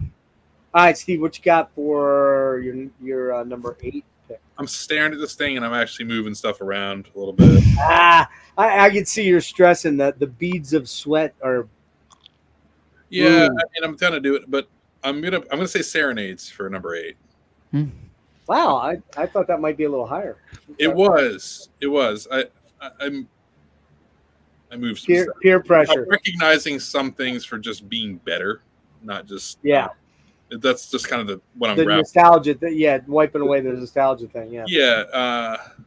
But no, I think it's cool. It's it's my least favorite of the '90s era, though. I'll say that. So. Okay. All right, I'm going. This was tough, man, because I really love this album, but there's a couple that I just feel, on the whole, are better. I'm going with A Natural Disaster, and that's painful, man, because I will say that re-listening that album, it was the one I actually listened to the most of all the albums. With the time allotted, I kept going, man, I got to go back. I got to hear that again. I got to listen to that again. That's always the mark of a great album to me. So I wish it was a little higher, but there were a couple that I just, nostalgia wise, I can't let go of. You know what I mean? Yeah, absolutely. Hi, Derrick. Pentecost EP next for me. I love it. It's not perfect, but We the Gods is a perfect song. So like even that alone is like amazing. But as a whole, it's like it's really good, but it's not my favorite stuff. Wade, you're probably right. I did kind of skip 2112. I would say probably 60% of Rush fans would say Moving, maybe 20 might say 2112. Maybe 15 might say what I hemispheres, and the others might permanent waves too. Fuck, man. Fucking signals. Come on, bro. Get with it. Signals, okay, yeah. Yeah, we just wait for the 17-hour long John Oh my Halm, God. Jeff Kiefer deep dive again, and Jimmy, because Jimmy, you don't want in on that one. You're No, I like, already fuck did it. the first one. I don't need. You did the first 6-hour one. We're going back to it. No, that was 8 hours. That one. No, it wasn't 8. It was that was Opeth, dude. Okay. Opeth Well, it was 8. long though. Whatever it was. Rush was 7, but it was 5 hours for the deep dive. Which, think about that, it was just 3 of us. We did 19 albums. That was pretty ripping through there. So, Oh my God. okay. Let's see. Where am I at here? Who am I with? Jimmy. This is number 7. Yeah. I'm gonna go with alternative 4 for number 7. I like this one a lot. It's definitely my favorite of that mid era before Natural Disaster. This was a real slow burn, or I should say not a slow burn, but it's very slowly. It has gotten better and better for me every time I listen to it. It's got a lot of really good songs on it. I really dig it a lot. It's a good record, but it's still, I mean, as you can probably tell by this point, the later era is my favorite. So, Of course. Yeah, that's not a surprise. I'll be curious to see what your number 1 is. I think I know what it is.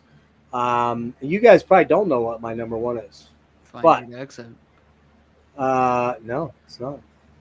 I'm already diming myself out. It's not. Steve. All right. I don't know how true this is at the moment. I'm putting Crestfallen's here right now. Is this number? Where are we at? 7. 7. Yeah. Crestfallen for now. That makes complete sense for you. For me, number 6. Judgment. Man. What a fucking banger of an album, man. I believe it was the second album I got.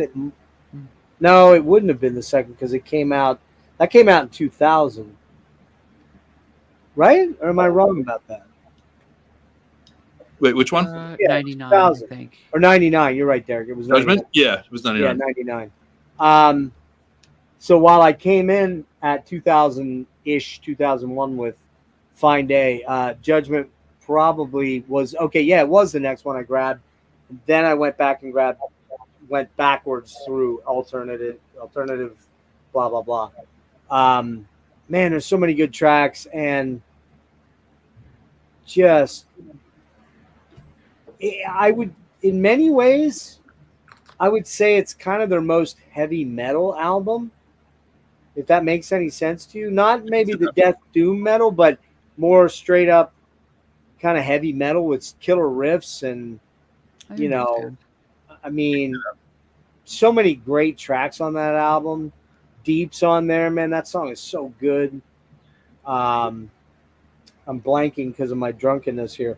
What's Moonlight? In Parisian or whatever. Parisian Moonlight. Parisian Moonlight. Emotional Winner is fucking, oh my God, that song rules. Make It Right is really that's good. my favorite. Yeah. And then what's the song? I'm totally blanking on the song about their mom. Last Goodbye. One Last Goodbye, yeah. I mean, that song, every time I hear it, I just, when he does, I still feel the pain. Oh, yeah. It's just like, fucking God, dude. Like, I don't know how because they were, in 2000, those guys were in their late 20s, because they're about 7-8 years. Well, I think Danny's 7 years younger than me, 8 years younger than me. Yeah. And I was already in probably just over my 30s. They were in their very early 20s when they wrote that, and they lost their mom. And it's like, fuck, man. So, all right. So, anyway, Judgment for me at number 6, Derrick. Hold on. So now I'm at number 6. Okay. Mm-hmm. Weather Systems. Ooh. A really good album. Yeah, it's great. It's actually really good. Better than I remembered. Next.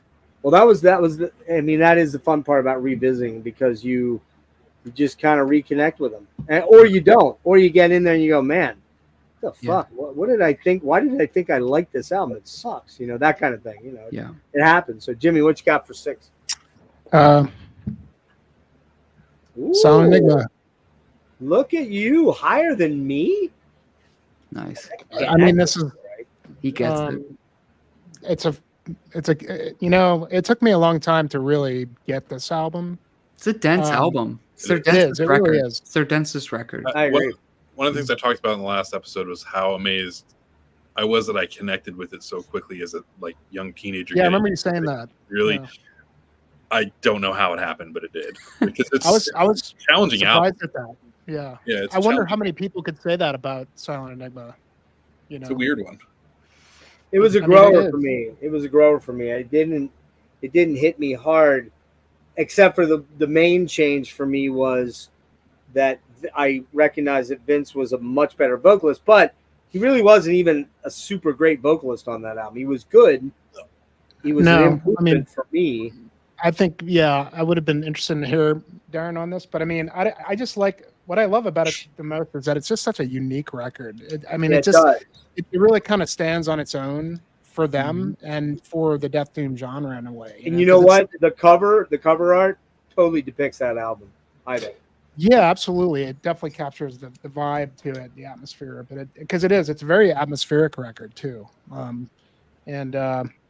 Yeah, man. I mean, I still find myself trying to dig in and figure out certain things about it. But it's a very interesting listen. It's not. I mean, for me, it took a while, and I think it would. I think it's cool that you just liked it instantly, Steve, because I always knew I liked it. It was just I couldn't quite crack it. You know what I mean? And it to be took a fair, while. it didn't happen immediately, but it happened a lot quicker than I would have ever thought it would have. Yeah. All right, Yeah. Steve, Taylor. you're up, sir, for number 6. We're here because we're here jumped up here pretty significantly. Ooh, way up high there. It's an undeniably great album. I think it's just like the peak of them in their the latter half of their career. I think they just nailed it. Again, I was listening to it today and I was just so impressed by it. Yeah. It's amazing. It's kind of hard not to be, really. It's such an impressive record.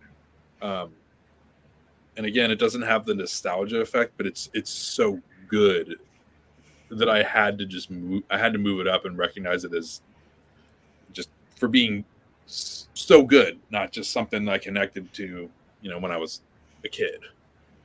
Jimmy, when I get out there in Denver, we got to take Steve record shopping. Do you know any good record shops? Oh, yeah, there's 3 or 4 great stores.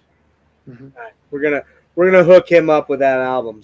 By hook or crook, it's gonna happen. So, but of course, he has to promise me that we get carte blanche, groupie access all day long at the show. Like all the naked chicks back. Oh no, are you saying no naked chicks? Is that what you're saying?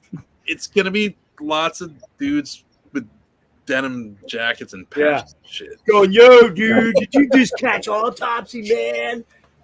I just saw Chris Ryford. Oh my God. That's what it's going to be, right? Yeah, I mean, it's just going to be, I know. the I've been around all you dudes a lot. I've kind of been backstage sometimes. It's not that exciting, let's be honest. No. All right. Number 5, I'm going with Eternity. I love that album. I love Vince kind of slowly morphing into who he becomes. There's just so many cool songs on it. I mean, Angelica was the song that I heard after the first album. You know what? I was wrong. I just remembered it. So Fine Day to Exit was my first album.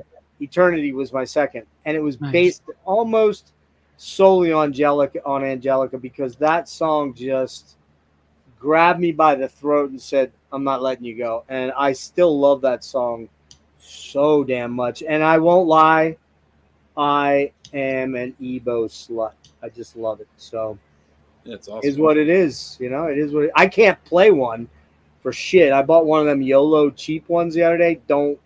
Not the other day, Yeah, a couple they're months. They are terrible. You got to get the real Ebo. You got Gotta to have a real one. Yeah. All right, Derrick. My fifth one is We're Here Because We're Here. So that record rules. Now all that I have left is previous era Anathema. So now it's You're doing that thing like Steve. I can tell, kind of, sort of. yeah. It's actually now the list is easy. Yeah. All right. Okay. Jimmy, what you got for number 5? The Natural Disaster is number 5 for me. Although it actually could be higher. Yeah, that's the one I'm feeling uncomfortable about where I left mine, but because I totally get it. But I mean, like there's a couple of records coming up where there's some songs I could get rid of, but I mean this one for the most part I don't think there's anything on here I don't like. Well, fucking amazing album, man. All right, Steve. He's got that look. He's like, man, you're just listing me to death here. What are we? We're at 5, right? Or 5, yeah. Eternity. Okay. Very well done, sir. I will go at number 4. Are you ready, guys? A Fine Day to Exit. Oh, okay. You thought it was going to be number 1, but it Yeah. wasn't. And the only reason that it's lower is that the tail end, the temporary piece, kind of the tail end of the album gets a little self-indulgently boring, sort of, kind of.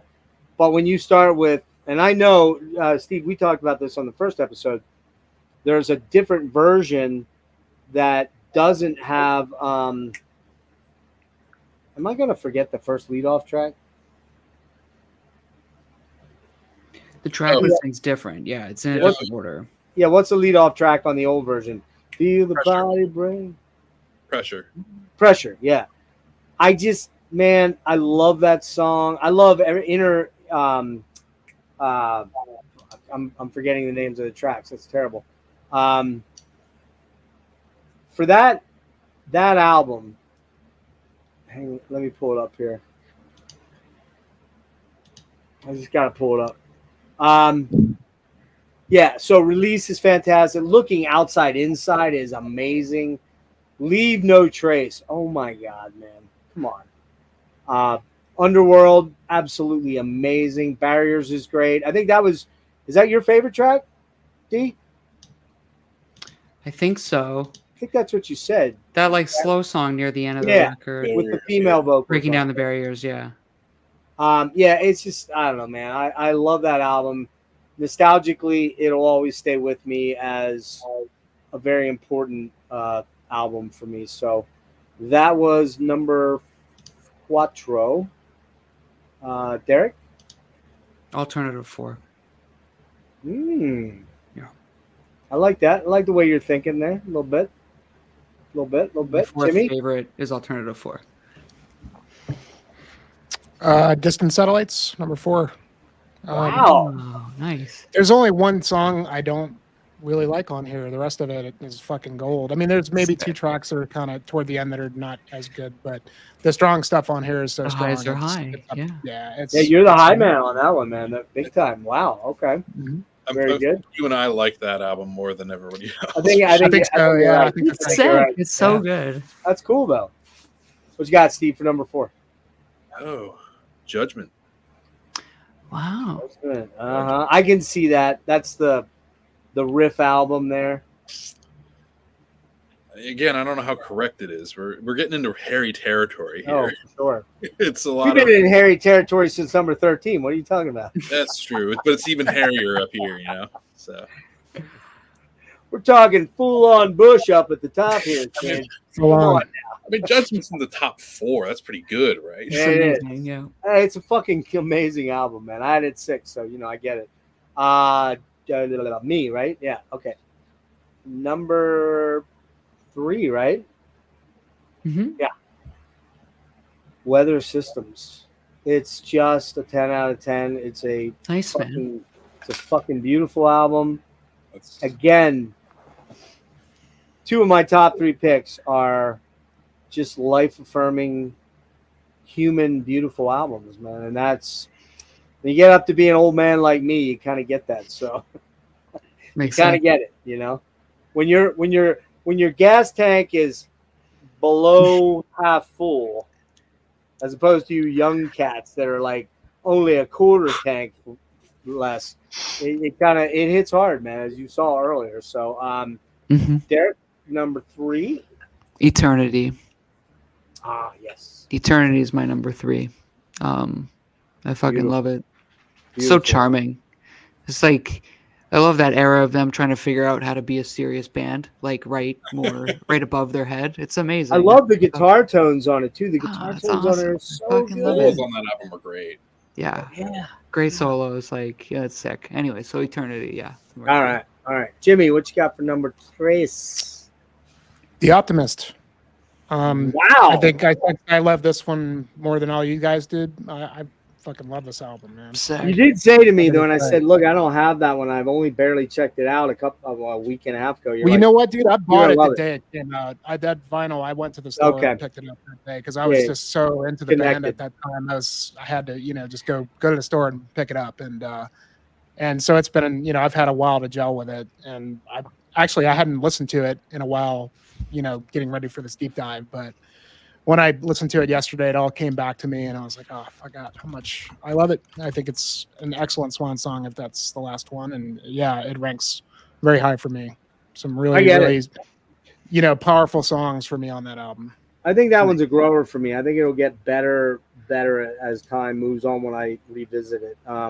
As I told you, it's funny. I drove home. I listened to that all the way home from the Boris show the other night last week.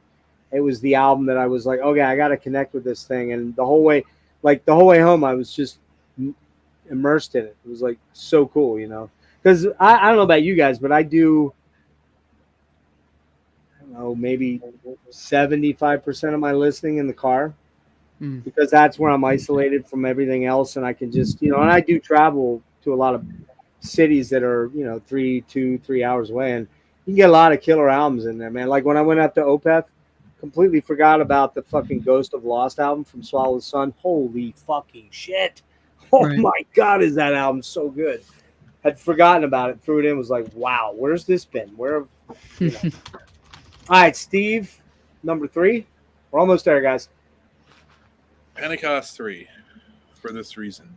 When I was a teenager in my first band, we had a drummer who lived way, way out in the mountains and the woods. And you can imagine like a 16-year-old me, 17, however old I was, driving my mother's Civic to band practice with this album playing through like the mountains of Pennsylvania in autumn. It's something you never forget. Yeah, you're up Williamsport area, weren't you, from up that way? Yeah. It's very mountainous up there, yeah. So yeah, that's, and the same, well, with the other two that we'll talk about, but they're all kind of connected. Steve, did you have hair back then? That's the question. Oh yeah, I had hair halfway Yeah, down. a lot of hair, didn't you? Yeah. Yeah, as an outdoorsman, man, I can tell you that music is a big part of that for me. I mean, it goes hand in hand, Yeah, once you make that connection, you can't shake it. Oh, you can't. It's fucking forever embedded in you. Okay, number 2. Man, this was hard. This was so hard. I struggled so difficultly with this. This was back and forth. Top 3 were kind of jumbled a number of different times. I got to go We're Here Because We're Here as number 2. Because my number 1, there's just something about this album that just breaks me, man, entirely. Although you could say that about We're Here, because I was struggling to get through that. So, I mean, we're here before you're here. Before we're here because we're here. I don't know, man. It's a 15 out of 10. It just is. It's a stunning album.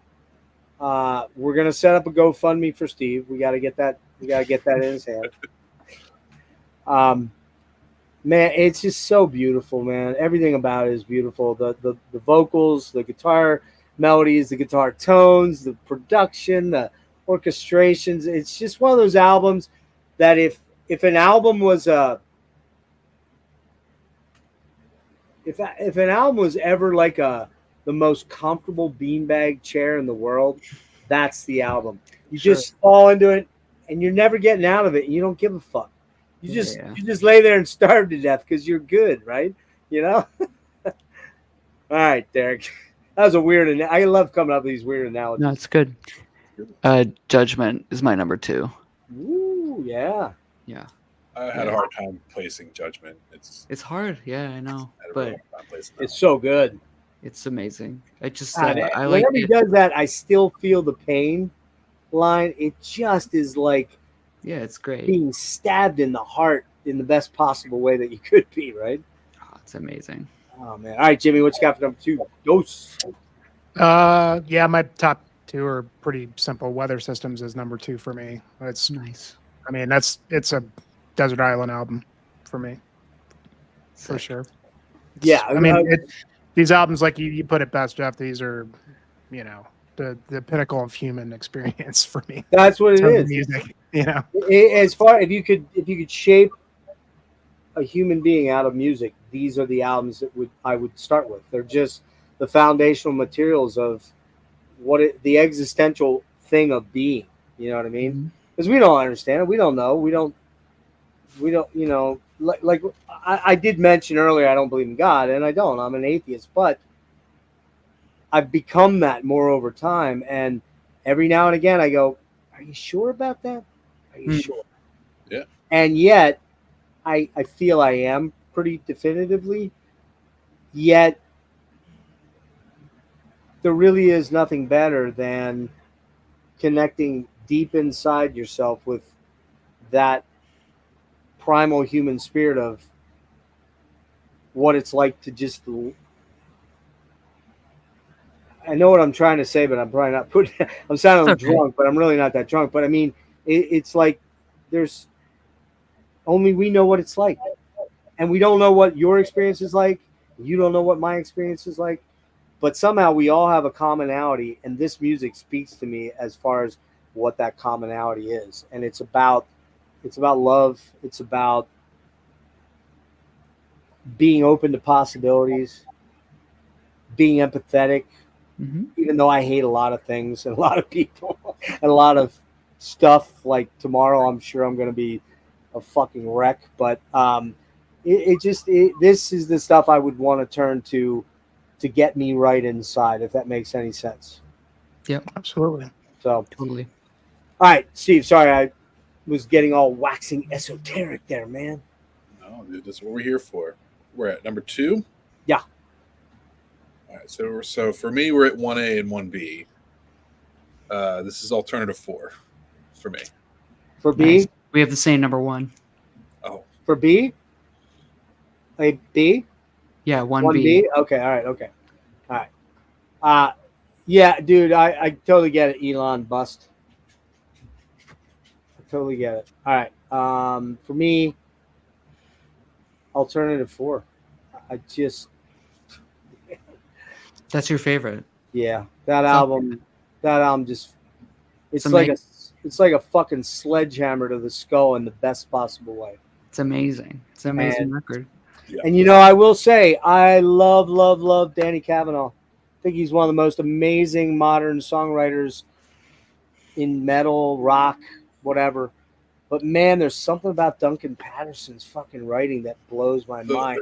And that dude just writes the most deepest, hard-hitting tracks. And I don't know what's going on between those guys. I don't care. I'm not involved in it. Yeah. I wished he would have come on and spoken to me, but I don't think it's going to happen. But man, alternative 4 is just, when we hit that again for the first part, I was like, oh my God. I listened to it like 5 times in a row. Yeah. I just can't listened to that album probably the most. Can't get enough of that album. It's just so perfect. And yeah, the production's a little different and the guitar tones are a little different. It's not we're here because we're here in terms of modern production, but I don't care. It doesn't matter. The songwriting is the key. So, all right, what you got, Derrick? I was not following, so I'm curious here. My number one? Yeah. Oh, Silent Enigma. Yeah, It's it's like so the- weird. It would have been like the mine had we done this. Had we easiest done this off answer. the cuff, dude, I would have said that right off the bat, but it changed for I've- me. I don't know what happened. Yeah, I fucking love that record, man. It's just amazing. No, I get it. Yeah. Get it. Yeah, it's great. It's incredible. What's not to love about it? It's fucking amazing, man. Did you All right. like that one instantly too, Derek, or did that one grow on you?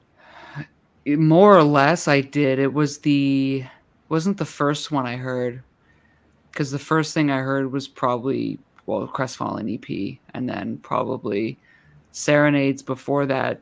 And Serenades, I don't like all the songs on, but the songs I like, I really like. But then when I heard Silent Enigma, to me, it felt like this like fat trimming process. Yeah. But also the flow of the record is so weird because they It is. clearly went into the studio and they weren't finished writing it when they started working on it. So it's kind of amazing, like the way it flows. Like some of the interludes are like long, or like the non-metal songs are long, but they have these amazing moments. Like what's this? Like it's a good record, but by the time that fourth song hits, what's it called? Sunset of Age. Sunset of Age. Oh, It's basically incredible from there on out. Like that. Yeah. Nocturnal Emission rules. is amazing. Like, yeah. oh man, Restless Oblivion starting out with that track. Oh, Yeah. A Dying Wish is Dying like, Wish? Dying got a Wish, yeah. million Dying Wish. stuff. Yeah. Mhm. Yeah, I might have made a mistake there. I may need to reevaluate this tomorrow. The closing track too, Black Orchard. Like, Yeah, Yeah. Orchid. Yeah, yeah, I love. Amazing. It's so pretty, but then I love like the Celtic Frost ending of it, where it's just like super dark with the. It's got the timpani, the dun dun. Yeah. yeah.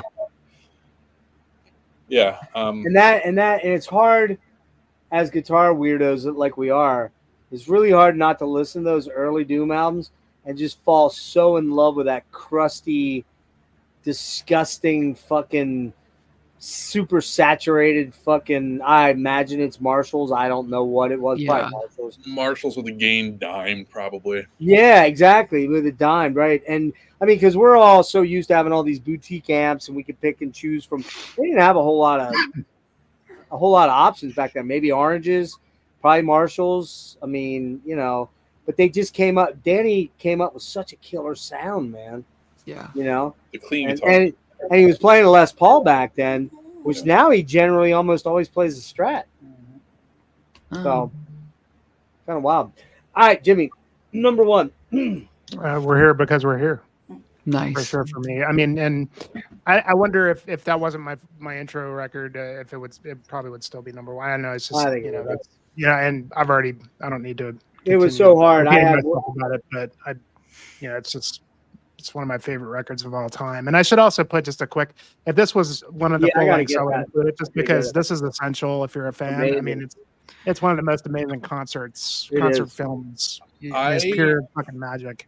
I was watching some songs from that. Like I'd only seen. I don't know if I'd ever seen any of it. But I was just watching some live clips from some of the new stuff. And yeah, it's unbelievable. Yeah, I sent So that good. to you, Steve. I was like, "Have you seen They got the this?" full orchestra and they've got like, Yeah, I it's mean, amazing. it's just Yeah. incredible. And what's so but cool yeah, about that band is too they're very crowd interactive. They're very, Mhm. Yeah. you know, Vinny and Danny's always like out there going, bring it, just get the energy up. And it's like, you know, you two guys know standing on stage what it's like. Now, I don't know if you have different views on it, but like when I went up to see Opeth the other night, Tribulation opened, and I fucking love Tribulation, man. I love that band.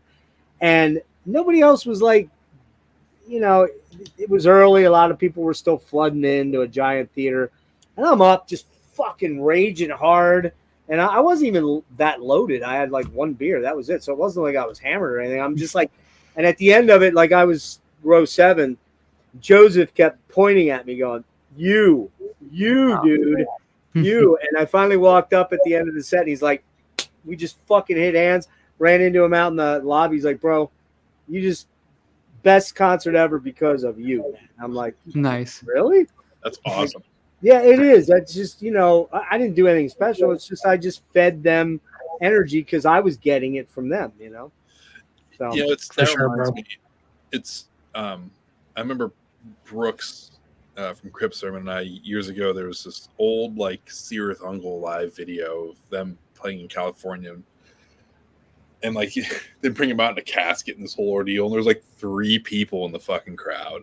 I But know. there's this guy who's just up front, and he's just fucking going for Hell it yeah. the whole time, and there's like no one there.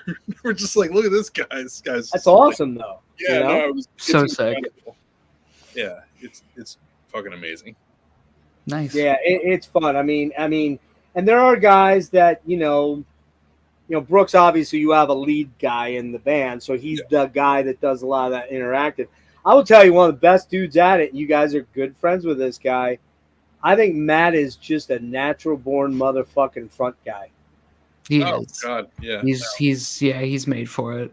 He just knows how to get the crowd going and engage everybody to the point where, like when Steve, because you were there, man. Like when he's out fucking walking on the tiny little bar beside the stage down there at that show, and it's just like, what is he doing? If he slips and falls, he's gonna break his fucking neck. He doesn't care, man.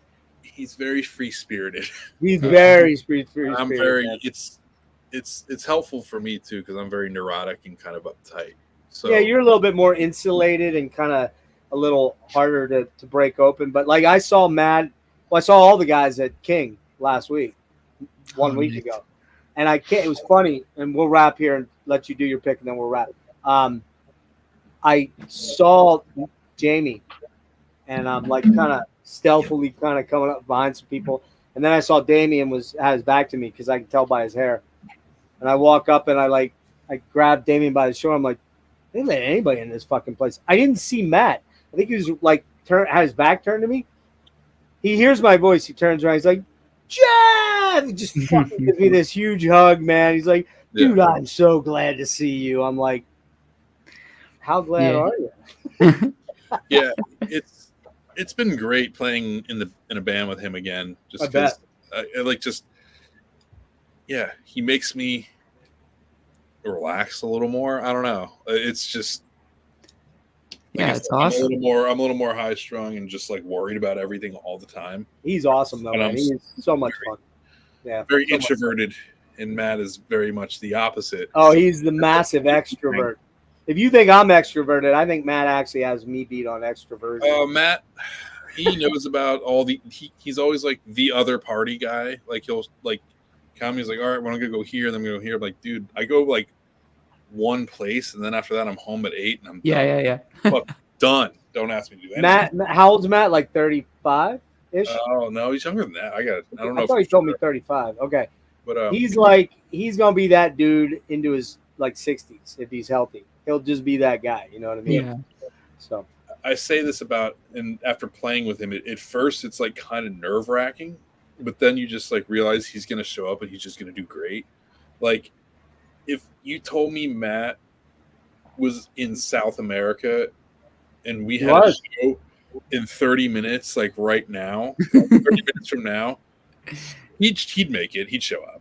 Dude, I talked to him in South America. I'm like, bro, don't you have a show in like 5 days? He's like, yeah, I haven't even started practicing the ecdysis stuff. I'm like, what the fuck, man? Yeah, no, I got to get on that shit. But he always delivers. He always nails it. So it's like, it's just been good for me. Yeah, I'm looking forward to hanging out with you guys out there a little bit. So, Steve, what you got? We'll wrap up, get you guys to bed. Silent Enigma. That's the one that got me on this journey. Yeah, man. With that also introduced me to atmosphere in particularly metal or music. That was my introduction to it before I got into any black metal or anything else. But yeah, no, it's hard to pinpoint. It's just one of those albums, just very special. There wasn't one before it. There hasn't been one quite like it after. But it's a very unique record from from an era, and it's just been with me. It's for half my life at this point. What year did that come out again? 95, I think. Yeah. It's 95. kind of fucking weird that as the old dude that was kind of there when it was all happening, and I would have said, had we, prior to this deep dive and re-evaluating this stuff, I think if you come up to me and said, what's your favorite Anathema, I'd have gone, oh, Silent Enigma.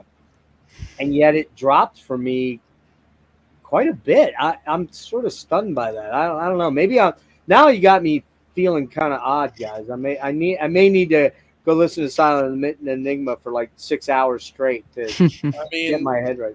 Here's the thing. Okay, so we've spent close to 9 hours talking about this band. Yeah, right? we have. And 8.5. 8.5. Okay. How many? 13 records. How many great albums? Like most of them. You can't. Yeah. It's just like it's unbelievable. What a fucking career. Yeah, it's crazy. They're like, what a fucking career this band had. Like, I mean, I can't even say that about my favorite band, Rush. I love that band to death, but they've had a few, Test for Echo, Roll the Bones, a couple good songs, but pretty, that's just me. But I can't say that. What's that? Counterparts. I like Counterparts though, dude. I kind of like that album. I don't love it. It's not great, but it's weird because some of the stuff like Presto and Hold Your Fire have risen higher for me than when they were way down on the bottom. And they, the 80s, the super 80s, Rupert Hine, Colin Richardson, or was that his name? Colin. Yeah, whatever his name. Colin. Vapor Trails. Yeah, Vapor Trails. Yeah, Vapor Trails is a tough one. That's a tough one. It doesn't match up. But well, look, guys. Real quick, Jimmy, you got anything coming up? Yeah, I don't know, man. I just wanted to say, not really. I mean, getting into winter months, so my channel goes a little dark. But hey, guys, it was cool, Derrick and Steve, to meet you guys. Man. And you guys are doing great shit. I love both your bands. I'm looking forward to seeing you guys, Steve. Congrats on the new record. It's awesome. I love it. Derrick, hopefully you guys make it out to Denver one of these days. I don't think y'all been out here yet, have you? Just once in 2018. Really? I don't know where the fuck I was for that. That might have been before I heard you guys. I don't know. But anyway, hopefully you guys get out here one of these days. Hopefully. Yeah, for sure. But you guys rock, man. It's killer to talk about this amazing band. Yeah. With such good company. So cheers. Cheers. Derrick's sick of seeing me show up at shows. Oh, no. No, never. Derrick's awesome, man. We give each other big hugs, and it's all love, man. Always. On I'll hit you guys last. On my channel here, there was going to be an interview tomorrow night, well, tonight, with Terry Gorley from Heir Apparent. I'm super stoked to have him in. But my special guest host, a guy you might know, guys, this dude named Phil Tugas. You know that guy? Yeah. Phil really wants to be in on it, so I'm going to include him. So we put that off a little bit. Plus, I went on a little bit of a vinyl buying binge and bought all their albums. Not OGs, but no, one is an OG, and it was a little saucy. So, so those guys, that's coming up. I got Cammie Beverly from Oceans of Slumber on Friday night at 7. Nice. 7, I think. She probably likes this band. Oh, I would think. Yeah, I would think she would. I'll ask her for sure. And then this Saturday coming up, this one might be a bit of a long one too, 4 or 5, I think. We're doing the entire Kate Bush. I didn't bring up Bush just to talk about Bush. I actually had a purpose for it. Kate Bush, deep dive on all of her albums. It's going to be me, John Halm, and Hunter Ginn from Agalloch. Which is your favorite? And I don't know yet. Just yet. Sensual World is my favorite. I like that one a lot. I love Hounds. I love the what's it called? The Dreaming? The Dreaming, yeah. Yeah. A lot of amazing albums there. So that's gonna take a lot of work. Not metal at all. not even remotely metal, but kind of metal. It's And just so that's that's fun. Saturday night. I think that's at 8 o'clock. We're doing that. Oh, Eric Berg is joining me too, the young Canuck, Cronus Jr. He's joining us. We call him Cronus Jr. because he kind of looks like Cronus a little bit. And there are some other kind of the Tribulation guys. I got to lock them into a day, but they're going to come on and talk about their new album, Sub Rosa in Eternum. It's fucking great album, man. All their albums are great. Holy shit. Nice. Do you listen to them at all, Steve? Do you know them, Tribulation? Me? Oh yeah. Man. Derrick, do you know them? Just when I've seen them at shows. Oh, dude, their fucking guitar playing is so good, man. I was obsessed with like Formulas of Death and Children of Oh, Death. same here. I love that album. It's so good. Formulas of Death was a pretty like futuristic sounding record back in 2013, I believe. Was it? It was around 11? I thought it was 11. Maybe it was 13. It might have been, and then maybe Children of the Night was 2000. I don't know. But yeah, I haven't kept up as much, but yeah, I was definitely big into those early records, like those two albums in particular. Yeah, I mean the new one's very Sisters of Mercy, Bauhaus, very. I'm trying to think who else. A little typo-y at times. It's just really good. So gonna get those guys locked in, and let's see. I'm trying to work on Frederick Ockerson. I think I might be able to pull him in at some point in time. So, guys, I want to thank you so much for doing this. I really appreciate it. I will not bug you again for a while. But, Steve, I do want to leave you with this. Maybe we'll talk more about this in Denver when we have a few beers and we're a little inebriated. But we'll talk about it before that when we've had a few beers through Instant Messenger, I'm sure. I think we want to start thinking about Sabotage. I think we do want to do that somewhere down the road. Okay, we can talk about that. Because that's a band. Fan. Are you? Oh, huge fan. Yeah. No. All those records. Sabotage? Well, I didn't. Now that I would not have pegged you to be a Sabotage fan, like a big one. Oh, right. I mean, at least like 3 of those albums, I think, fucking rip. Oh, fucking Hall of Mountain King and Yeah.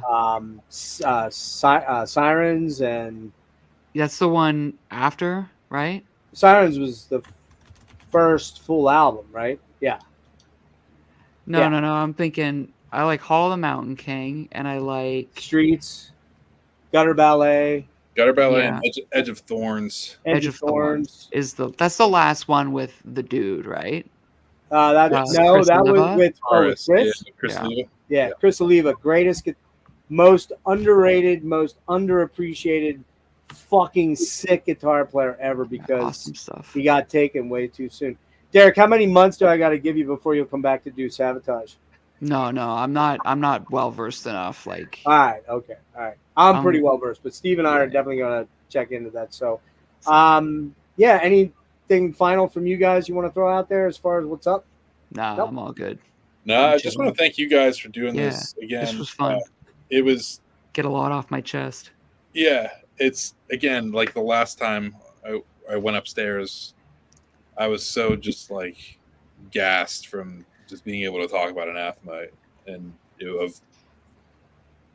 24, 25 years of being a fan. I can finally like just and just talk to people about it. Steve's going to walk up and wake his wife up and go, "You're not going to believe what this guy said. Listen, here." Well, it was funny. I walked up to get like water or something in the last episode. She's like, "Oh, you're done?" I was like, "Fuck no, we got like 5 albums to go." I was like, "We're in the weeds." It's like, "I'll see you in a Deep in couple it. hours." Yeah, Deep in it. Jeff's deep dives are not for the timid or faint. Let's put it that way, man. No, I loved it. I love this. It was awesome. Yeah. Well, man. we're gonna do Sabotage somewhere down the road, but I probably not before I see you out in Denver, hopefully. And Jimmy, I'll be talking to you next few days. I'm gonna grab that. Sure, brother. I'm gonna grab that ticket. So, everybody that joined in tonight, thank you so much. Appreciate it. I will have a write up with links for Derrick and for Steve and all the band No related worries, man. stuff. No, I can cut and paste from the first one, so it's pretty easy. Yeah. Okay. Jimmy's stuff I want to put in there. Maybe I did do it already. I don't remember. I might have. But go support these guys and help these, buy some stuff. Appreciate what they do, man, because they give us a lot of enjoyment and they put a lot of hard work into it, and we all really appreciate it. Show your appreciation by helping them out by buying an album or a T-shirt, or I got a lot of Crypt Sermon shirts and 2 mold shirts and CDs and DVD. No, I don't have any DVDs, but I got albums. I'm missing one album, Steve. You know what I'm missing? You know what I'm missing? Remind me to give you one. I have like 3 or 4.